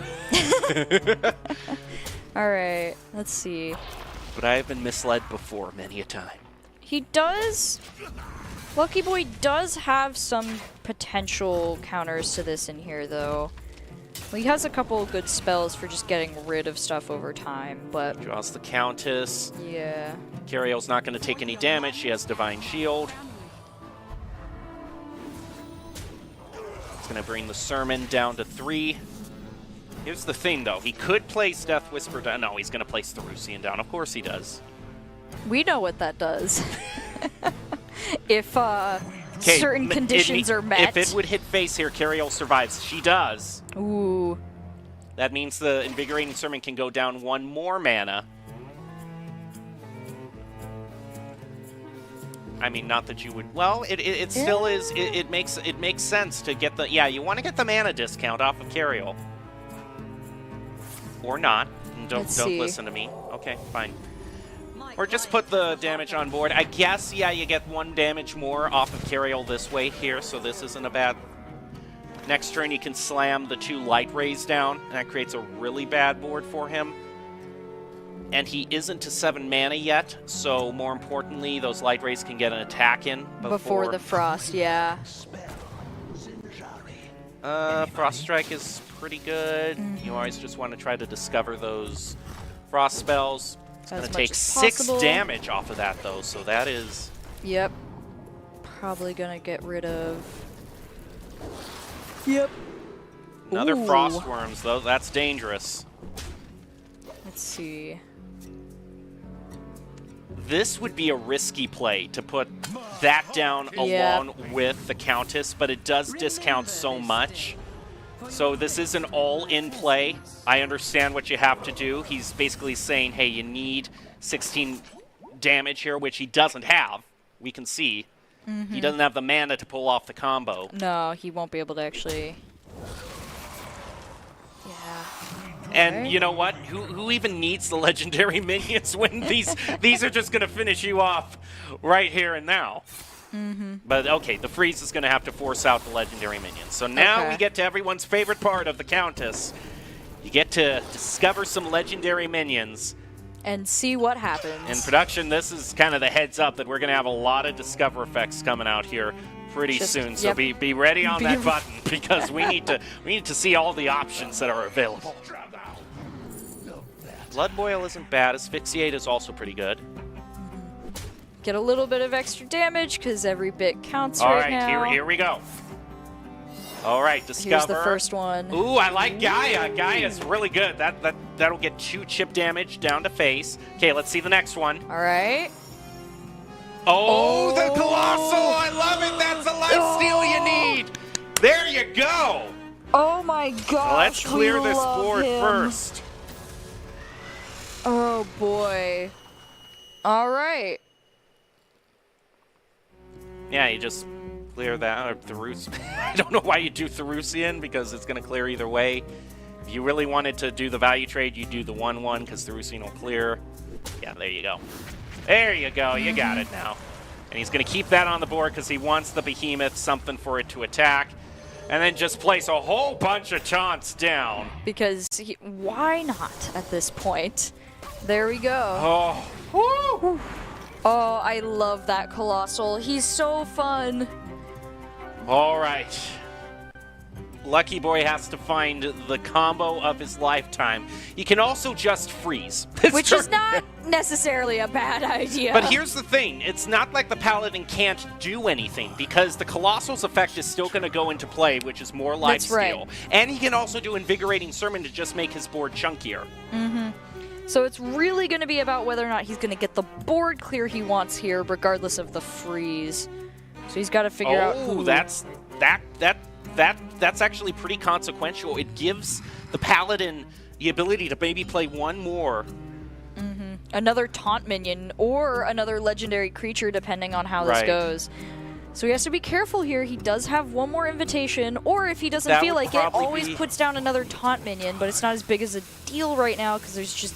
It's mostly spells that are going to be the problem. Hitting the lure is actually pretty smart because that means that the Colossal isn't going to automatically attack. And now he's frozen.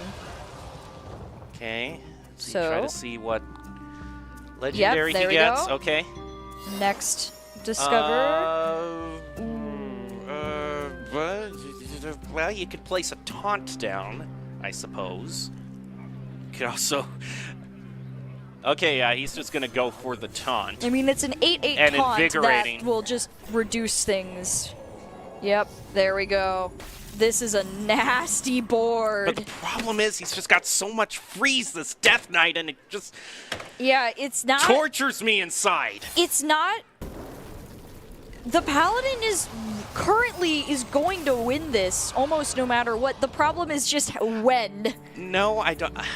I almost don't. The Death Knight, you don't want to count them out. They can do so much annoying stuff from hand. It just really depends on whether or not they can freeze enough things next turn. That's the problem. Though I guess...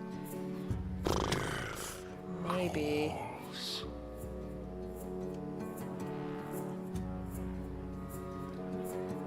The Asphyxiate has the potential to hit the taunt, which would be huge.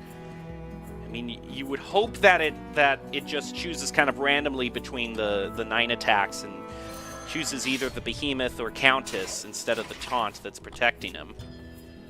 There's nothing this Paladin can do here. It's a pass. Oh, I don't like that school teacher. It's. All right, let's see. Okay. Anybody? He might do another Asphyxiate because that's 2. Yeah, Vampiric Blood might not be horrible, though, just for health gain and card drawing.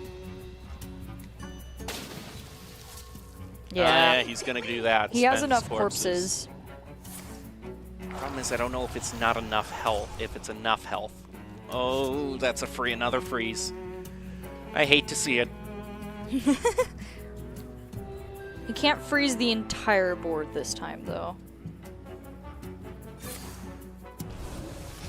Okay, that's Yep. gonna hit the taunt. He's gonna freeze the Behemoth. I still think he has enough damage at this point. He's gonna freeze the lifesteal, which is pretty huge. He's gonna regain 2. Place Yep. Death Whisper down, but I still don't know that's enough. I think this is still game. Unless, yeah, nope. There's just... Especially if you want to. No, he's just gonna. Yeah, no, he's I gone. was saying he does have the draw the spell guy, so if he was short 1 or 2, he could have gotten lethal that way. Yeah.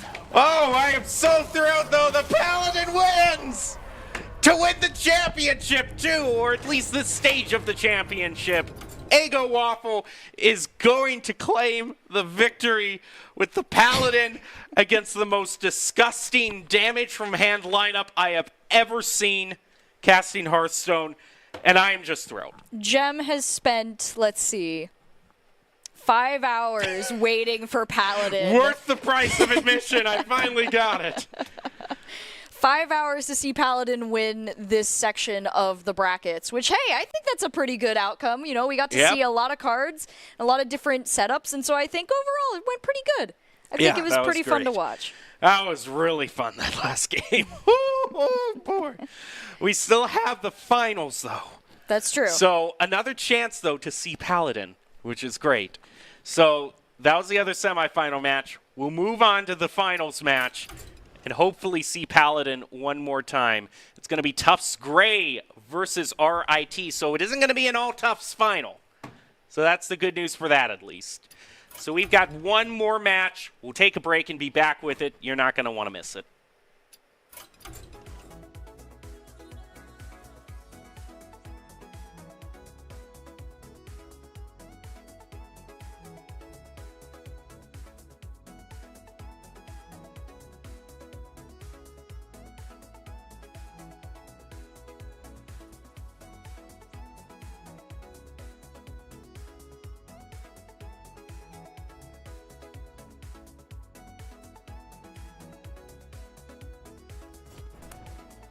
Okay.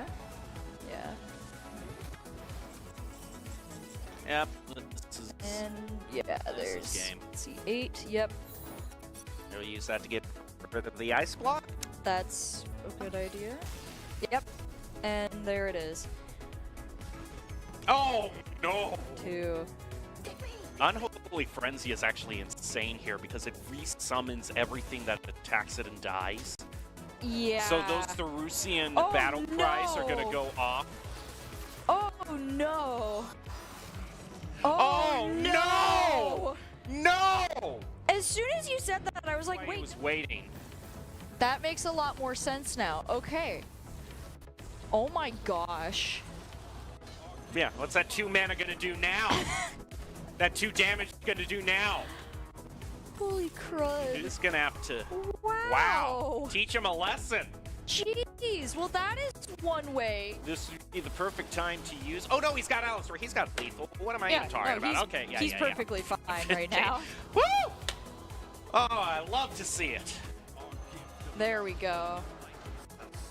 We did get a little bit of a taste of a better, like, just what Death Knight, like, the Frost version does, though. Yeah, there you go.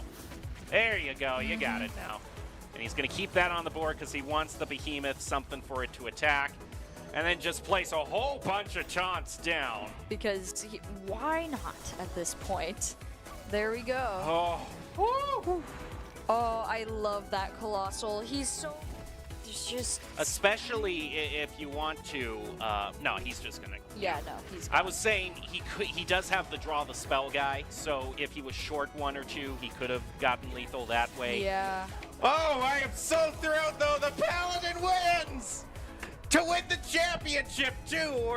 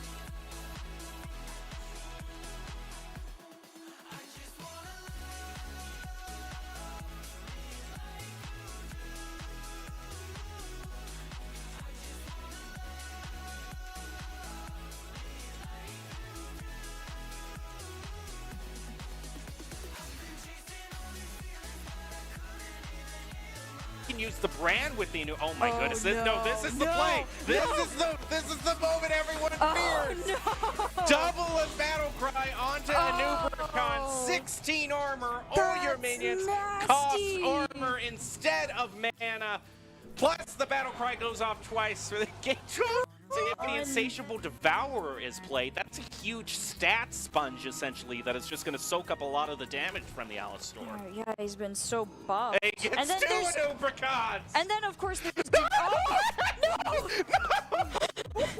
It's over! It's over! It's over! Stick him! I think he just placed a Yep. Nathrius here, and Yep. that's game. Yep, there it is. Well, it's not quite game, but it It's would be close it would enough. be close. That I think he'd He's still set do it. up enough that it's going to be really hard for him to actually do anything about I mean, this. this is essentially game. I mean, you can't bounce it back. Now it's time for a Hail Mary play with the. There it is. 41 armor. Jeez. Now he gets another one. It's completely Yep. free. It's just hanging out. I think he just. Oh, it's 10 damage though. It's a question of how it's split. It's still not enough. What are you going to do? Just do the Nathrius. But he can just play. Now He's- the thing is, I think this is smart because if one to Nathrius gets added back, I was gonna say it would overload his hand, maybe to the point where he couldn't play the Denath. No, but he gets one back. That's the game. Oh, that is brutal. Oh. Wow. He's gonna pull the Gigafin back with the Shadow Step as well. He gets 2 for the price of 1. I mean, that's probably... Goodness. 2 Alistors in 1 turn. Bunch of damage to face. Yeah, ooh, again, and The OTK that Druids love to play. yeah. Yep. Well, that's gonna do it. I feel. Ooh. Okay, gets a taunt Interesting. here. That's 2 Two champs. champs. Those guys, ooh. Okay. I still don't think that's enough. I don't though. know No. if it's enough, but Nope, it's not. He's gonna concede. Yeah. Oh man, Ooh. what a great board! That would have. Oh, the end though. Table count knows that is a dangerous play. here, That's Lee. just asking for it. Oh. Quick Yeah. before time runs out. Yeah, he's got it. All right. Oh, Ooh. there you go. That's a little bit more of a solid minion that I'm comfortable attacking with into that skeleton. Hey, Anixia, how's it going? A Deathborn. You can line up the big Deathborn play. The one we have been talking Oh all my game gosh, you're about. right. It's there. It's finally there. It there. is. Oh my gosh. No. Oh. Okay, this has to be an extreme spell. Okay. He You know, understands the Now he's problem. really saying, "Oh rats" here because this is. Oh, no! He's realizing his downfall right now is gonna be at a bunch of rats just enjoying their eggs. Big, chunky, absolute units. Angry rats, man. Ew. Unholy Frenzy is actually insane here because it resummons everything that attacks it and dies. Yeah. So those Therusian Oh, battle cries are no. gonna go off. Oh no. Oh, no! No! As soon as you said that, I was like, He wait, was waiting. that makes a lot more sense now. Okay. Oh my gosh. Yeah, what's that 2 mana gonna do now? That 2 damage gonna do now? Holy You're crud. just gonna have to. Wow. Teach him a lesson. Jeez, well that is one way. Yeah, there you go. There you go. You got it now. And he's going to keep that on the board because he wants the behemoth, something for it to attack. And then just place a whole bunch of taunts down. Because why not at this point? There we go. Oh. Woo! Oh, I love that Colossal. He's so...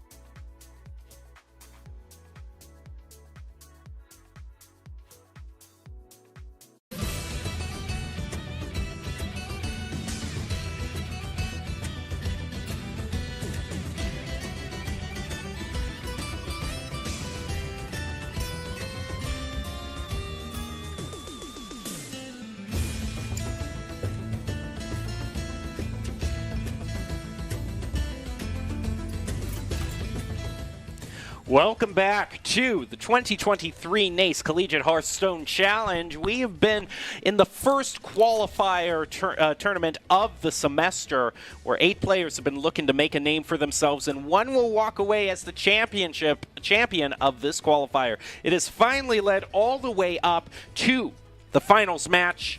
It's RIT versus Tufts. And there were 3 Tufts players joining in the best of 8. So one of them was favored just purely statistically to get into the finals.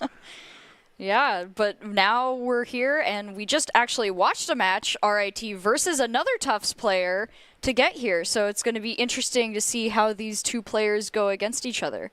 Yeah, I've been hearing that we got the picks and bans that have been locked in for this match. And we can see the bracket. It's Tufts Gray versus RIT, who RIT won in a very spectacular way against Tufts Brown, forever making me become a fan in being the first to bring out the Paladin, and won against a complete damage from hand comp that Tufts Brown was running. It was one of the meanest comps I've ever seen, and he found a way around it. Here's a look at the snapshot of the class win rates that we've been playing with today. And you can kind of see why we haven't seen any Warrior. Someone brought it in their lineup, but it was conveniently banned, so we'll never see that. And we were never going to see why someone was afraid of that one. But, you know, out of the 11 classes, seeing 9 of them represented here today, not that bad. That's pretty good, yeah. That's considering, like, how rough some of the, like, stuff overall has been. And it looks like we're going to see a lot of the same for today. Shaman's banned for Tufts, with Mage banned for RIT right now, and very actually similar to what we just saw with Ego Waffle for RIT playing last time. Paladin, Rogue, Druid, so we kind of know what to expect there. It's been a little bit since we've seen Table Cow, but it's the Hunter, Mage, and Death Knight. I don't know if we got to see him play Death Knight last time. Maybe not. I think his Death Knight was banned, because that was the Evolved Shaman. But combo. we do know what RIT's running. It's pure Paladin, Thief, Rogue, and Ramp Druid. So I'm thinking, you know, you see Death Knight, you see Hunter, you know, this could actually be kind of the same composition we saw in the last round, which is that damage from hand composition. And RIT found a way to win against that composition. Ego Waffle found a way to win against it last time. So maybe Table Cow is going to find a way. Table Cow, again, you know, I do have to shout out Tufts Gray. You know, as much as I've had strong opinions about the lineups you have all used, I do appreciate the logos that you've been drawing in the backgrounds that of has your been webcams. nice. It's that always is nice. fun to see that. I think the question here is just like, actually, at least, I don't know. I assume, if I remember correctly, this is going to be Frost Death Knight, because we haven't seen anything besides Frost Death Knight. The other 2, I do not remember if it's Shock Splitter or Beast for Table Cow, and then obviously it's between Big Spell Mage or the other one that is escaping, Mage. Arcane. So like we know generally what we're dealing with, which will change a little bit, like what you were talking about, if it's like from hand or other areas. But it looks like it's Arcane Mage versus Ramp Druid. All right, which I think this is probably a matchup that favors Ego Waffle. Here's the thing, is that why I think we've seen so much Ramp Druid today. Is it the best deck for laddering up with? No. But I do think that because it's so polarizing a deck, like it just shuts out decks like Frost DK so much, as we saw, you know, only having a 38% win rate against Ramp Druid, that it's basically, if you know your opponents are going to be bringing an aggro-heavy lineup, then this is like a guaranteed win for you.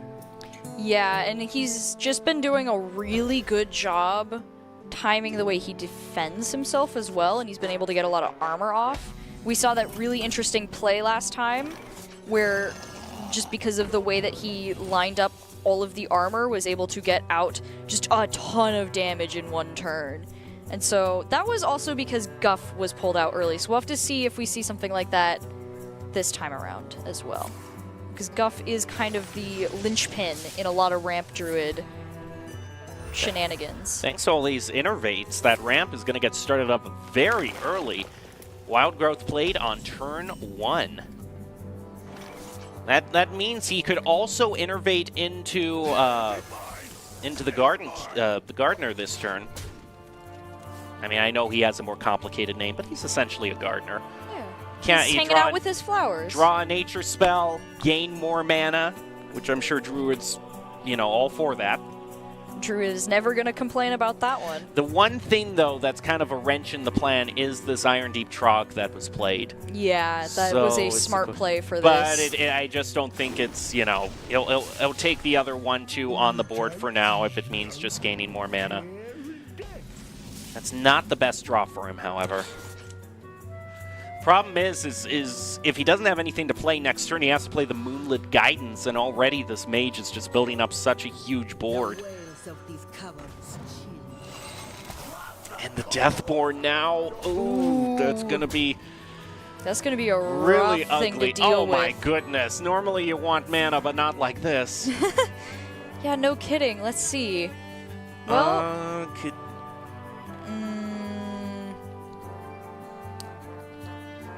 I feel like Underking might be the way to go for this one, though. Problem is, even if you get the Underking out, it rushes into only one minion. Like, it's not a board clear.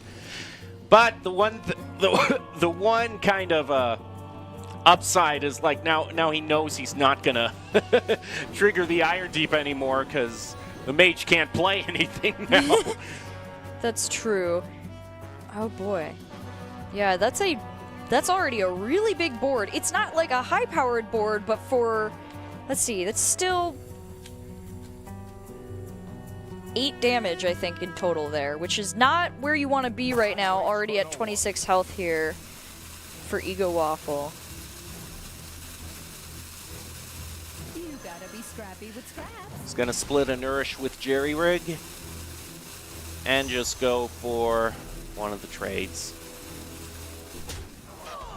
Fortunately, this means that it means he's pretty focused on trying to find a Scales here to clear this board. Yeah, he's really going to want to use Problem that. is now with this Deathborn. Oh no, if he doesn't clear this board now, he needs to draw Scales. He needs to top deck Scales right here, right now. Oh, you can tell right now, that is just such a rough board already. Yep. This isn't really going to be a board he wants to deal with. Because he can he can attack them all with face. Yep. Frozen doesn't really do a lot, but it's just damage.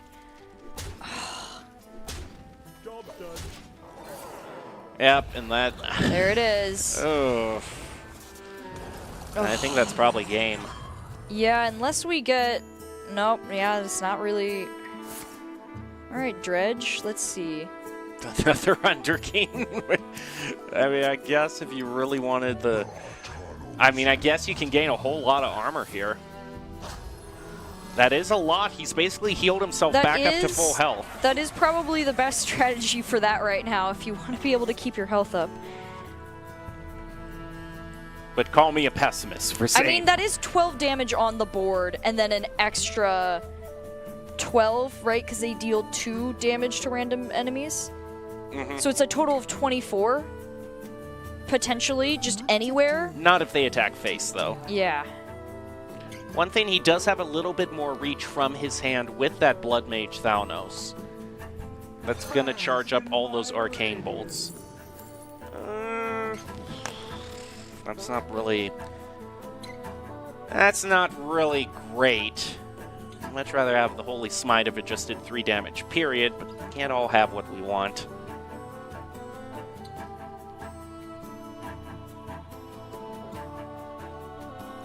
Well, he's going to use one of the Frozen Touches to do some face damage. It's a smart idea because getting rid of the minion means more armor right now. He says he can probably take 7 damage. He's going to use the hero power and just do the full 12 damage to face. Try to break through all of this armor.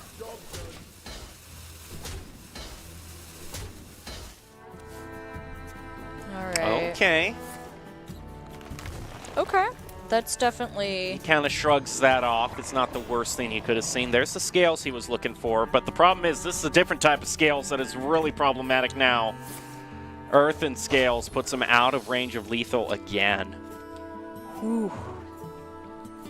Just barely, though, at this point.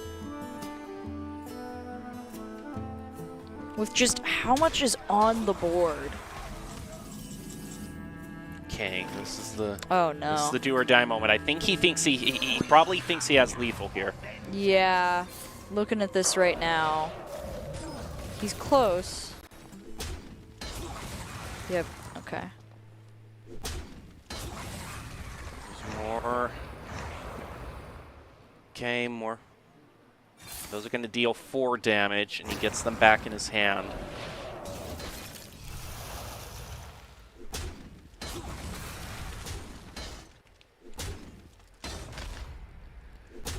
All right, Druid, you need one more huge armor up round, or else you're done. Oh man, if he plays... Is that Guff at the back? Yeah, I think that is that's Guff. Oh boy, Guff cannot really help you right now.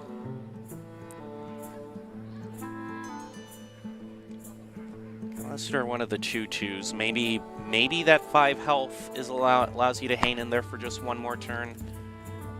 Problem is with the Thalnos, that's 5, 10. Yeah. He has 18 damage from hand right now. Mm-hmm.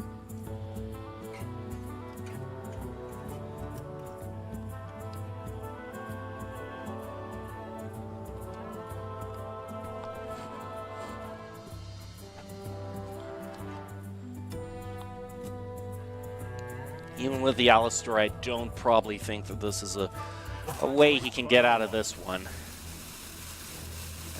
I mean, Guff also gives him armor, but he can't play that along with the Alistar. No. And if he wants to figure this out, he's got to play Or quick. it's Astalor, It's not Astalor. Alistar. I've been mispronouncing it all day, but... He got rid of that. Okay. I don't know if there's enough. Okay. I think there's still enough damage. Yeah. We'll have to find out here. Let's see. That's 8.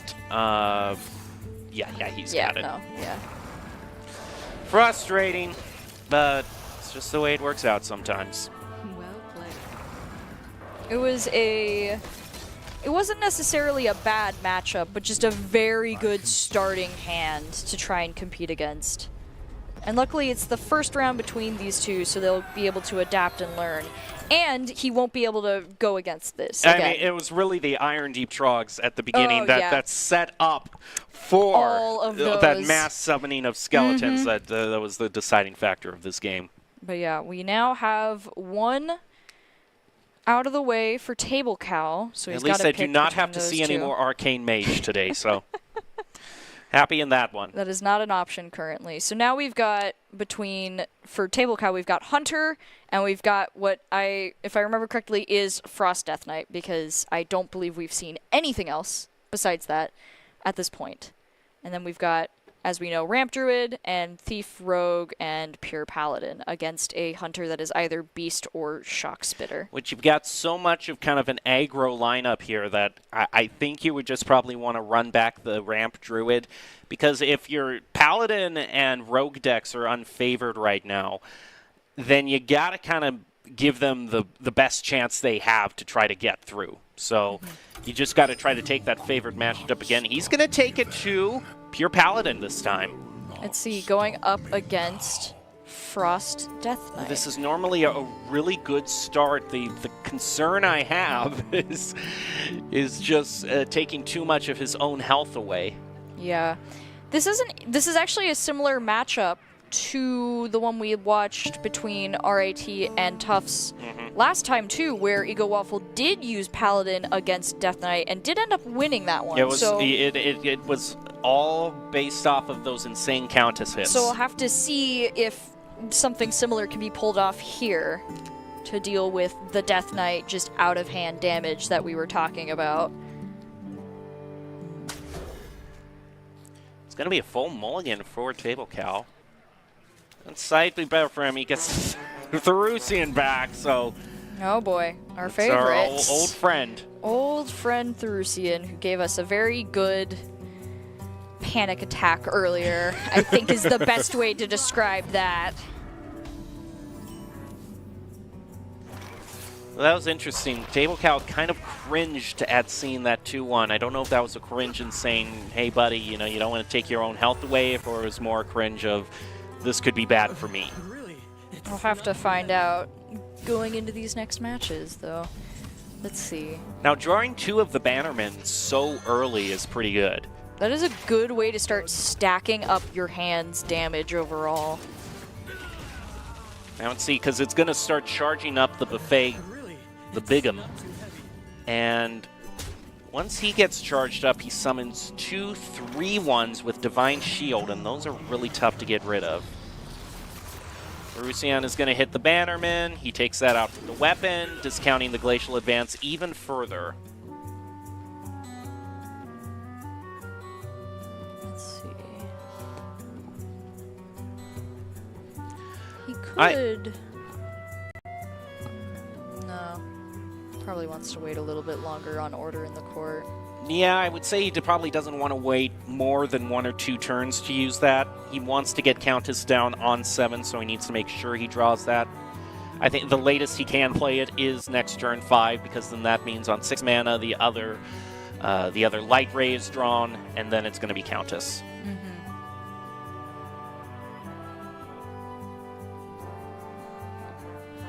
Just trying to decide if he wants to have a lawsuit against the Death Knight right now for bringing people back to life. Well, hey, that's going to work out, and it's boosted up to 4-5, which isn't that bad. And he's going to actually take the attack away again. So this Therusian is a 1-1. I'm glad Table Cow appreciates it.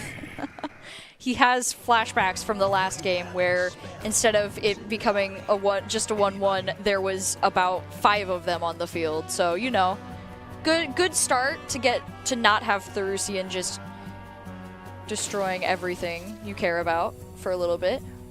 Let's see. Unholy Frenzy. Ooh, oh no. Yep, that's going to summon another rush. He can clear the board. Wait, not. Oh, this is what happened last time.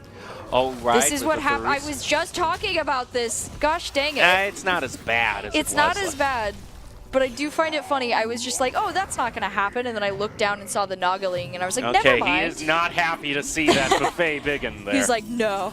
No, please not. We're not doing this. Okay, right. so he can play Order in the Court next turn, excuse me, and throw the 2 Light Rays down. He'll probably have a minion left to buff, so I think this is the time that he needs to go all in and just take this... Take the Death Knight out. Yeah, he has a lot of nice Divine Shield here to protect him for a little bit, too, with his minions. Oh, if you're able to deflect that damage away from face onto a minion, oh man, that might be a trade he's willing to take. I'm not sure. This is so much ammo being spent. He's only got 2 Frost spells left after this. Yeah, that's a... Okay, he can throw 2 Light Rays down. 2 Light Rays for essentially free. He's going to discover a Holy Spell too, which this could be huge. Okay, he could go for the aggro way and doing Seal of Blood, or he could do more defensive with Flash of Light. And get some of his health back, which wouldn't be bad. Death Knight's at 18 right now. Can't heal himself too, so he's in a pretty... comfortable position. Okay, he's going to use... I like the more cautious approach. Yeah. That is a much safer bet right now with them just being so close at health. It also draws and a card, taunt. so it brings Countess in. So he could actually cheat Countess out next turn if he thinks he's that comfortable on health. This is a tough thing. Does he want that added 6/6 along with the Countess, or is that 7 health cost too much to pay?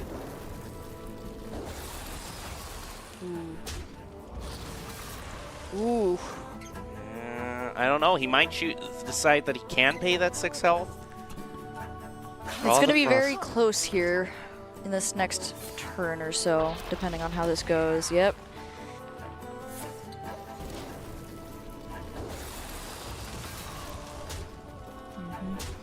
Oof. 14. Yeah, he's got to play Countess. He's got to wait a turn to use it, however.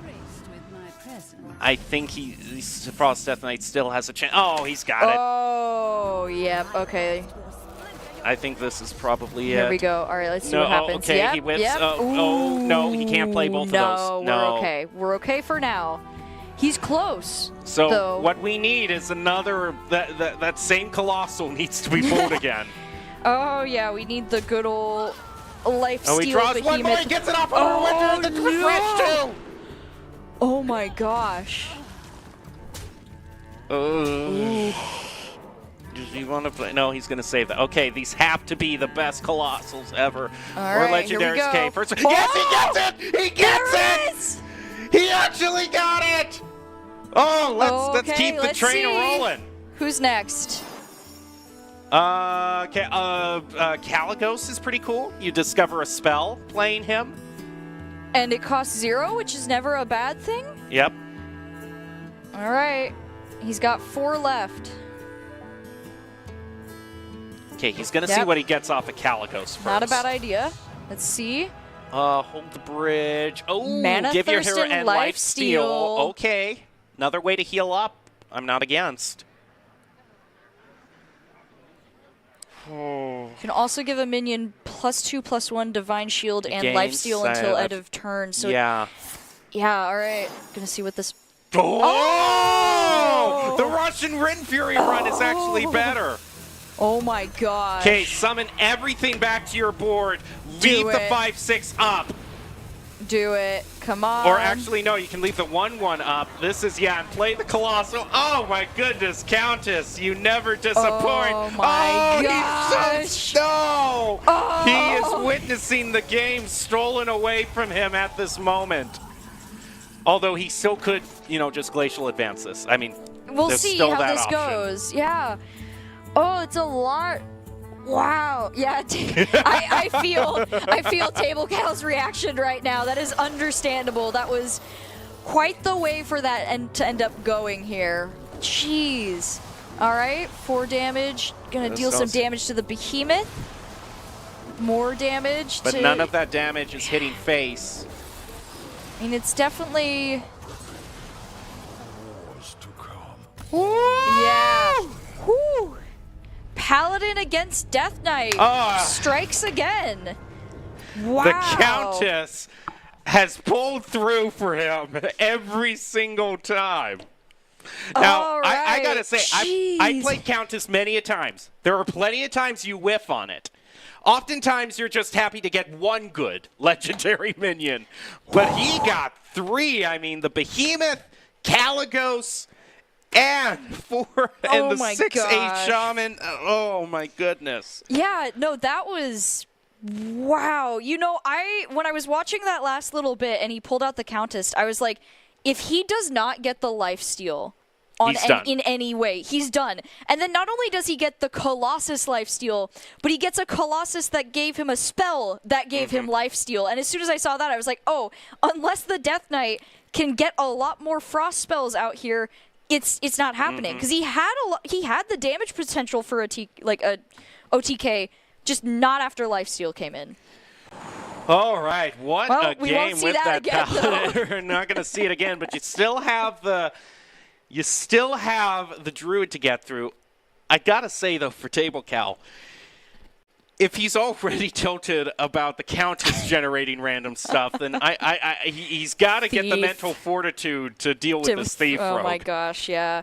Which, as we've seen a couple of times, has been really potent under the right circumstances. So, oh, okay. Hunter versus Druid. Okay. Oh, this and is that's more right. of a Beast Hunter instead, and it's using Lorthamar. Interesting. Slower option, but I like it. Makes me. I don't think we've seen this Hunter deck then. We've seen Beast Hunter, but we I haven't don't know if necessarily we've seen him play it. Right. Not with the Lorthamar add-on. No, that's interesting. All right.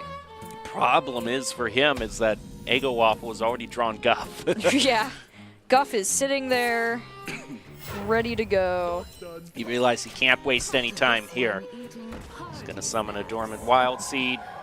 It's going to be the Fox one, so he gains 4 armor, and he realizes this is going to be A very tough road ahead. Oh, the harpoon gun, though, is a good draw. That's always nice to get on 3. We'll see if that can discount anything.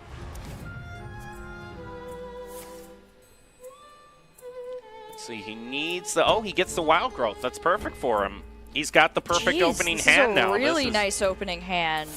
Yeah, he's got wild growth, scales, guff, armor. Wow, drawing. Yeah, he's got a lot of potential good startup right here. Let's see. The hunter deck, though, not too bad either. He's going to go for the added damage. He's got a lot of that, yeah. He has the ramming mount, and he has a decent board set up already. It's not the worst amount of damage to push through this early, but Guff is going to head down. He winces. Yeah. Guff is rough to go up against. Guff is rough. That's just the way it is. Accurate description of what you deal with when Guff is around. Well, he can bring Lorthamar to the rope that he doubles the stats of every minion. And I mean, it's a while till he can play that, but he's got other plays to make till then. Now he's going to go with a different one.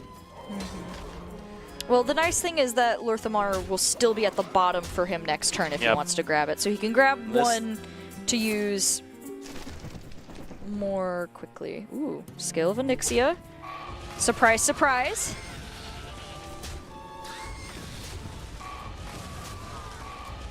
I don't know if this druid could have been any luckier in how he's getting. Oh my gosh, he's got Nubricon now.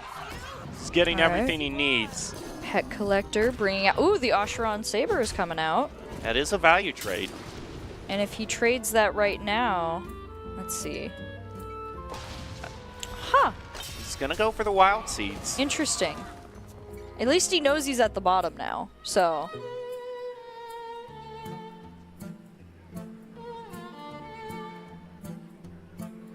He's also got K9otron too, and that also dredges, so... That's true. Maybe he's just saving it till the very end. He wants to bring the cheaper cards up until he knows he's going to play this for sure next turn. All right, here comes the armor. This can bring back out the Sunken Saber if he plays K9otron. It's true, and then we just get to watch the fun roulette of which creature will Saber summon today.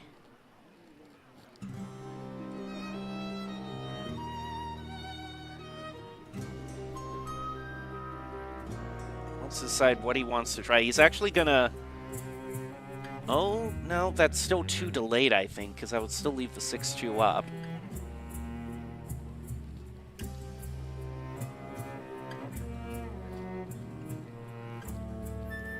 Oh, he's... Oh. Yeah, he's trying to think, does he want to bring Lothamar up, or does he want to bring the Sunken Saber back up? No creature deserves to be caged. He is not going to attack either of them. He's going to summon each Wild Seed. The Scales is a really good draw for the Druid. He gets another Scale of Onyxia.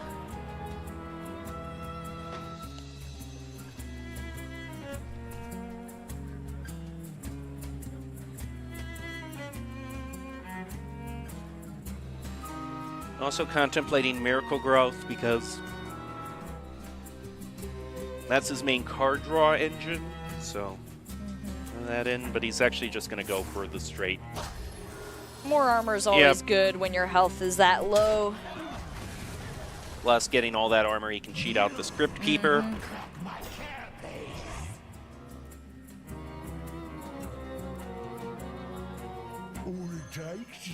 Get another crystal. He's now at 10. Is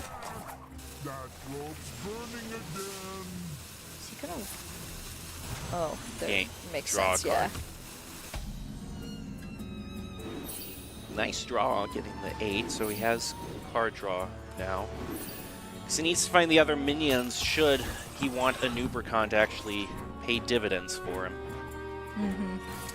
He's going to use Wild Spirits now to kind of rush those others along. Would have wanted another Fox Spirit because that would have been a nice rush in. Nice rush combo, yeah. He's going to boost up the Acheron Saber. Interesting. That can make the Oh, trade. that's a good trade, yeah. Yeah. Means he can do 3 damage Oh, to there goes face. Katron. Gonna Yeah, grab, he's going to choose the other Saber.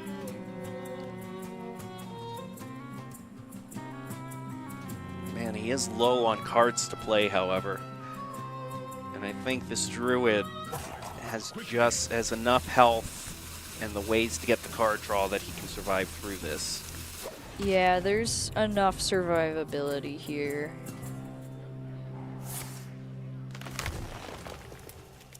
Yep, Miracle Growth. Ooh. The Earthen There goes Scales the armor. always... Jeez, and there it is.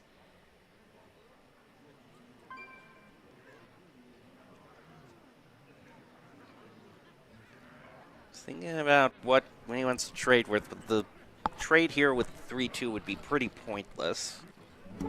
Yeah, waiting that out a little bit.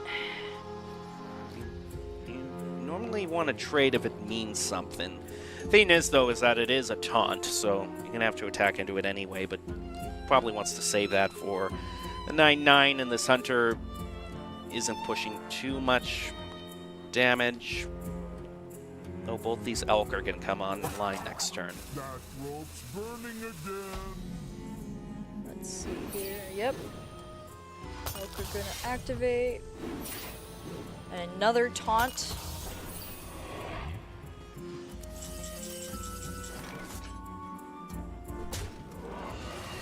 There goes Sunken Saber. See what he brings out. It's going to be a nice trade. Yep, let's see. Ooh, Hydrolodon. No! Yeah, I mean, Hydrolodon's nice, but the He heads doesn't don't get get his rush. But that's okay because with the taunt minions in the way, it's going to be hard to deal with him immediately. Oh no. Oh. Bran with an Ubercon. Oh, here I don't it like the is. look of that. Alright. Honestly, both of these hands and just in general the board, there's a lot of potential of play for both sides right now with Bran and an Ubercon and also just the Hydrolodon on the field with the 2 taunt minions protecting it. That'll be interesting to see here. This must be the way. Oh, Oh, he gets a scale. It's over. Okay, here we go.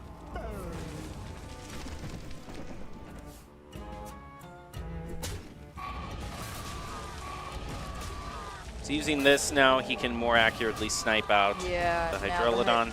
He's gone. Takes the trades, plays another Wild Growth. That rope's He's getting closer to his OTK. I don't really see anything that this Hunter can bring out at this point. To He deal with only it, has yeah. 2 cards.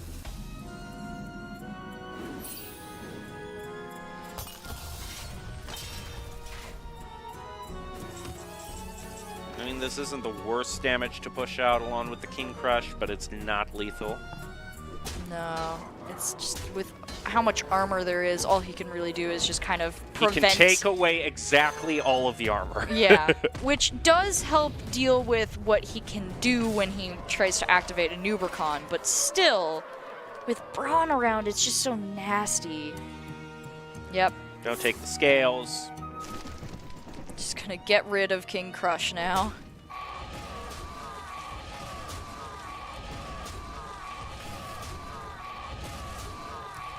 Innervate will bring him back up to 8 mana. So he could just play that big taunt and draw even more cards.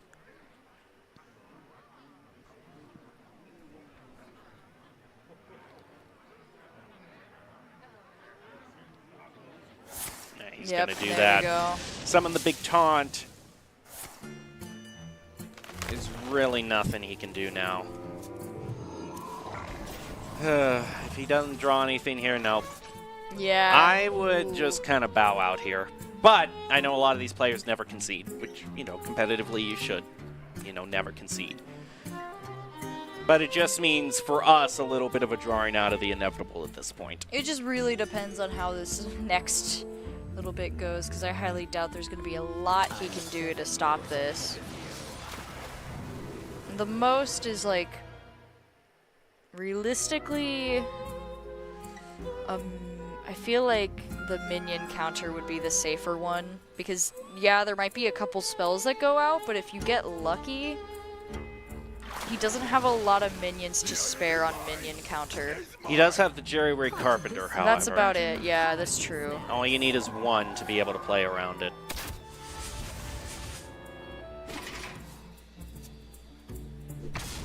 Or just kill it.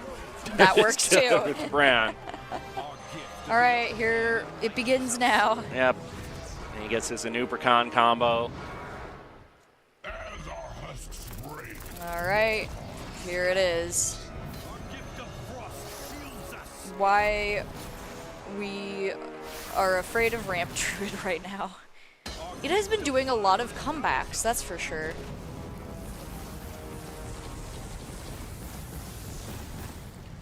All right. Now do another 14. Yep, we're close now. And there we go. Yep. All right. And that's Ramp Druid for you. So now everything comes down to if RIT can win on Thief Rogue. That's an interesting one, honestly. Whew. And now, Table Cow knows that. Like, he knows which deck he has to go into, which means he can be very strategic about dealing with it, so that way, in the future, if he has to win, he doesn't have to worry about it. It's like, it's going to be interesting, though. I don't know if Thief Rogue really has a good advantage against either deck, necessarily. It's all so dependent on what they get off of the jackpots. Yeah, just like looking at that, I really don't think that like there's any specific advantages for either decks. It's just that Thief Rogue is going to be so rough regardless, because you know you're going into a lot of just with, like, as we were saying with Beast Hunter, it's just a lot of high damage that with Thief Rogue it can be hard to deal with, especially because just taking it off the field with, you know, with Scabs is not always going to work. And then Death Knight is just all of that damage out of hand. And oof. And Rogue doesn't really have any natural ways to heal up, so... Yeah, it's all dependent on what... Yeah, I like the Q and the Death Knight in. Yeah. Now, what could be crucial is the discovering a secret from another class. You can always get the barrier from Mage to give you a bit of armor, which any ways to get armor or lifesteal here is going to be very crucial for Ego Waffle. He's only going to go with Reconnaissance.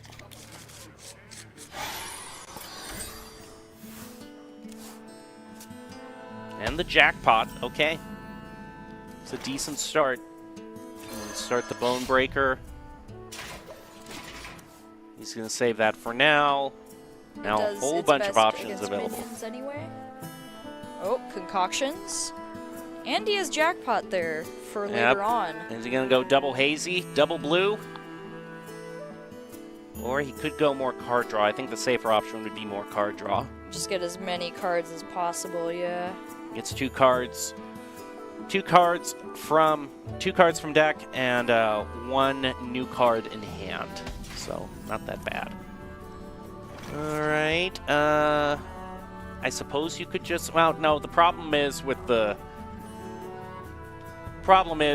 the 2/3 is that he's got the serrated blades. They can just get rid of him. So might as well just put on the Harbinger instead, because that at least has the death rattle, so you get the benefit of what the character getting taken out will do. Yeah. Let's see. I have but little time. It's going to take that last bit of extra time to think about all of that, make sure he has the right decision. A whole bunch of Discover effects for this Thief Rogue. This Thief Rogue is going to be... That's a good start for that, though. Okay. Just get rid of the card. And do a mixed concoction. Okay, what does he get from the other class? A totem. Okay. I believe I've seen that totem before. I think it's whenever you summon a one-cost minion, you give it 2/1. But where are the one-cost minions is the thing. That's only a... If Yeah. anything, that's great for this Death Knight, because now they have a minion to attack with. Yeah, I This- know. And get the chip damage from it at, like, no cost to them. Even though this rogue has a lot of discover effects, hasn't actually found any healing or armor gain yet.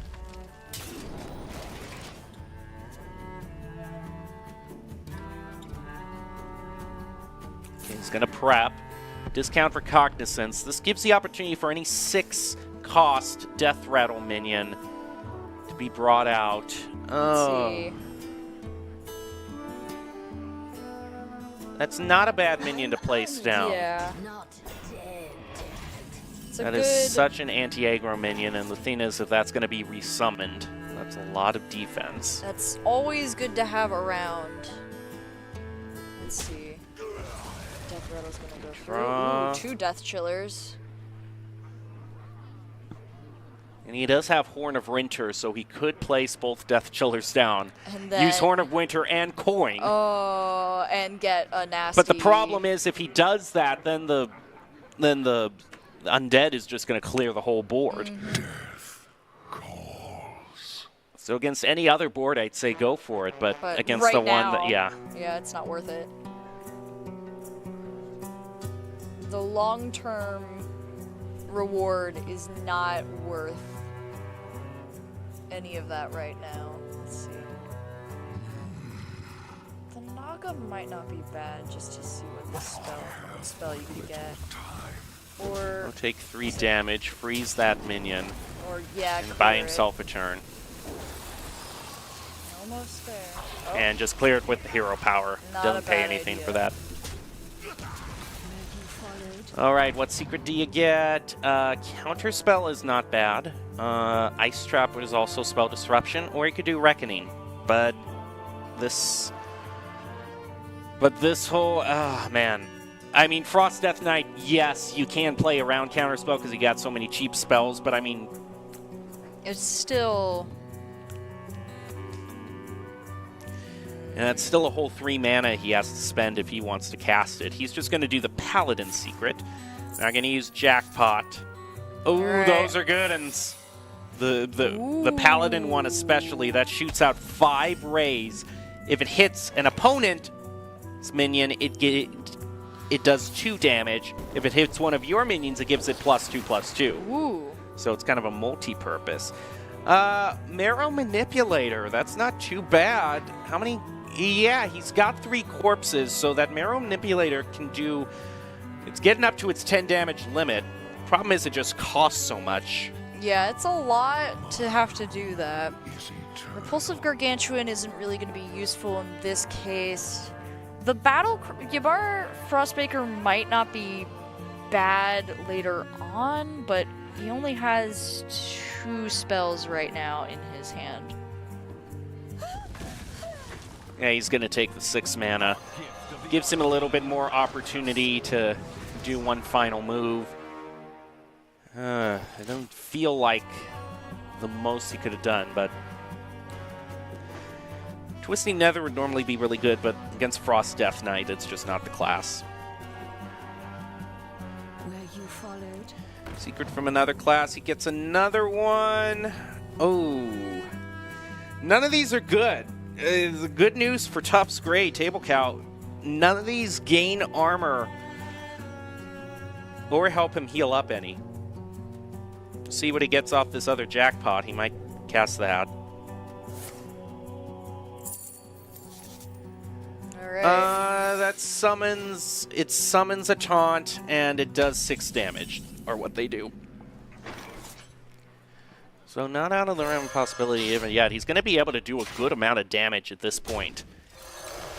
Plays it right. He might even... I don't know if he has lethal, but I think he realizes now is his time to go all in. The Ice Trap is going to send that back. The coin costs 1 more. It's not the worst thing in the world. I mean, at that point, when you cast the coin, you're trading a coin for a coin at that point. It doesn't really... You're just using it for the Yeah. effect damage that happens. Yeah, so for any other class, it wouldn't be great, but for Death Knight, they're just using it to get the spells off. Ooh. Wow. Okay. And that's what we've been waiting for right there, was just that Gonna combo. clear out one of them. He has 5 damage left. He can summon 2 taunts here. Or use... No, the Divine Toll is just gonna clear the board.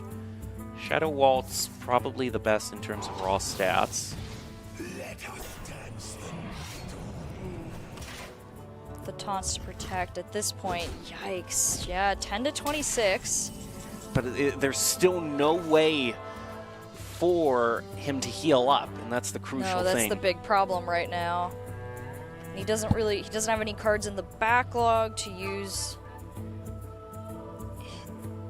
those 2 cards. He and the might other try to ones- use School Teacher first, see what he gets off of that, or Nerubian Vizier. He can also discover a spell with that. Okay, he's gonna go for the spell discover. Frostworm's Fury, really good. And that's the only thing that does damage. Although he might have gone for the undead strategy to buff all of his minions. That's just not gonna be the play right now. I'm just gonna focus And on it getting doesn't the feel taunt like minions out of it'd the be way. right for him to trade into this, but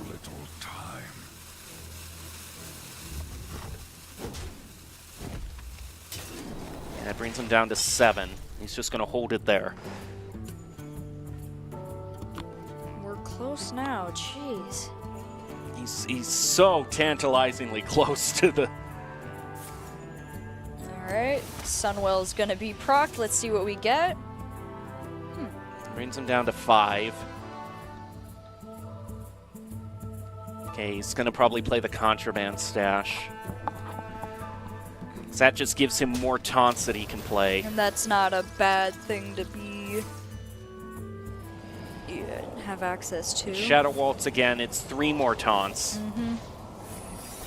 Ice Trap, Reckoning. That does set up his board a bit better, but... Oh, no, not the Ice Trap! You do not want to do...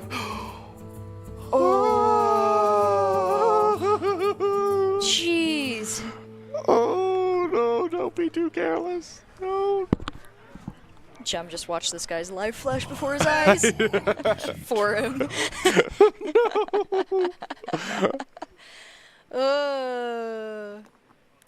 Alright, thinking this through a little bit more this time. Okay, we'll see how this does. This could all just go face, and then... That would be that, but... No, it's not going to, of course. Oh. Yeah, see, aren't you glad you didn't play that there? Hey, here's the thing. This rogue doesn't have... Oh, no, he just drew the armor gain! He just drew Astalor! Bruh, there it is. I guess the one thing he can do here is play Frostworm next turn. It does freeze everything the rogue has.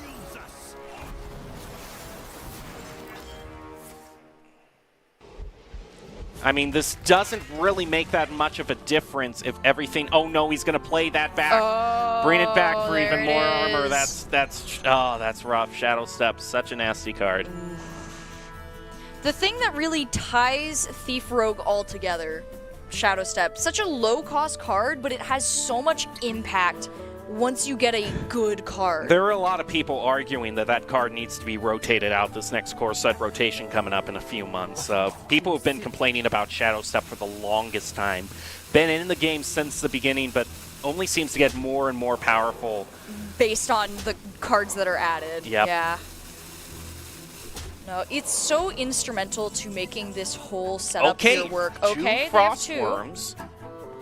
That's... Problem is I think this the Astalor is just gonna do so much damage that I think even the Frostworm, he can do the one. That's actually okay, pretty he's good. Trying to prevent that. That's smart. Then, all right, here we go. See, the Astalor does 14 damage. With the 5 attack minion, that should help soak it up a little. Doesn't gain any health is the problem. And if this Death Knight survives the next turn, he's won. Barely, but he's won. It's very close here. Astalor really isn't the play right now, I don't think. No. It's a lot of damage, but it's not enough. So being able to deal with the 5/5 first, or gain back health in some way, which I don't think they have any for that. Oh, they have Okay, he's armor. gonna gain more armor. That's a good play. Yep. And then let's see. The barrage. Okay. Okay. Ooh. Choose soon. And then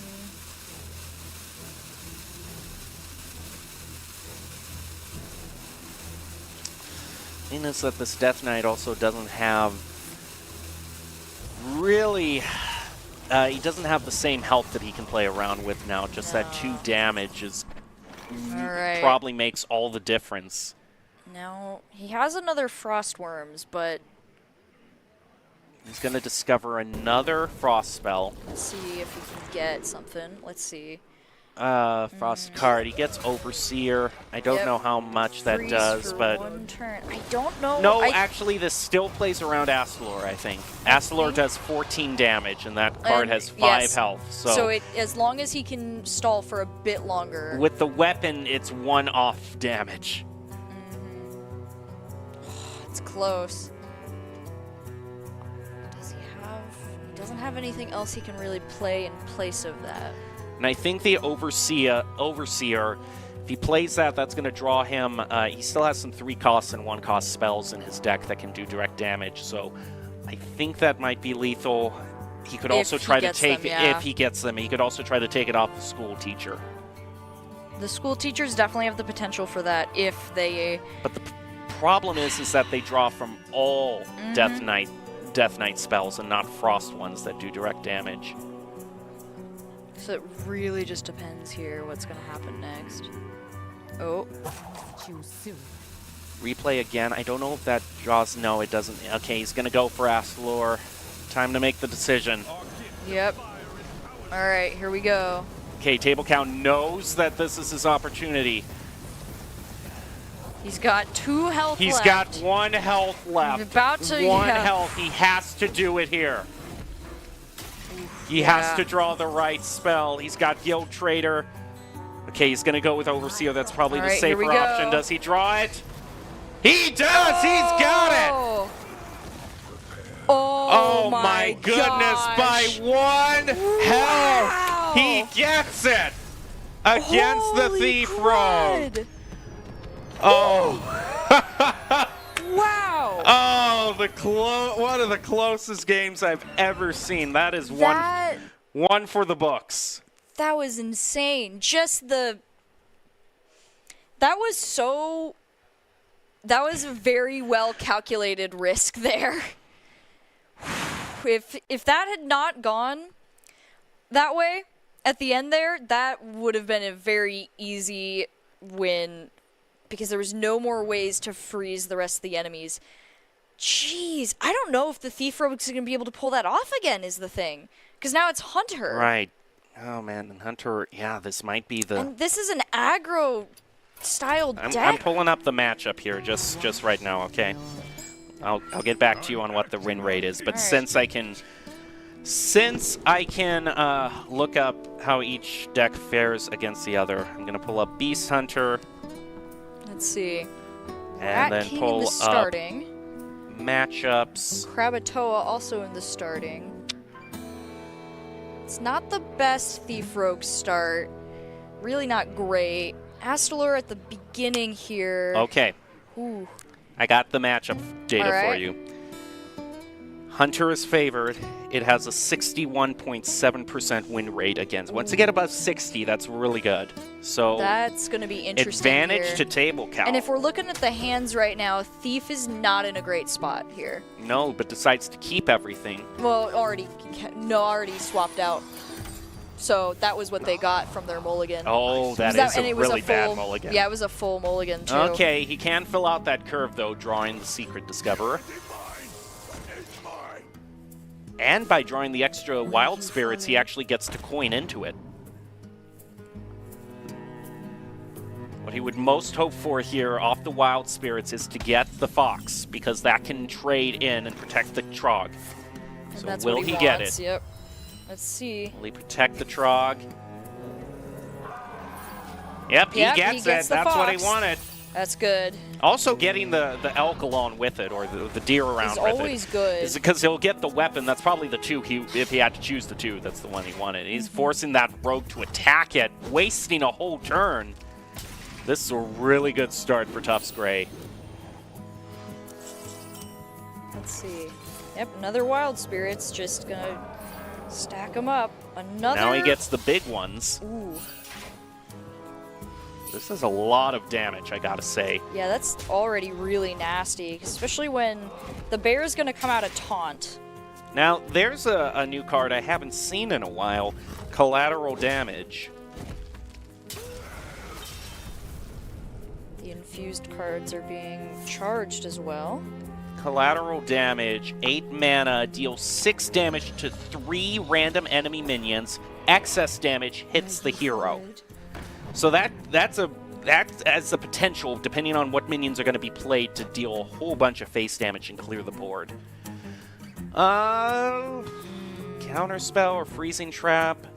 Even Avenge too would go off because there's a taunt there to protect it, but it's going to go with Freezing instead. I think freezing is just, with a deck that's so focused on minions, is probably one of the better options for you in that area. Gonna prep it. And this creates an odd scenario for him here, because if he attacks with the elk, then that goes back to his hand, and that's a dead card.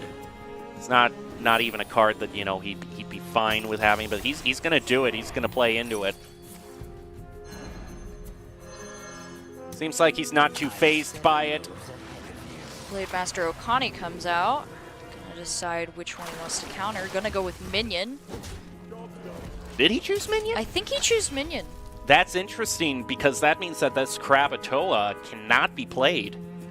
It looked like Minion. That was hard to tell, but It looked like Speldum, so I guess we'll find out. Well, We'll he's find- gonna. The problem is that this taunt, this bear here, is gonna keep him from taking the Okami out directly. Yeah, this is not. Okay, he'll be able to. Oh, it's Spell. It was Spell. Okay, well. But getting rid of one of those is fine. I mean, this rogue is really hurting for card draw at this point. Yeah, Ego Waffle does not really have the cards that he needs for this. The Hunter's sitting pretty good right now for each, like, tier of mana if he really wants to. 7 moves ahead of you. Okay. Yeah, I mean, that's a... You don't get the effect, but, you know. I like how that the hero's holding the weapon. He gets 3 damage dealt to the minion. I like that interaction. That makes sense. Okay. This next turn is the Krakatoa turn. He can Shadow Step it back, so he'll get 2 to play with that. He also gets Jackpot. That's a huge draw for him. It depends on what he gets off of the Jackpot. Now we get the first Krakatoa Claw for the Rogue. If he leaves his Krakatoa on the board, I have to wonder if the Sylvanas is fully charged up, if that's something you go for. Ooh, that's That'd a be good a point. huge tempo swing. That would be a very quick way to turn that around easily. I think that Shadow Step would be preferable here, because at least the Crab Claw will stay on the field, so... He's making 3 sure. away from charging up the Sylvanas.